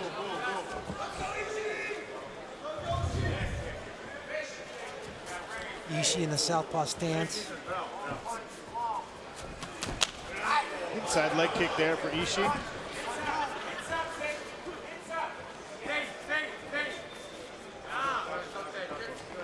When Ishii recognized me in the fighter meetings, he was like, "Hey, I remember you. I remember the techniques you showed me. If I use your tech, I still remember them. I'm going to use them." Head single, head outside single, drives through. Wiley gets right back up. And answers with an uppercut. A knee from Ishii, responded by Zeke Wiley. We expect that the Samoan Rhino packs a punch here. And we see that he is the stronger man in these tie-ups. I think he picked Ishii up right off the ground with that knee. Yeah. He's a huge man. He actually pursued a professional football career. Former defensive lineman at the University of Utah. He actually was there just a couple years after I was. I knew his name. Oh, big straight right hand and a left to follow it up.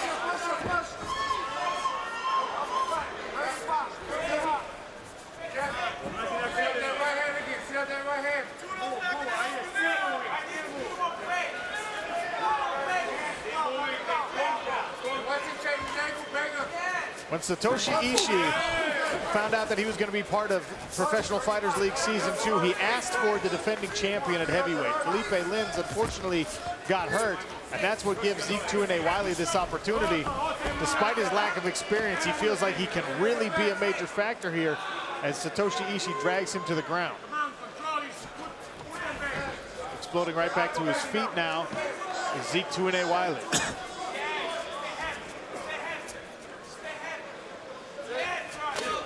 Nice little short choppy punch on the inside as Wiley turned and faced Ishii. That's not a rookie move for a guy who's relatively inexperienced. Right on the break, gets Satoshi's hands to separate, and as he's turning to face, throws a punch along with it. There's that big right hand again. Left hand from Satoshi Ishii lands. Tuane Wiley only has 3 MMA fights, but he has 7 wins in kickboxing and 1 loss, so 8 kickboxing fights. That combat experience is helping him right now. Couple of nice knees here on the inside from Zeke Tuane Wiley, who with 2 minutes left in the first round is showing he definitely belongs with a much more experienced fighter. Oh, big uppercut. Right uppercut.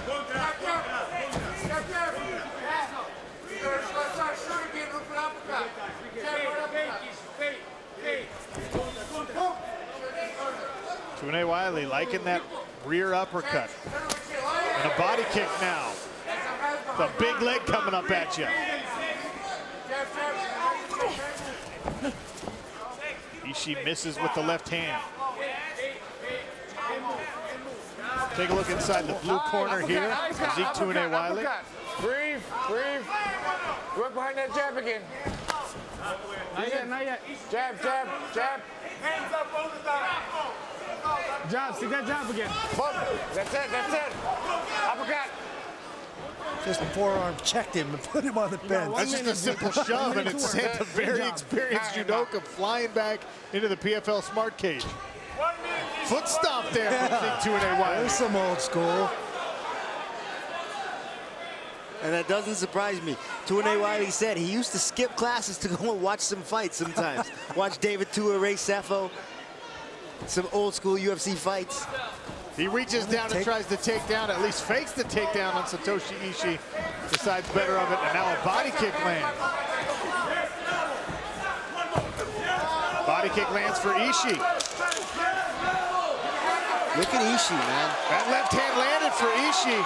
Tuane Wiley eats it. Single leg attempt from Ishii, and now the Japanese judoka gets to work. Approaching 10 seconds left. There's the clapper. 10. Another tight uppercut from Zeke Tuane Wiley. Exciting debut for both of these men. Back with more next. Lean break.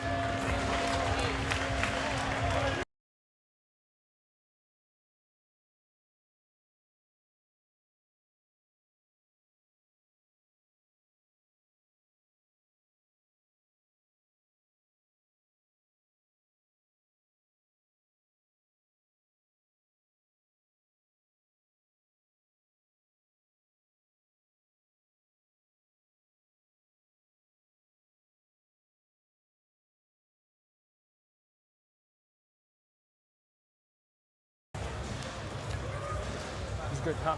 Look at right. Impressive first round for Zeke Tuane Wiley. His corner telling him to set up that right hand. Don't lunge with it, Randy. They want him to set it up with the jab. Absolutely. And that right hand is a great punch against a southpaw like Ishii. Ishii hurt Tuane Wiley with that little left hand at the end of the round. That's why his nose is bleeding now. Saw him cover up. He looked like he was hurt a little bit. Yeah, Ishii, they really turned it up inside of 1 minute left there and had Zeke Tuane Wiley up against the cage, was going to work with some knees, some inside punches. All right, gentlemen, More than 30 fights for Satoshi Ishii, only 4 mixed martial arts bouts for Zeke Tuane Wiley. He has some kickboxing as well. A body kick. Oh, liver shot. That was a liver kick. You saw him start to buckle. Was he faking? Was he playing a little rope? I don't think so. He's tucking that elbow pretty tight to the right side, so I don't know if it was a fake or not. We'll have to ask him after the fight.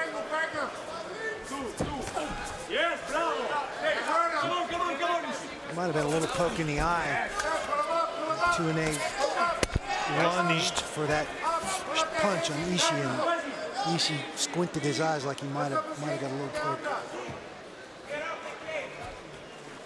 Ishii looking for a takedown here. Tuane Wiley so far did a good job of keeping the Japanese judoka off of his legs. Nice uppercuts on the inside there from Wiley. Nice short little uppercuts in there.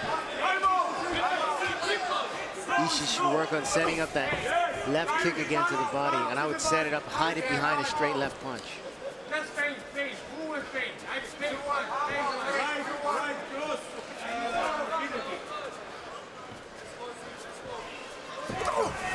Left-hand attempt there from Ishii, just misses.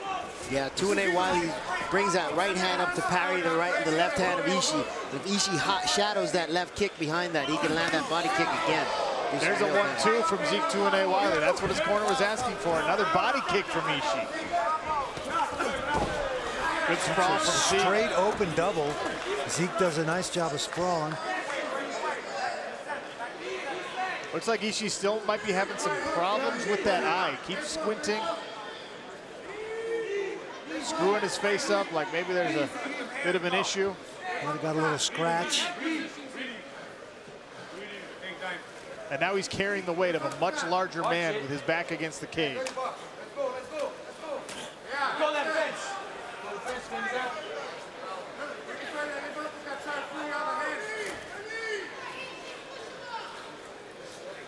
Very effective inside fighting by Tuane Wiley. He used his shoulders, create a little space, and rip to the body, and then rip right up through the chin of Ishii with those little uppercuts. There's a right hand attempt again from Wiley. And now the judo may come into play for Ishii, but it's a big guy to be throwing around. He just stomped like down an on that anchor. foot. Yeah, he's like an anchor standing there. Zeke Tuane Wiley shaking out his right hand there. Maybe got jammed up on a punch. Oh, big knee to the body. Ishii's really tough, man. He's taking these knees to the body, look like they hurt. He's staying in there with them. Yeah, he's right in there. He's tougher than cheap salami. Another knee from Ishii.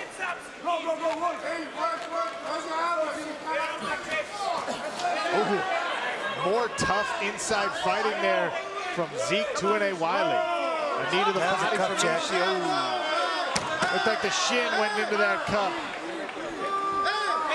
Ishii doesn't look like he agrees, like he thinks he got him square in the guts. Well, the knee landed on the guts, but that shin, I think, is what hit the cup of Zeke Tuane Wiley. Hard to tell from that angle. I just heard from the truck that it looked like a punch that hit Ishii in the eye earlier when he was touching his eye. So, you know, that knee looked like it was above the cup to me. Okay, you ready? All right, let's go. I'm thinking Wiley's still got a little bit of he's got a sensitive stomach from that body kick. Yeah, well, Ishii's going back Ishii goes to explore it again. Left hand. It was kind of a forearm that landed there on Zeke Tuane Wiley's face. The nose bloodied for the Samoan Rhino. 90 seconds left inside of it here in round number 2. 5 points still on the line in the PFL standings.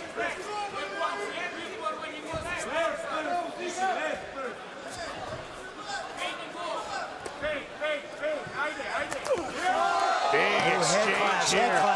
Head clash. Tuane Wiley's bothered by that head clash. Nice combination landed there as they broke for Satoshi Ishii. The experience maybe starting to pay off as he turns it up a little bit. Zeke Tuane Wiley, ooh, a nice left hand again. That's what people want to see, Randy. A couple of heavyweights clashing in the middle of the cage. Getting after it.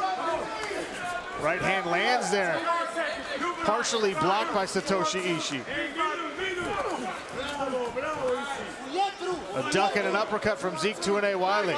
They're staying in the center of the cage. Ishii's still blinking. Hook. Still working on that. Still got a problem on that left eye. Just misses does the combination from Zeke Tuane Wiley. 15 seconds left in round number 2. These heavyweights getting after it, seeking out points. 10 seconds remaining in round 2.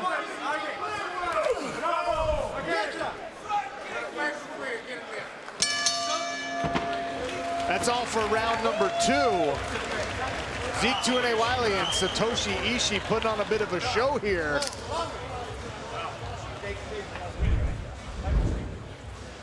Here's from round number 1, Randy. The big left hand at the end. Boom, right on the mark. And followed it with a little short uppercut. Now that was a solid punch. and that's on the other side of Ishii's face, but you can see him squint and touch his eye. I think it's his left eye that's bothering him. There's the clash of heads, level change. That was just an overhand left from Yeah, Satoshi I didn't Ishii. see the head contact. Yeah. And that was glance in the heat of the moment. It looked like a head clash, but that was I don't think it was. Significant punch in, and he followed it up. Zeke Tuanei-Wiley came marching back out, looking for another clash. Eve, how do you have this scored heading into round 3? I think I have Satoshi Ishii up 2-0. The first round was closer than the second, I believe, but both rounds were pretty close. Touch of the gloves, round 3. Some blood coming. Oh, a nice left hand from Satoshi Ishii to open up round 3. Still 4 points potentially for either of these men. I'm really impressed with Ishii striking. He's really turned it up, and that's why he wanted to go train with Krokop. And his confidence in it. I mean, he's mixing it up. He's holding his ground and planting his feet with a much bigger man. Excellent evasion there. Now he'll shoot. Try and take Zeke Tuanei-Wiley to the ground here. Maybe secure round 3. Ishii showing us the complete mixed martial arts game. Good striking, good wrestling, good judo. But, I mean, Krokop's got to be proud of those kicks, though, right? That's why he went, right? That body kick he is was on the landing. receiving end of those in the 2 times he fought Krokop. There's that nice little trip. That was and he's able to suspiciously easy for Wiley to go down on that. And now we'll see if Zeke Tuanei-Wiley can work his way up from underneath the former Olympic gold medalist.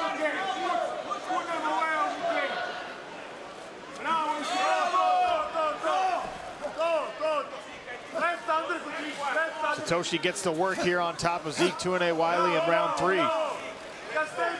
2 successful takedowns.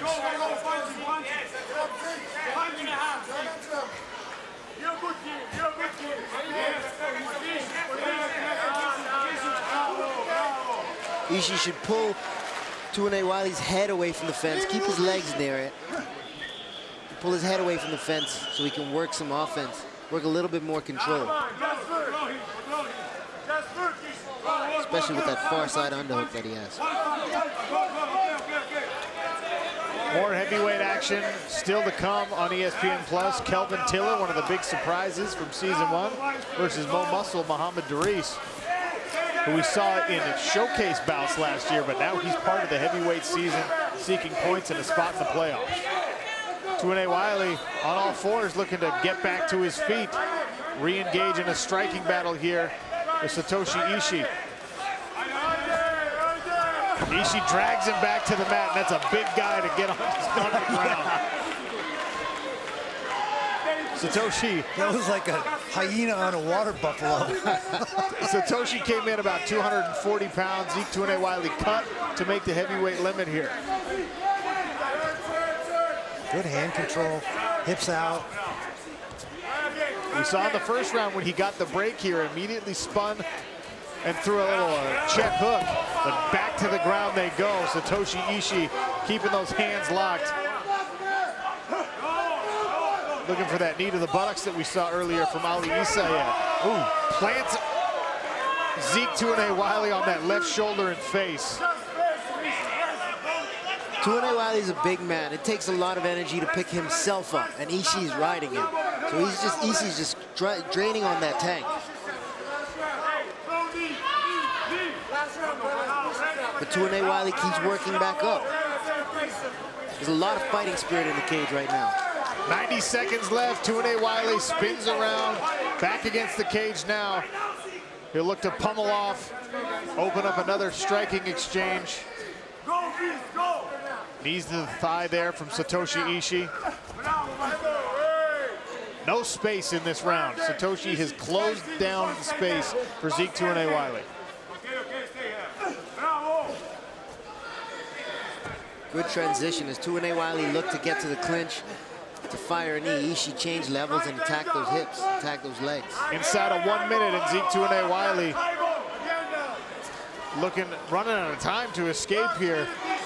Pinned to the cage. by the judo gold medalist. Nice inside trip. Satoshi Ishii implementing that judo masterfully. And this is a veteran move. He knows that it's been a close fight in rounds 1 and 2. Satoshi Ishii comes out, leans on his specialty, and grinds out what looks like a pretty clear round 3 victory for himself. It's a big punch from the bottom by Zeke Tuine Wiley.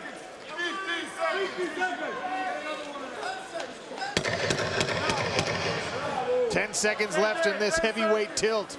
Two newcomers, Satoshi Ishii in the blue, Zeke Tuine Wiley in the silver. 3 5-minute rounds. They grind it out here on Long Island. Eve, what do we think?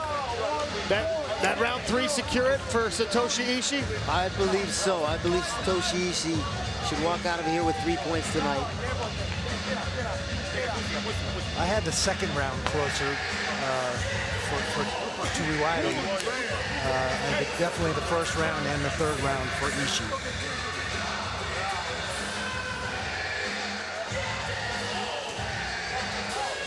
Samoan Rhino sitting on the stool wondering how this one's going to be called from the judges. That was a forearm that landed from Satoshi Ishii.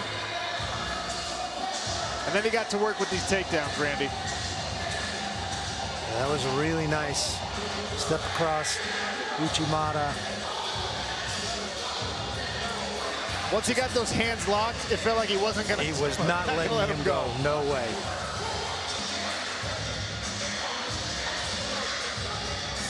There's the inside trip, beautifully executed. Satoshi Ishii, strong performance here in round number 3. Will the judges give it to him? There's our Cageonomics.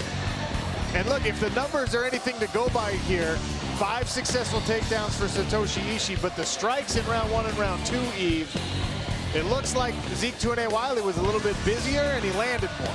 He was busier, he landed more, but at a much lower percentage. When you look at the total strikes, Ishii is very close to his total, sitting at 40 out of 53.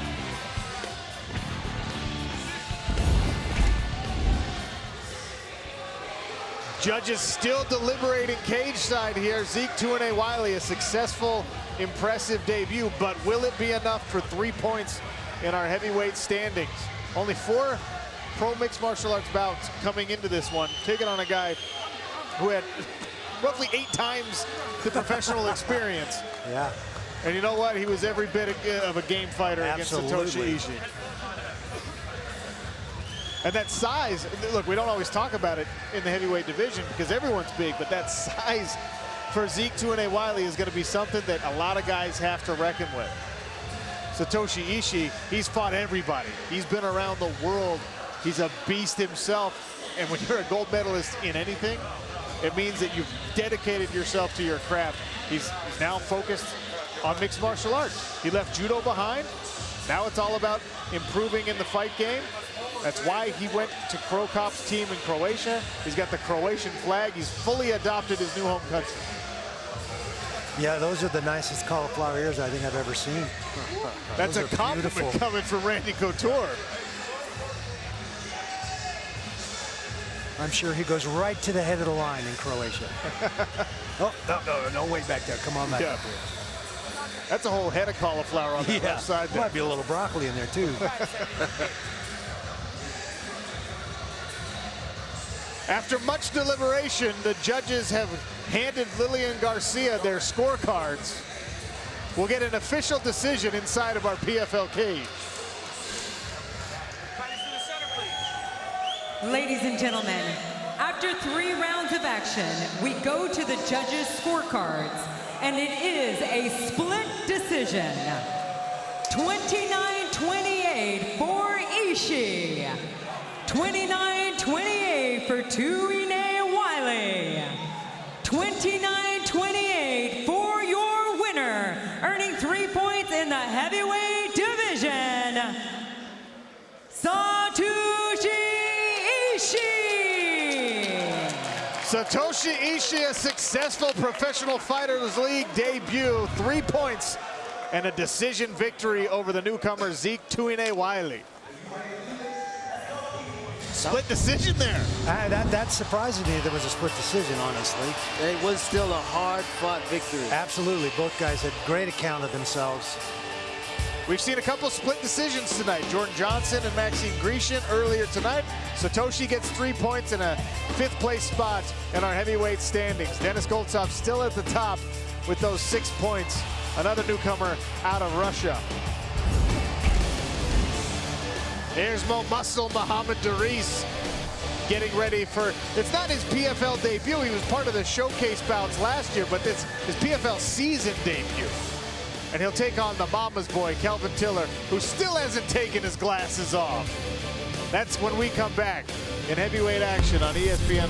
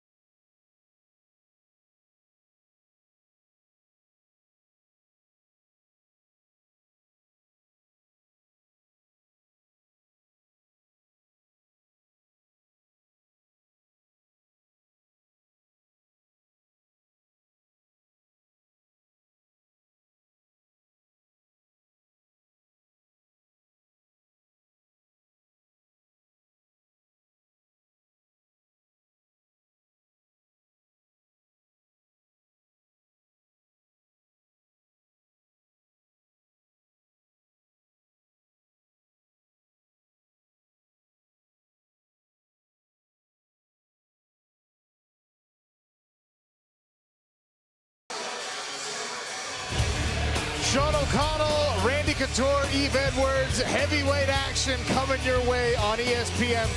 Kelvin, the mama's boy Tiller, and Mo Muscle, Mohamed Daris. Eve, what do we expect from Mo Muscle? He's still undefeated in his mixed martial arts career. I expect some big shots, big punches. I mean, both these men are athletic, and Mohamed Daris is a wrestler. He has a good background in wrestling. We saw the power that he displayed last year, and I'm looking forward to seeing him mix it up with Kelvin Tiller tonight. There's Tiller inside of the dressing room getting ready. Nicknamed the Mama's Boy as a tribute to his mother, Patricia Reigns. She drives all over the country to watch his fights. And Tiller won both of his regular season bouts last year by stoppage before getting ousted in the quarterfinals. This season, Mama's gonna be back, but Tiller expects to be a much different fighter inside of our PFL cage.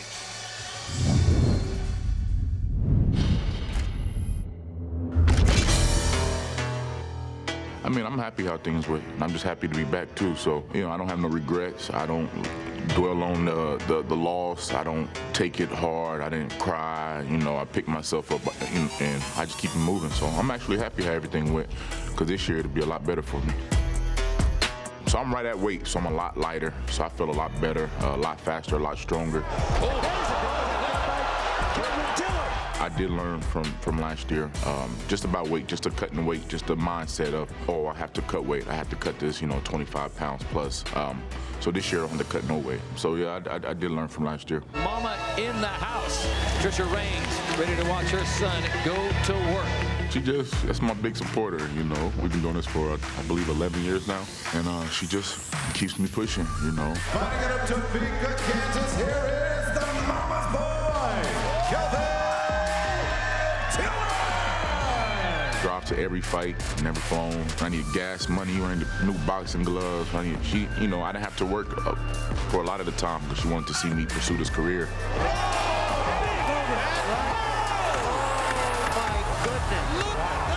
Me being here is because of her. Me being how good I am is because of her. The mama's boy, Kelvin Tiller! That's why I'm the mama's boy. And Patricia Reigns is making her way down to the front row. She's been watching me practice for years. It's funny because I win most of my fights on the ground. I know he listens to you. He's the mama's boy. So what's your advice for him to round 2? Stay off the ground, knock him out, get it over with. Stop playing. That's deep.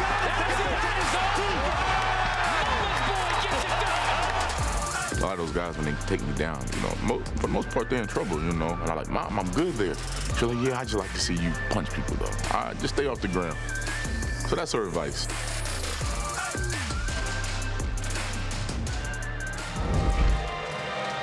Always a good idea to listen to Mama. And that's Kelvin Tiller, the Mama's boy, who, if we're being honest, Randy, he came out of nowhere in season 1. Huge finish over Kyle Alencar at New York City at PFL1. And then he submitted Jared Rosholt. Absolutely. And very impressive wins going into that rematch with Rosholt. And we saw Rosholt make the adjustments that he needed to stay out of Kevin Tiller's wheelhouse. And like you said, I'm good on the ground. His last 8 wins have come by stoppage, the majority of those by submission. He's got knockout power. We saw all of it displayed in season 1. And his opponent, as we mentioned before, comes in with an undefeated record. Mo Muscle out of Titusville, Florida, the former University of Central Florida football player. He's a great athlete, very, very explosive, Eve. Yeah, I mean, both these young men are great athletes, but Mo Muscle, we saw what he can do last season. We saw him show us his ground game. We saw him show us his power. I'm looking forward to this fight. This is the fight I'm looking forward to the most tonight. Taking a look at the tail of the tape here, Kelvin Tiller talked about the weight. Last season, he was cutting 20-plus pounds. He came in on weight this year. He looks visibly leaner. He looks in better shape. Mohamed Daris, he's about where he was a year ago, about 240, 242 pounds he weighed in officially.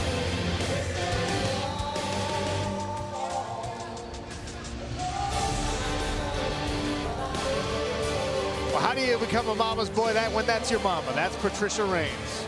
Kelvin Tiller's mother drives all over the country to support her son, his #1 fan.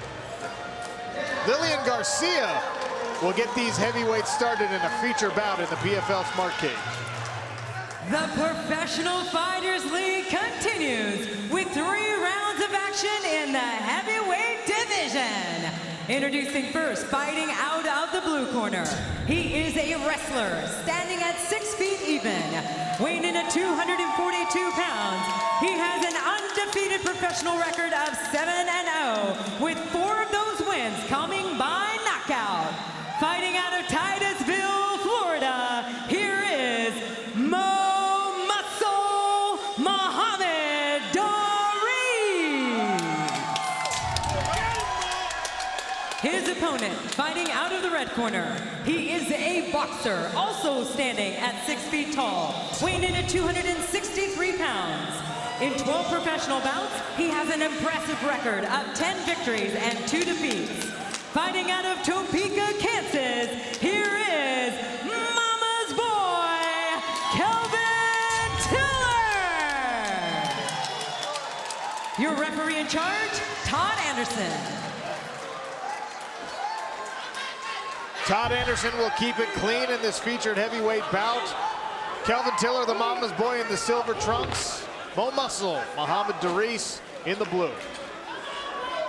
Here we go, gentlemen. Ready? Ready? Hey! A touch of the gloves to start things off. And an inside leg kick from Mohamed Daris. That's been very in style tonight, Randy. Yeah, everybody's been using that. The last 2 shows, we saw a lot more calf kicks than we saw the inside kick. But tonight, we've been seeing all kinds of inside kicks. Flicking the jab out is Mohamed Daris, light on his feet. Kelvin Tiller content to take the center of the cage and stalk his opponent on the outside. A couple of body shots for Daris. Tiller said he changed his diet, changed his training. He's in much better shape, and he's a pressure fighter, so you're going to see him come forward as much as he can.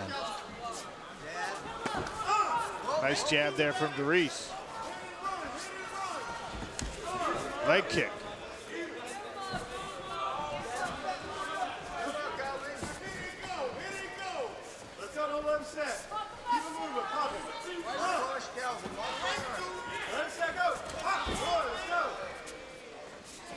Mohamed Daris on his bike, Eve, moving back and forth on the outside of that cage. Yeah, he's keeping that motion lateral also. He's moving left to right, getting out of the way, not letting Kelvin Tiller put his back on the fence. But in this tie-up, he just showed us some strength by spinning Tiller around and putting Tiller's back on the fence. He gives up about 20 pounds to Tiller, so not easy to do that. Deweese with a nice bob and weave, but comes right up into one of Tiller's shots.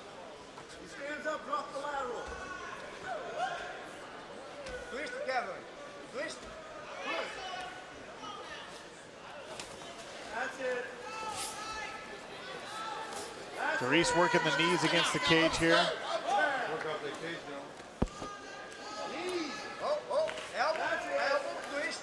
Pull inside, twist. That's it. Twist, twist. While Deweese's left elbow is so low, Tiller should punch that arm inside. Not anymore. Deweese does a great job of dumping Tiller over his legs. Nice trip.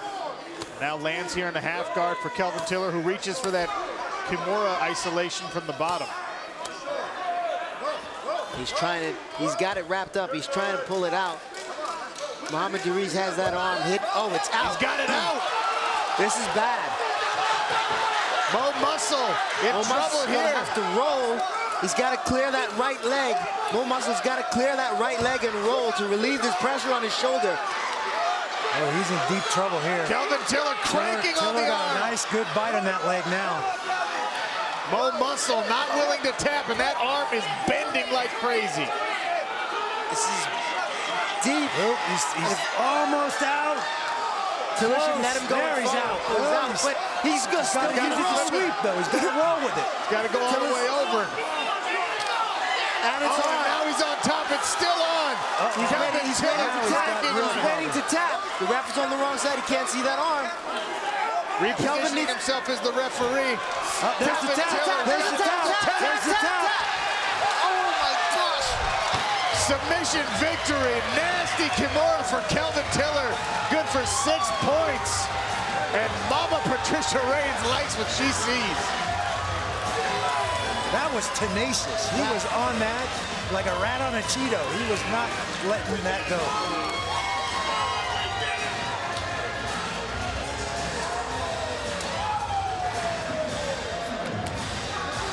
The Mama's boy showing off the submission skills again here in season 2. And Mama's showing off the dance skills.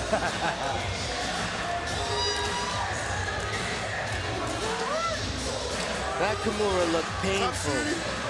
I love you, Kansas City. Tell you what, give credit to Muhammad Deweese. He fought it as long as he could.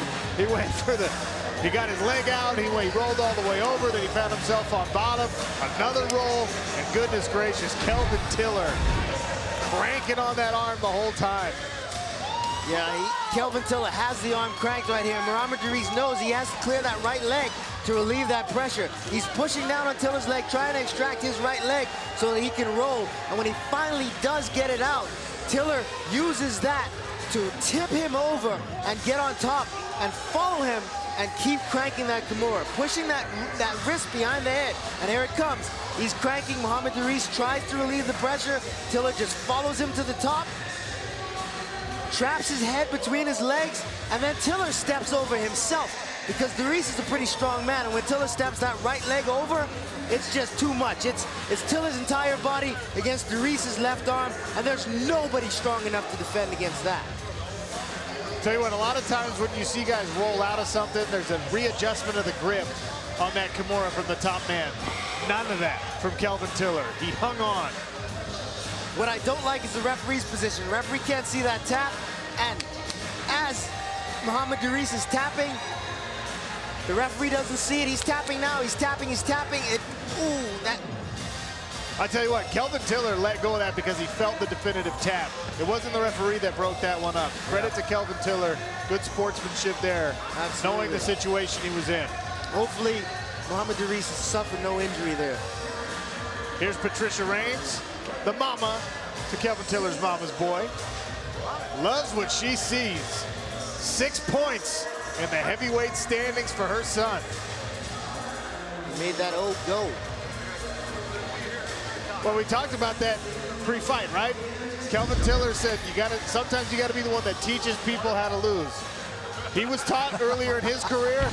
He passed that lesson on to Muhammad Deweese. And Darius was very active in the striking. He was on the bike. He was moving around.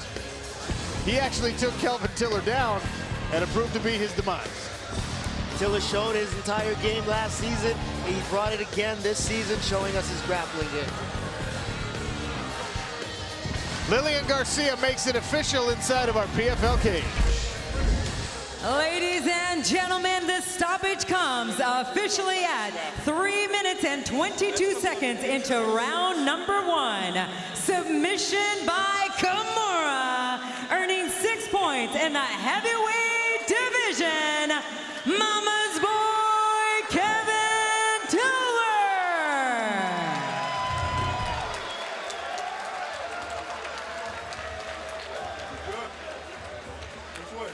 6 points for Kelvin Tiller out of Topeka, Kansas.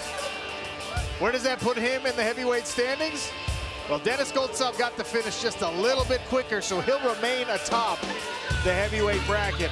Kelvin Tiller comes in with 6 points just underneath. Ante Delia, Ali Isaev, Francis Barbosa, Satoshi Ishii, all with hard-fought decision victories. Each of those good enough for 3 points. And Caroline's inside the cage with the whole family. I am indeed, Sean. Patricia Rain, the mama of the mama's boy, Kelvin Tiller. Look, huge congratulations. You've been working on your athleticism. It showed up. Talk us through that Kimura. You were not letting go.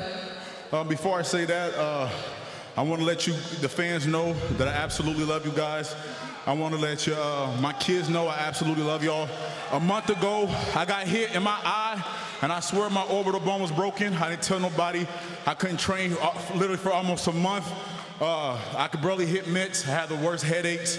It was the worst. But I swear I thought about y'all. I thought about my kids. And I still came out here, and I still performed. So thank you. Thank you for pushing me. I love you guys. And to answer your question, I watch his fights. He's aggressive for the takedown, but he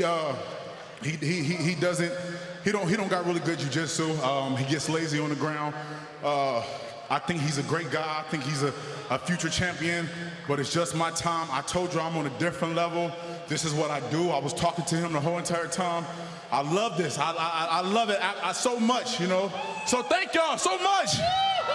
Such great energy. And Patricia, I want to talk to you. You don't like him going to the ground. You're like, always stay on his feet, but he's got his most wins are by submission. Well, let me tell you, I was raised in the ghetto, so when you see people on the ground in the ghetto in a fight, you get seeing people get kicked and beat. So that's what comes to my mind when he's on the ground. Not this regulated stuff. So more confidence with him now.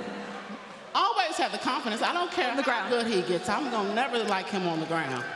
Oh, well, that's a mum's opinion, and you've got every right to that. Look, we're excited to see what you do next. Congratulations tonight. This is your night. Thank you so much. Thank you very much. Thank you, fans. I love you guys! Woo! Kelvin Tiller, everybody, and Mama.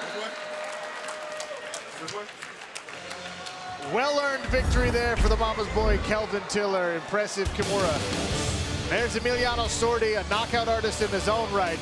Fastest knockout in season 1. The Argentine delivered that. And there's season 1 finalist, Vini Magalhães, the Brazilian Jiu-Jitsu wizard. We'll see these two light heavyweights square off in our final bout on ESPN Plus when we come back.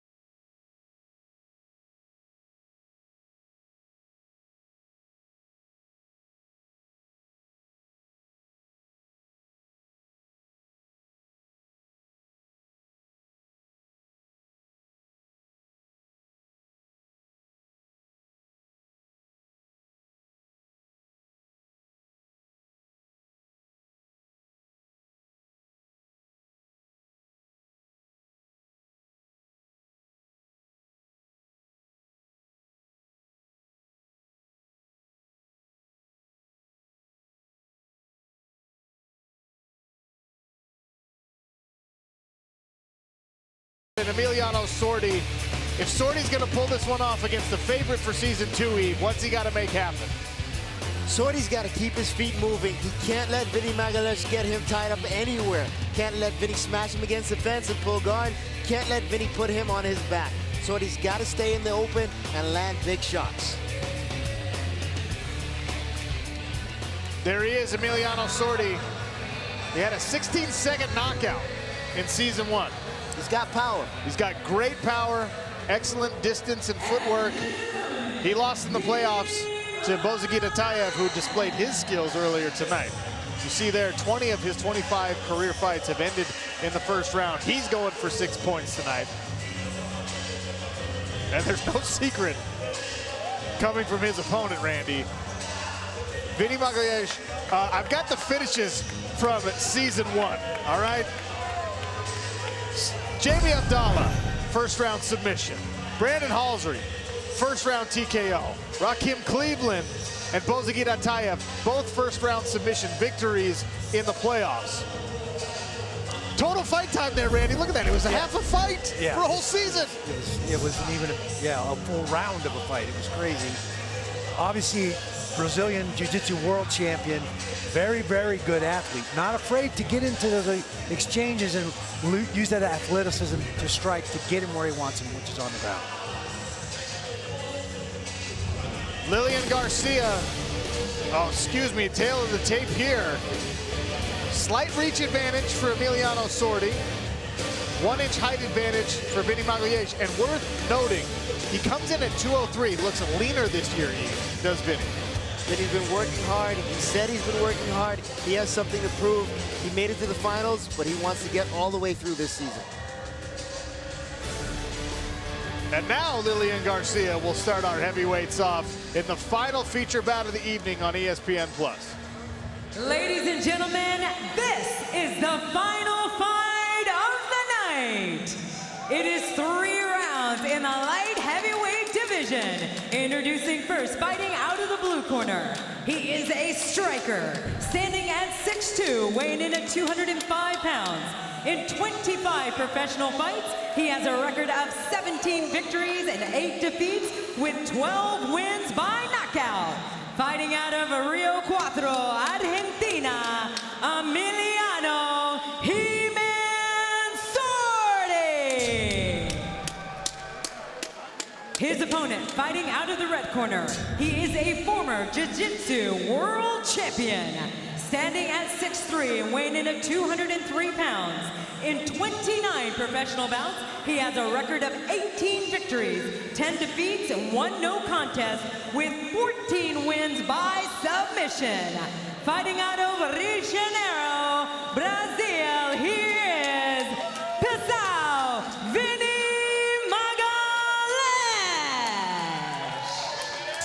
Magalhães. Your referee in charge, Dan Mergliata. Expect a hot start here in light heavyweight action. Vinny Magalhães, last season's finalist in the silver trunks. Emiliano Sordi out of Argentina in the gold. You ready, sir? Let's go, round 1. Touch of the gloves to start it off.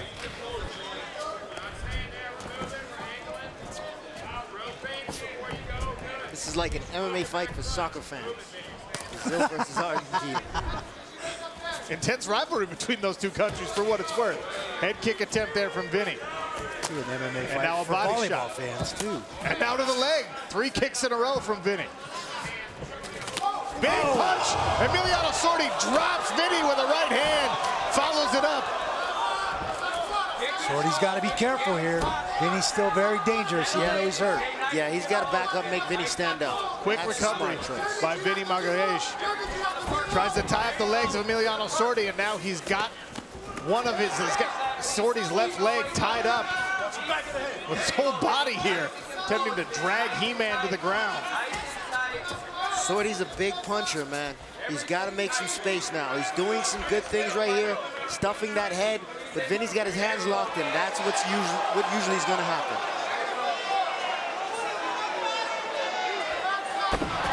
Slams Emiliano Sordi to the mat. Now Vinny goes to work on top. Nice job by Sordi. Back out? Yeah, he's smart. He's got to back out of there. Scrambles up and walks away. He doesn't want any part of Vinny on the ground. And that's what you need to do with Vinny. In the transition from the takedown to the ground, that's when you try to escape. Otherwise, defend yourself. Got to be ready for that shot because you know Vinny's going to change levels and try to get to those legs again. Enters with a jab in that right hand. Blocked by Vinny this time. That right hand found its home on Vinny's head. Vinny's tasted that power. He doesn't like it. Catches a kick. Emiliano Sordi lets Vinny Magalhães back up. Vinny's got to change levels and explode. He can't stand Vinny's got to change levels and try to get to those left hook lands on Vinny with his back to the cage. Vinny's still hurt. He's still not moving quite right. That was the perfect shot. Let's see what he can do with this takedown. Emiliano Sordi grabs the body lock and attempts to flip Vinny for this exact reason, walks away. Sordi looks like he's fighting the fight that you fought with Vinny from the second round on. Right hand just lands there. And now an uppercut. Another right hand from Sordi, unleashing combinations against the cage.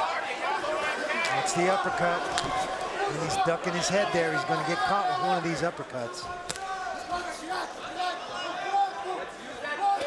Body shot and an uppercut. Nice combination from Emiliano Sordi.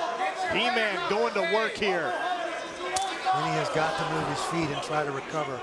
He can't stand and be a human punching bag. Not with a guy with this kind of power. And Sordi, it's hard to tell because Vinny is so big. He's 6'3", he's so broad-shouldered. Emiliano Sordi was 235 pounds a week ago. He cuts weight very efficiently. His body gives it up. He's a big, powerful 205er. Vinny's been inside the cage for longer than all of his regular season fights last season. Not combined, but each one individually. He never made it outside of 2 minutes. Oh, here's the right blue corner for Emiliano Sordi. That's straight. Get it straight. Straight and pull it. Pull it. Now go, go, go. Come on, again. Do it. Overhead, overhead. Come on. There you go. There you go. That was a big right hand. Straight.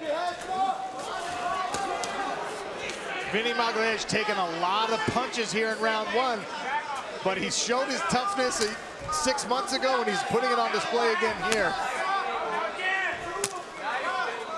Throwing the kicks back. That one attempts at the head.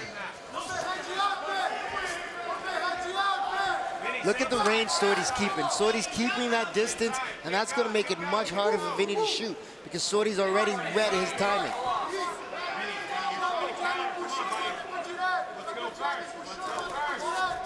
Just misses with the right hand there. Emiliano Sordi feeling it out here in round one. Dropped Vinny Magalhães earlier. Leaping punch from Vinny. At least he got himself off the cage there. I still don't think he's on the most stable legs. And he's throwing these looping punches. All Sordi needs to do is step back. But Sordi's throwing straight punches. Look at that. He makes a miss. More fires right back. A big knee from Emiliano Sordi. Jumping knee.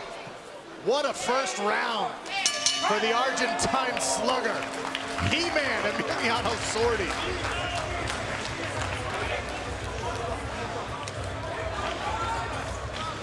Randy, what are you telling Vinny if you're in his corner? Cool. I mean, this is the worst case scenario for Vinny right here. He got caught with a great shot, got put down. He's got to set his shots up. Hopefully he recovers here in this minute. He gets his legs back under him. He can't dive at his feet. He's got to set those shots up and drive through him and put him on the bottom. Here's the knockdown, Eve. Yeah, Sordi stepped in with the jab, and the right hand just finds the mark right between the gloves. Vinny's backing up. Vinny's covering himself the entire time. He's not firing back. He's not offering any offense, anything for Emiliano Sordi to worry about. And that's why Sordi's able to defend these takedowns and throw these big combinations in these transitions. Look at that. Firing 3 and 4 punch combination. Vinny's throwing 1 and 2 big hooks, and all Sordi has to do is step back. He can just lean out of the way and get himself in position where he can counter. Still 5 points on the line here. Emiliano Sordi, Vinny Magalhães feature light heavyweight bout here on Long Island at the NYCB Live Experience and Nassau Veterans Memorial Coliseum. Dan Miragliotta cleans up the water in the corner. All set, you ready? You ready? Round two? Let's go, fight. Gets round two started. Another touch of the gloves here.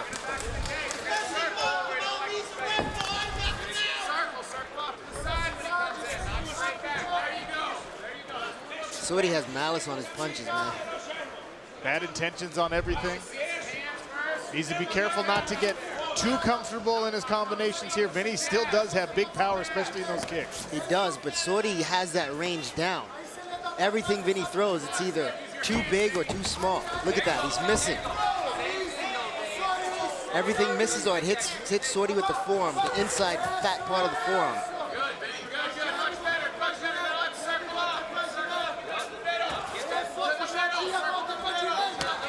So far, Bozagit Atayev, the only light heavyweight with 6 points. So you slide right into second place if you get a finish here in this light heavyweight bout. Yep.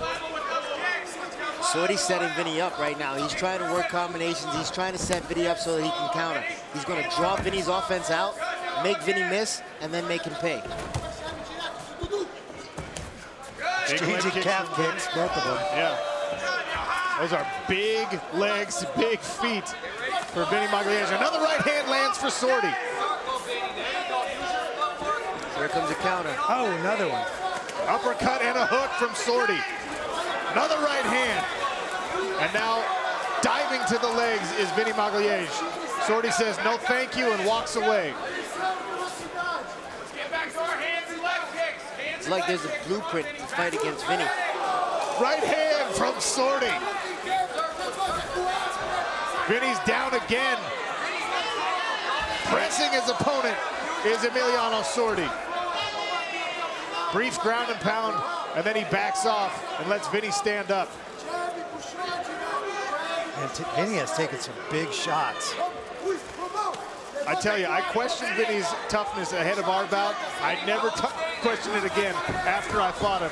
You can hit this man with a lot, and he's not going down. Emiliano Sorty has put that on show tonight. I want to know who hits harder, you or Emiliano Sorty. I'm going to say me. We got big body shot there from Sorty. Nice combination. Moving off center line is Sorty. Vinny's starting to have trouble defending himself here. Sorty putting on a bit of a clinic here. Body shot, uppercut, hook. Emiliano Sorty. I agree. Dan Miragliotta calls a stop to this fight. I agree. Emiliano Sorty with a second round finish in 5 pounds. 5 points, excuse me, over last season's finalist, Vinny Magalhães. I guess I got a souvenir. I got Sorty's mouthpiece. I'm not sure I want it. He threw it right through the cage at us. I'm glad it went to you. Clinical striking performance put on by Emiliano Sorty. It was like he was hitting pads. Vinny became a human punching bag there. Vinny last round. Vinny offered no offense. Sorty had nothing to worry about, and the reason that was because when Vinny started firing back, Sorty started countering. He made him miss and made him pay. When you start paying a debt that you don't want to be paying, you stop putting into that. I'll tell you what, we came into tonight with a preconceived notion about who were favorites in the light heavyweight division, and in some cases that's been flipped on its head. Here's the replay. Earlier in round 2, that right hand finds a home again. And watch, as anytime Vinny throws, he's going to miss. If he even throws in these. Beautiful right hand look. Even as Vinny throws the left hook, he misses. It bounces off the top of Emiliano's head. And Emiliano is in the perfect range. Body shots, Vinny's covering up because he doesn't see what's coming. And look, he's not hitting anything. When Vinny fires back, he doesn't hit anything. You know, just about a minute ago, I said I think I probably hit harder than Emiliano Sorty. I'm going to retract that statement. He got the finish here in the second round against a very game Vinny Magalhães, who was just outclassed in the striking game tonight. I bet you those Cageonomic numbers are going to be crazy. Wow. 121 strikes thrown for Emiliano Sordi. About half of them landed, but those were some heavy, heavy power strikes. Man, 50% landing is a high percentage. I mean, if I'm hitting you with one of every two that I'm throwing, I'm just gonna keep throwing all night. Especially if you're throwing 50 around, Ian. Yeah, that's a lot of punches.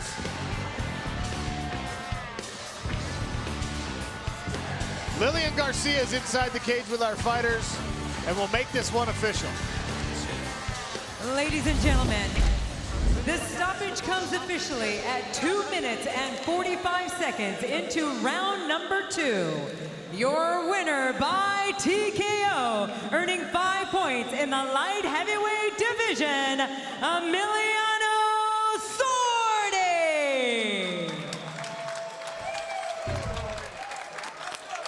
5 points for Emiliano Sordi out of Argentina.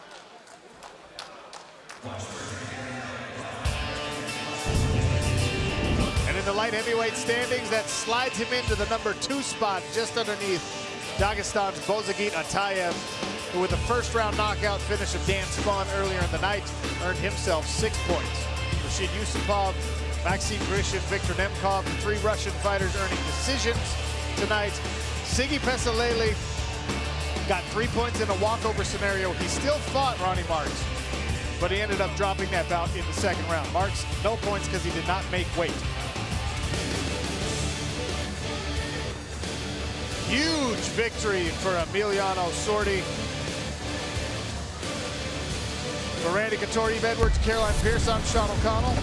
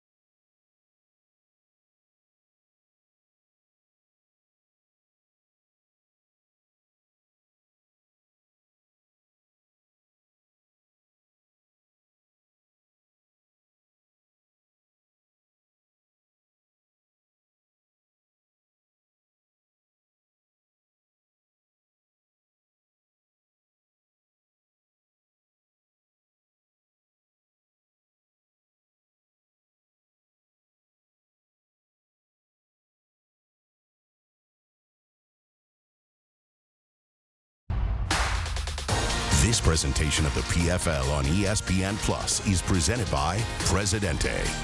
By Geico, 15 minutes could save you 15% or more on car insurance. And by Caged Muscle, ultra premium sports nutrition supplements to fuel your performance.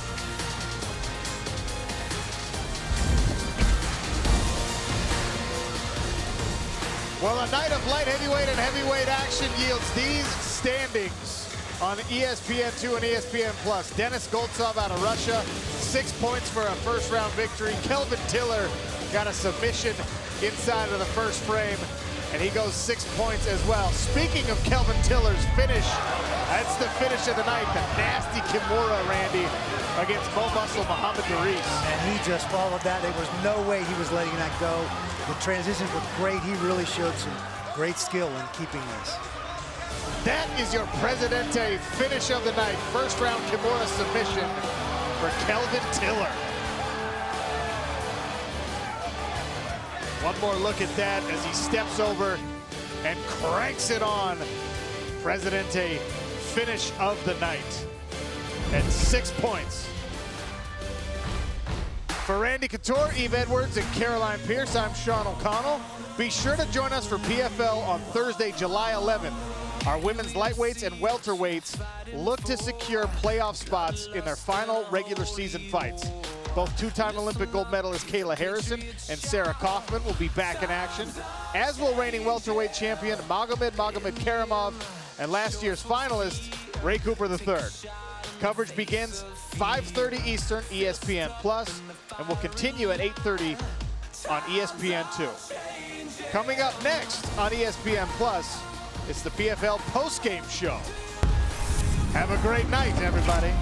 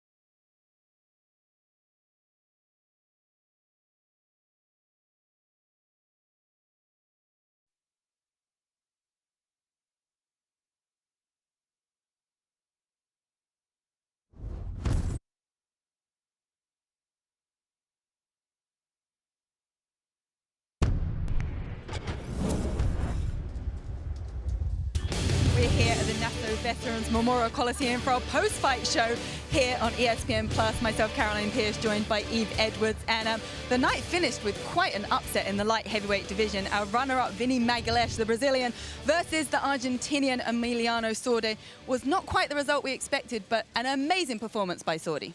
I wouldn't say it wasn't the result we expected, because that was definitely on the table as something that could happen. Emiliano Sordi has a lot of power, and he displayed a very good striking game. He stayed on the outside. He was able to make Vinny Magalhães miss a lot of shots and made him pay for missing those shots. Vinny was able to take him down once early, but Sordi was able to land big shots. Land his big right hand beautifully. Vinny took him down here, but what did Sordi do? In the transition, he was able to get back to his feet, put Vinny's back against the fence, and Vinny offered no offense while Sordi was throwing combinations. He allowed Sordi to throw combinations at will while he only protected himself. And what did Sordi do? Look for the openings, and he found them. He found the body shots, he found the head shots, and the referee, Dan Murgliata, had to step in there and save Vinny. Right here, he lands a big body shot, uppercut, hook, and you see the referee waiting to jump in because Vinny was not offering any defense or any offense to return. Yeah, well, good call by Dan Murgliata. It was a striking clinic by Sordi. He said to us earlier this week, he said, I'm going to do exactly what Sean O'Connell did to beat Vinny in the final. And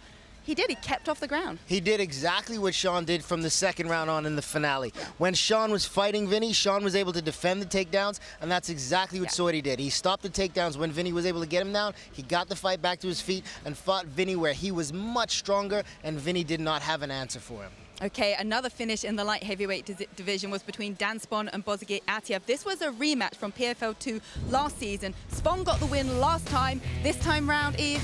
This time around, Bozogir Atiev put his foot on the gas and never relented. He landed a big shot with Spon's back against the fence, and as Spon was going down, he stayed conscious. Spon was looking for a leg lock, but Atiev took an opportunity to land those big clubs and just pound away until Kevin McDonald, the referee, stepped in when that mouthpiece flew out. And now Bozogir Atiev is at the top of the light heavyweight stand. Maximum points there was 6. 5 points as we saw from Emiliano Sordi, and both Rashid Yusupov, Maxim Grishin, and Viktor Nemkov, the 3 Russians, walking away with 3 points on the board. Of course, it's about points in order to make the playoffs. Let's look at the top 3 punch or strike speeds from those fights tonight. Eve, talk to us. What does all this mean? Whoa, well, that strike speed of Viktor Nemkov sitting at 30.6, that is fast. And for him to land that punch and not get a knockout, that shows you the chin that Rakim Cleveland has. But Bozogir Atiev, 25.5 miles an hour. Emiliano Sordi, we saw him throw a bunch of combinations, 24.8. We're talking about a 2 feet distance. He's generating from 0 to 25 miles an hour in about 2 feet. That is fast. And let's not forget, Bozogir Atiev is almost 40 years old, the oldest in the division, and he's still got it, that's for sure. He's got that salt and pepper beard. He looks like Wolverine. He's like a Highlander. He's called Volk, that's his nickname. Okay, let's transition to the heavyweight division, the big hitters, and we had Kelvin Tiller, Mama's boy, back in action against the undefeated prior to stepping into the cage, Mohamed Dariz. He was an alternate last season. He hadn't been defeated yet until he stepped in the cage with the Mama's boy. He stepped in with Kelvin Tiller, and Kelvin was able to defend the punches from Mo Dariz and then land the big land the big submission on the mat. Mo Dariz got the takedown, but Tiller was able to attack with the Kimura, reverse the position, and then when he got to the top, he was able to get both feet and isolate that arm so much so that it was Tiller's entire body versus just the left arm of Mohamed Dariz. And Mohamed Dariz had no choice but to tap. He showed a lot of strength, showed a lot of heart in defending, but Kelvin stayed on that. He stayed on that like Randy said, like a rat on a Cheeto, and did not relent at all. I mean, he showed good technique. He's now sitting high on the leaderboard in the 2nd spot with 6 points. Man, that was just perfect technique by him. Well, also sitting high on the leaderboard is the Russian new PFLer Denis Goltsov. He faced a returning PFLer wrestler in Jared Roshol, and talk us through how this one went down. With Jared Roshol, Goltsov did a great job. Goltsov he stayed on the outside, landed a big check hook. It was kind of a combination between a hook and a jab. And when he landed that, Roshol went down hard. And what did Goltsov do? Follow him in. land the shots to get himself the finish. He stayed on the outside. This is a big man. He's the tallest man in the division. He's strong, two-time world champion combat sambo. He's a dangerous man. He's definitely a threat to win that title this season. Yeah, he'll be a force to be reckoned with in this heavyweight division. So there you have it. Dennis Goltsov sitting top of the table with 6 points. Also for Kelvin Tiller, and then 3 points apiece for Ante Delia, Ali Asayev, and Francimo Barroso, our #1 seed from last year. He got a win in that battle against Alex Spartan Nicholson. I mean, that will be a fight to rewatch and remember. Yeah, that was probably my favorite heavyweight fight to ever watch, when two guys gassed. Well, let's take a look at the strike speeds of these heavyweights. Eve, tell us about these. Well, Ante Delia at 27.1. Again, we talk about the speed. That's short distance. He's generating a lot of power. On these heavyweights, what is power? Speed times size. You know, mass times speed. And these gentlemen firing at this speed at that distance. I mean, those are dangerous punches. I know I don't want to get hit by one of them. Okay. Well, talk to me else. Anything else that stood out to you tonight? Well, all of these fights were exciting for me, especially the Tilla Muhammad Duris. I love seeing Bozagit look like he did. Wow, there were so many fights. I can't wait to go home and rewatch it. I hate sitting by the cage and trying to be a fan, but when I go home and watching the fights again, and I just can't wait to get home and watch. Well, there'll certainly be some fights tonight that you'll be wanting to watch back, Eve. So thank you for your insight right now. So from myself, Eve Edwards, I'm Caroline Pierce. Be sure to join us for PFL4 on Thursday, July 11th, as our women's lightweights and welterweights look to secure playoff spots in their final regular season fights. Both two-time Olympic gold medalist Kayla Harrison and Sarah Kaufman will be in action, as will reigning welterweight champion Magomed Kilarimov and last year's finalist Ray Cooper III. Coverage begins at 5:30 Eastern on ESPN Plus and continues at 8:30 on ESPN2. What are you most looking forward to at PFL4? I want to see the women. I would love to see how Sarah Kaufman gets herself into the playoffs, if she's going to make it. And I want to see Kayla Harrison, see what Kayla does next time Absolutely. around. See that judo gold medalist, two-time judo gold medalist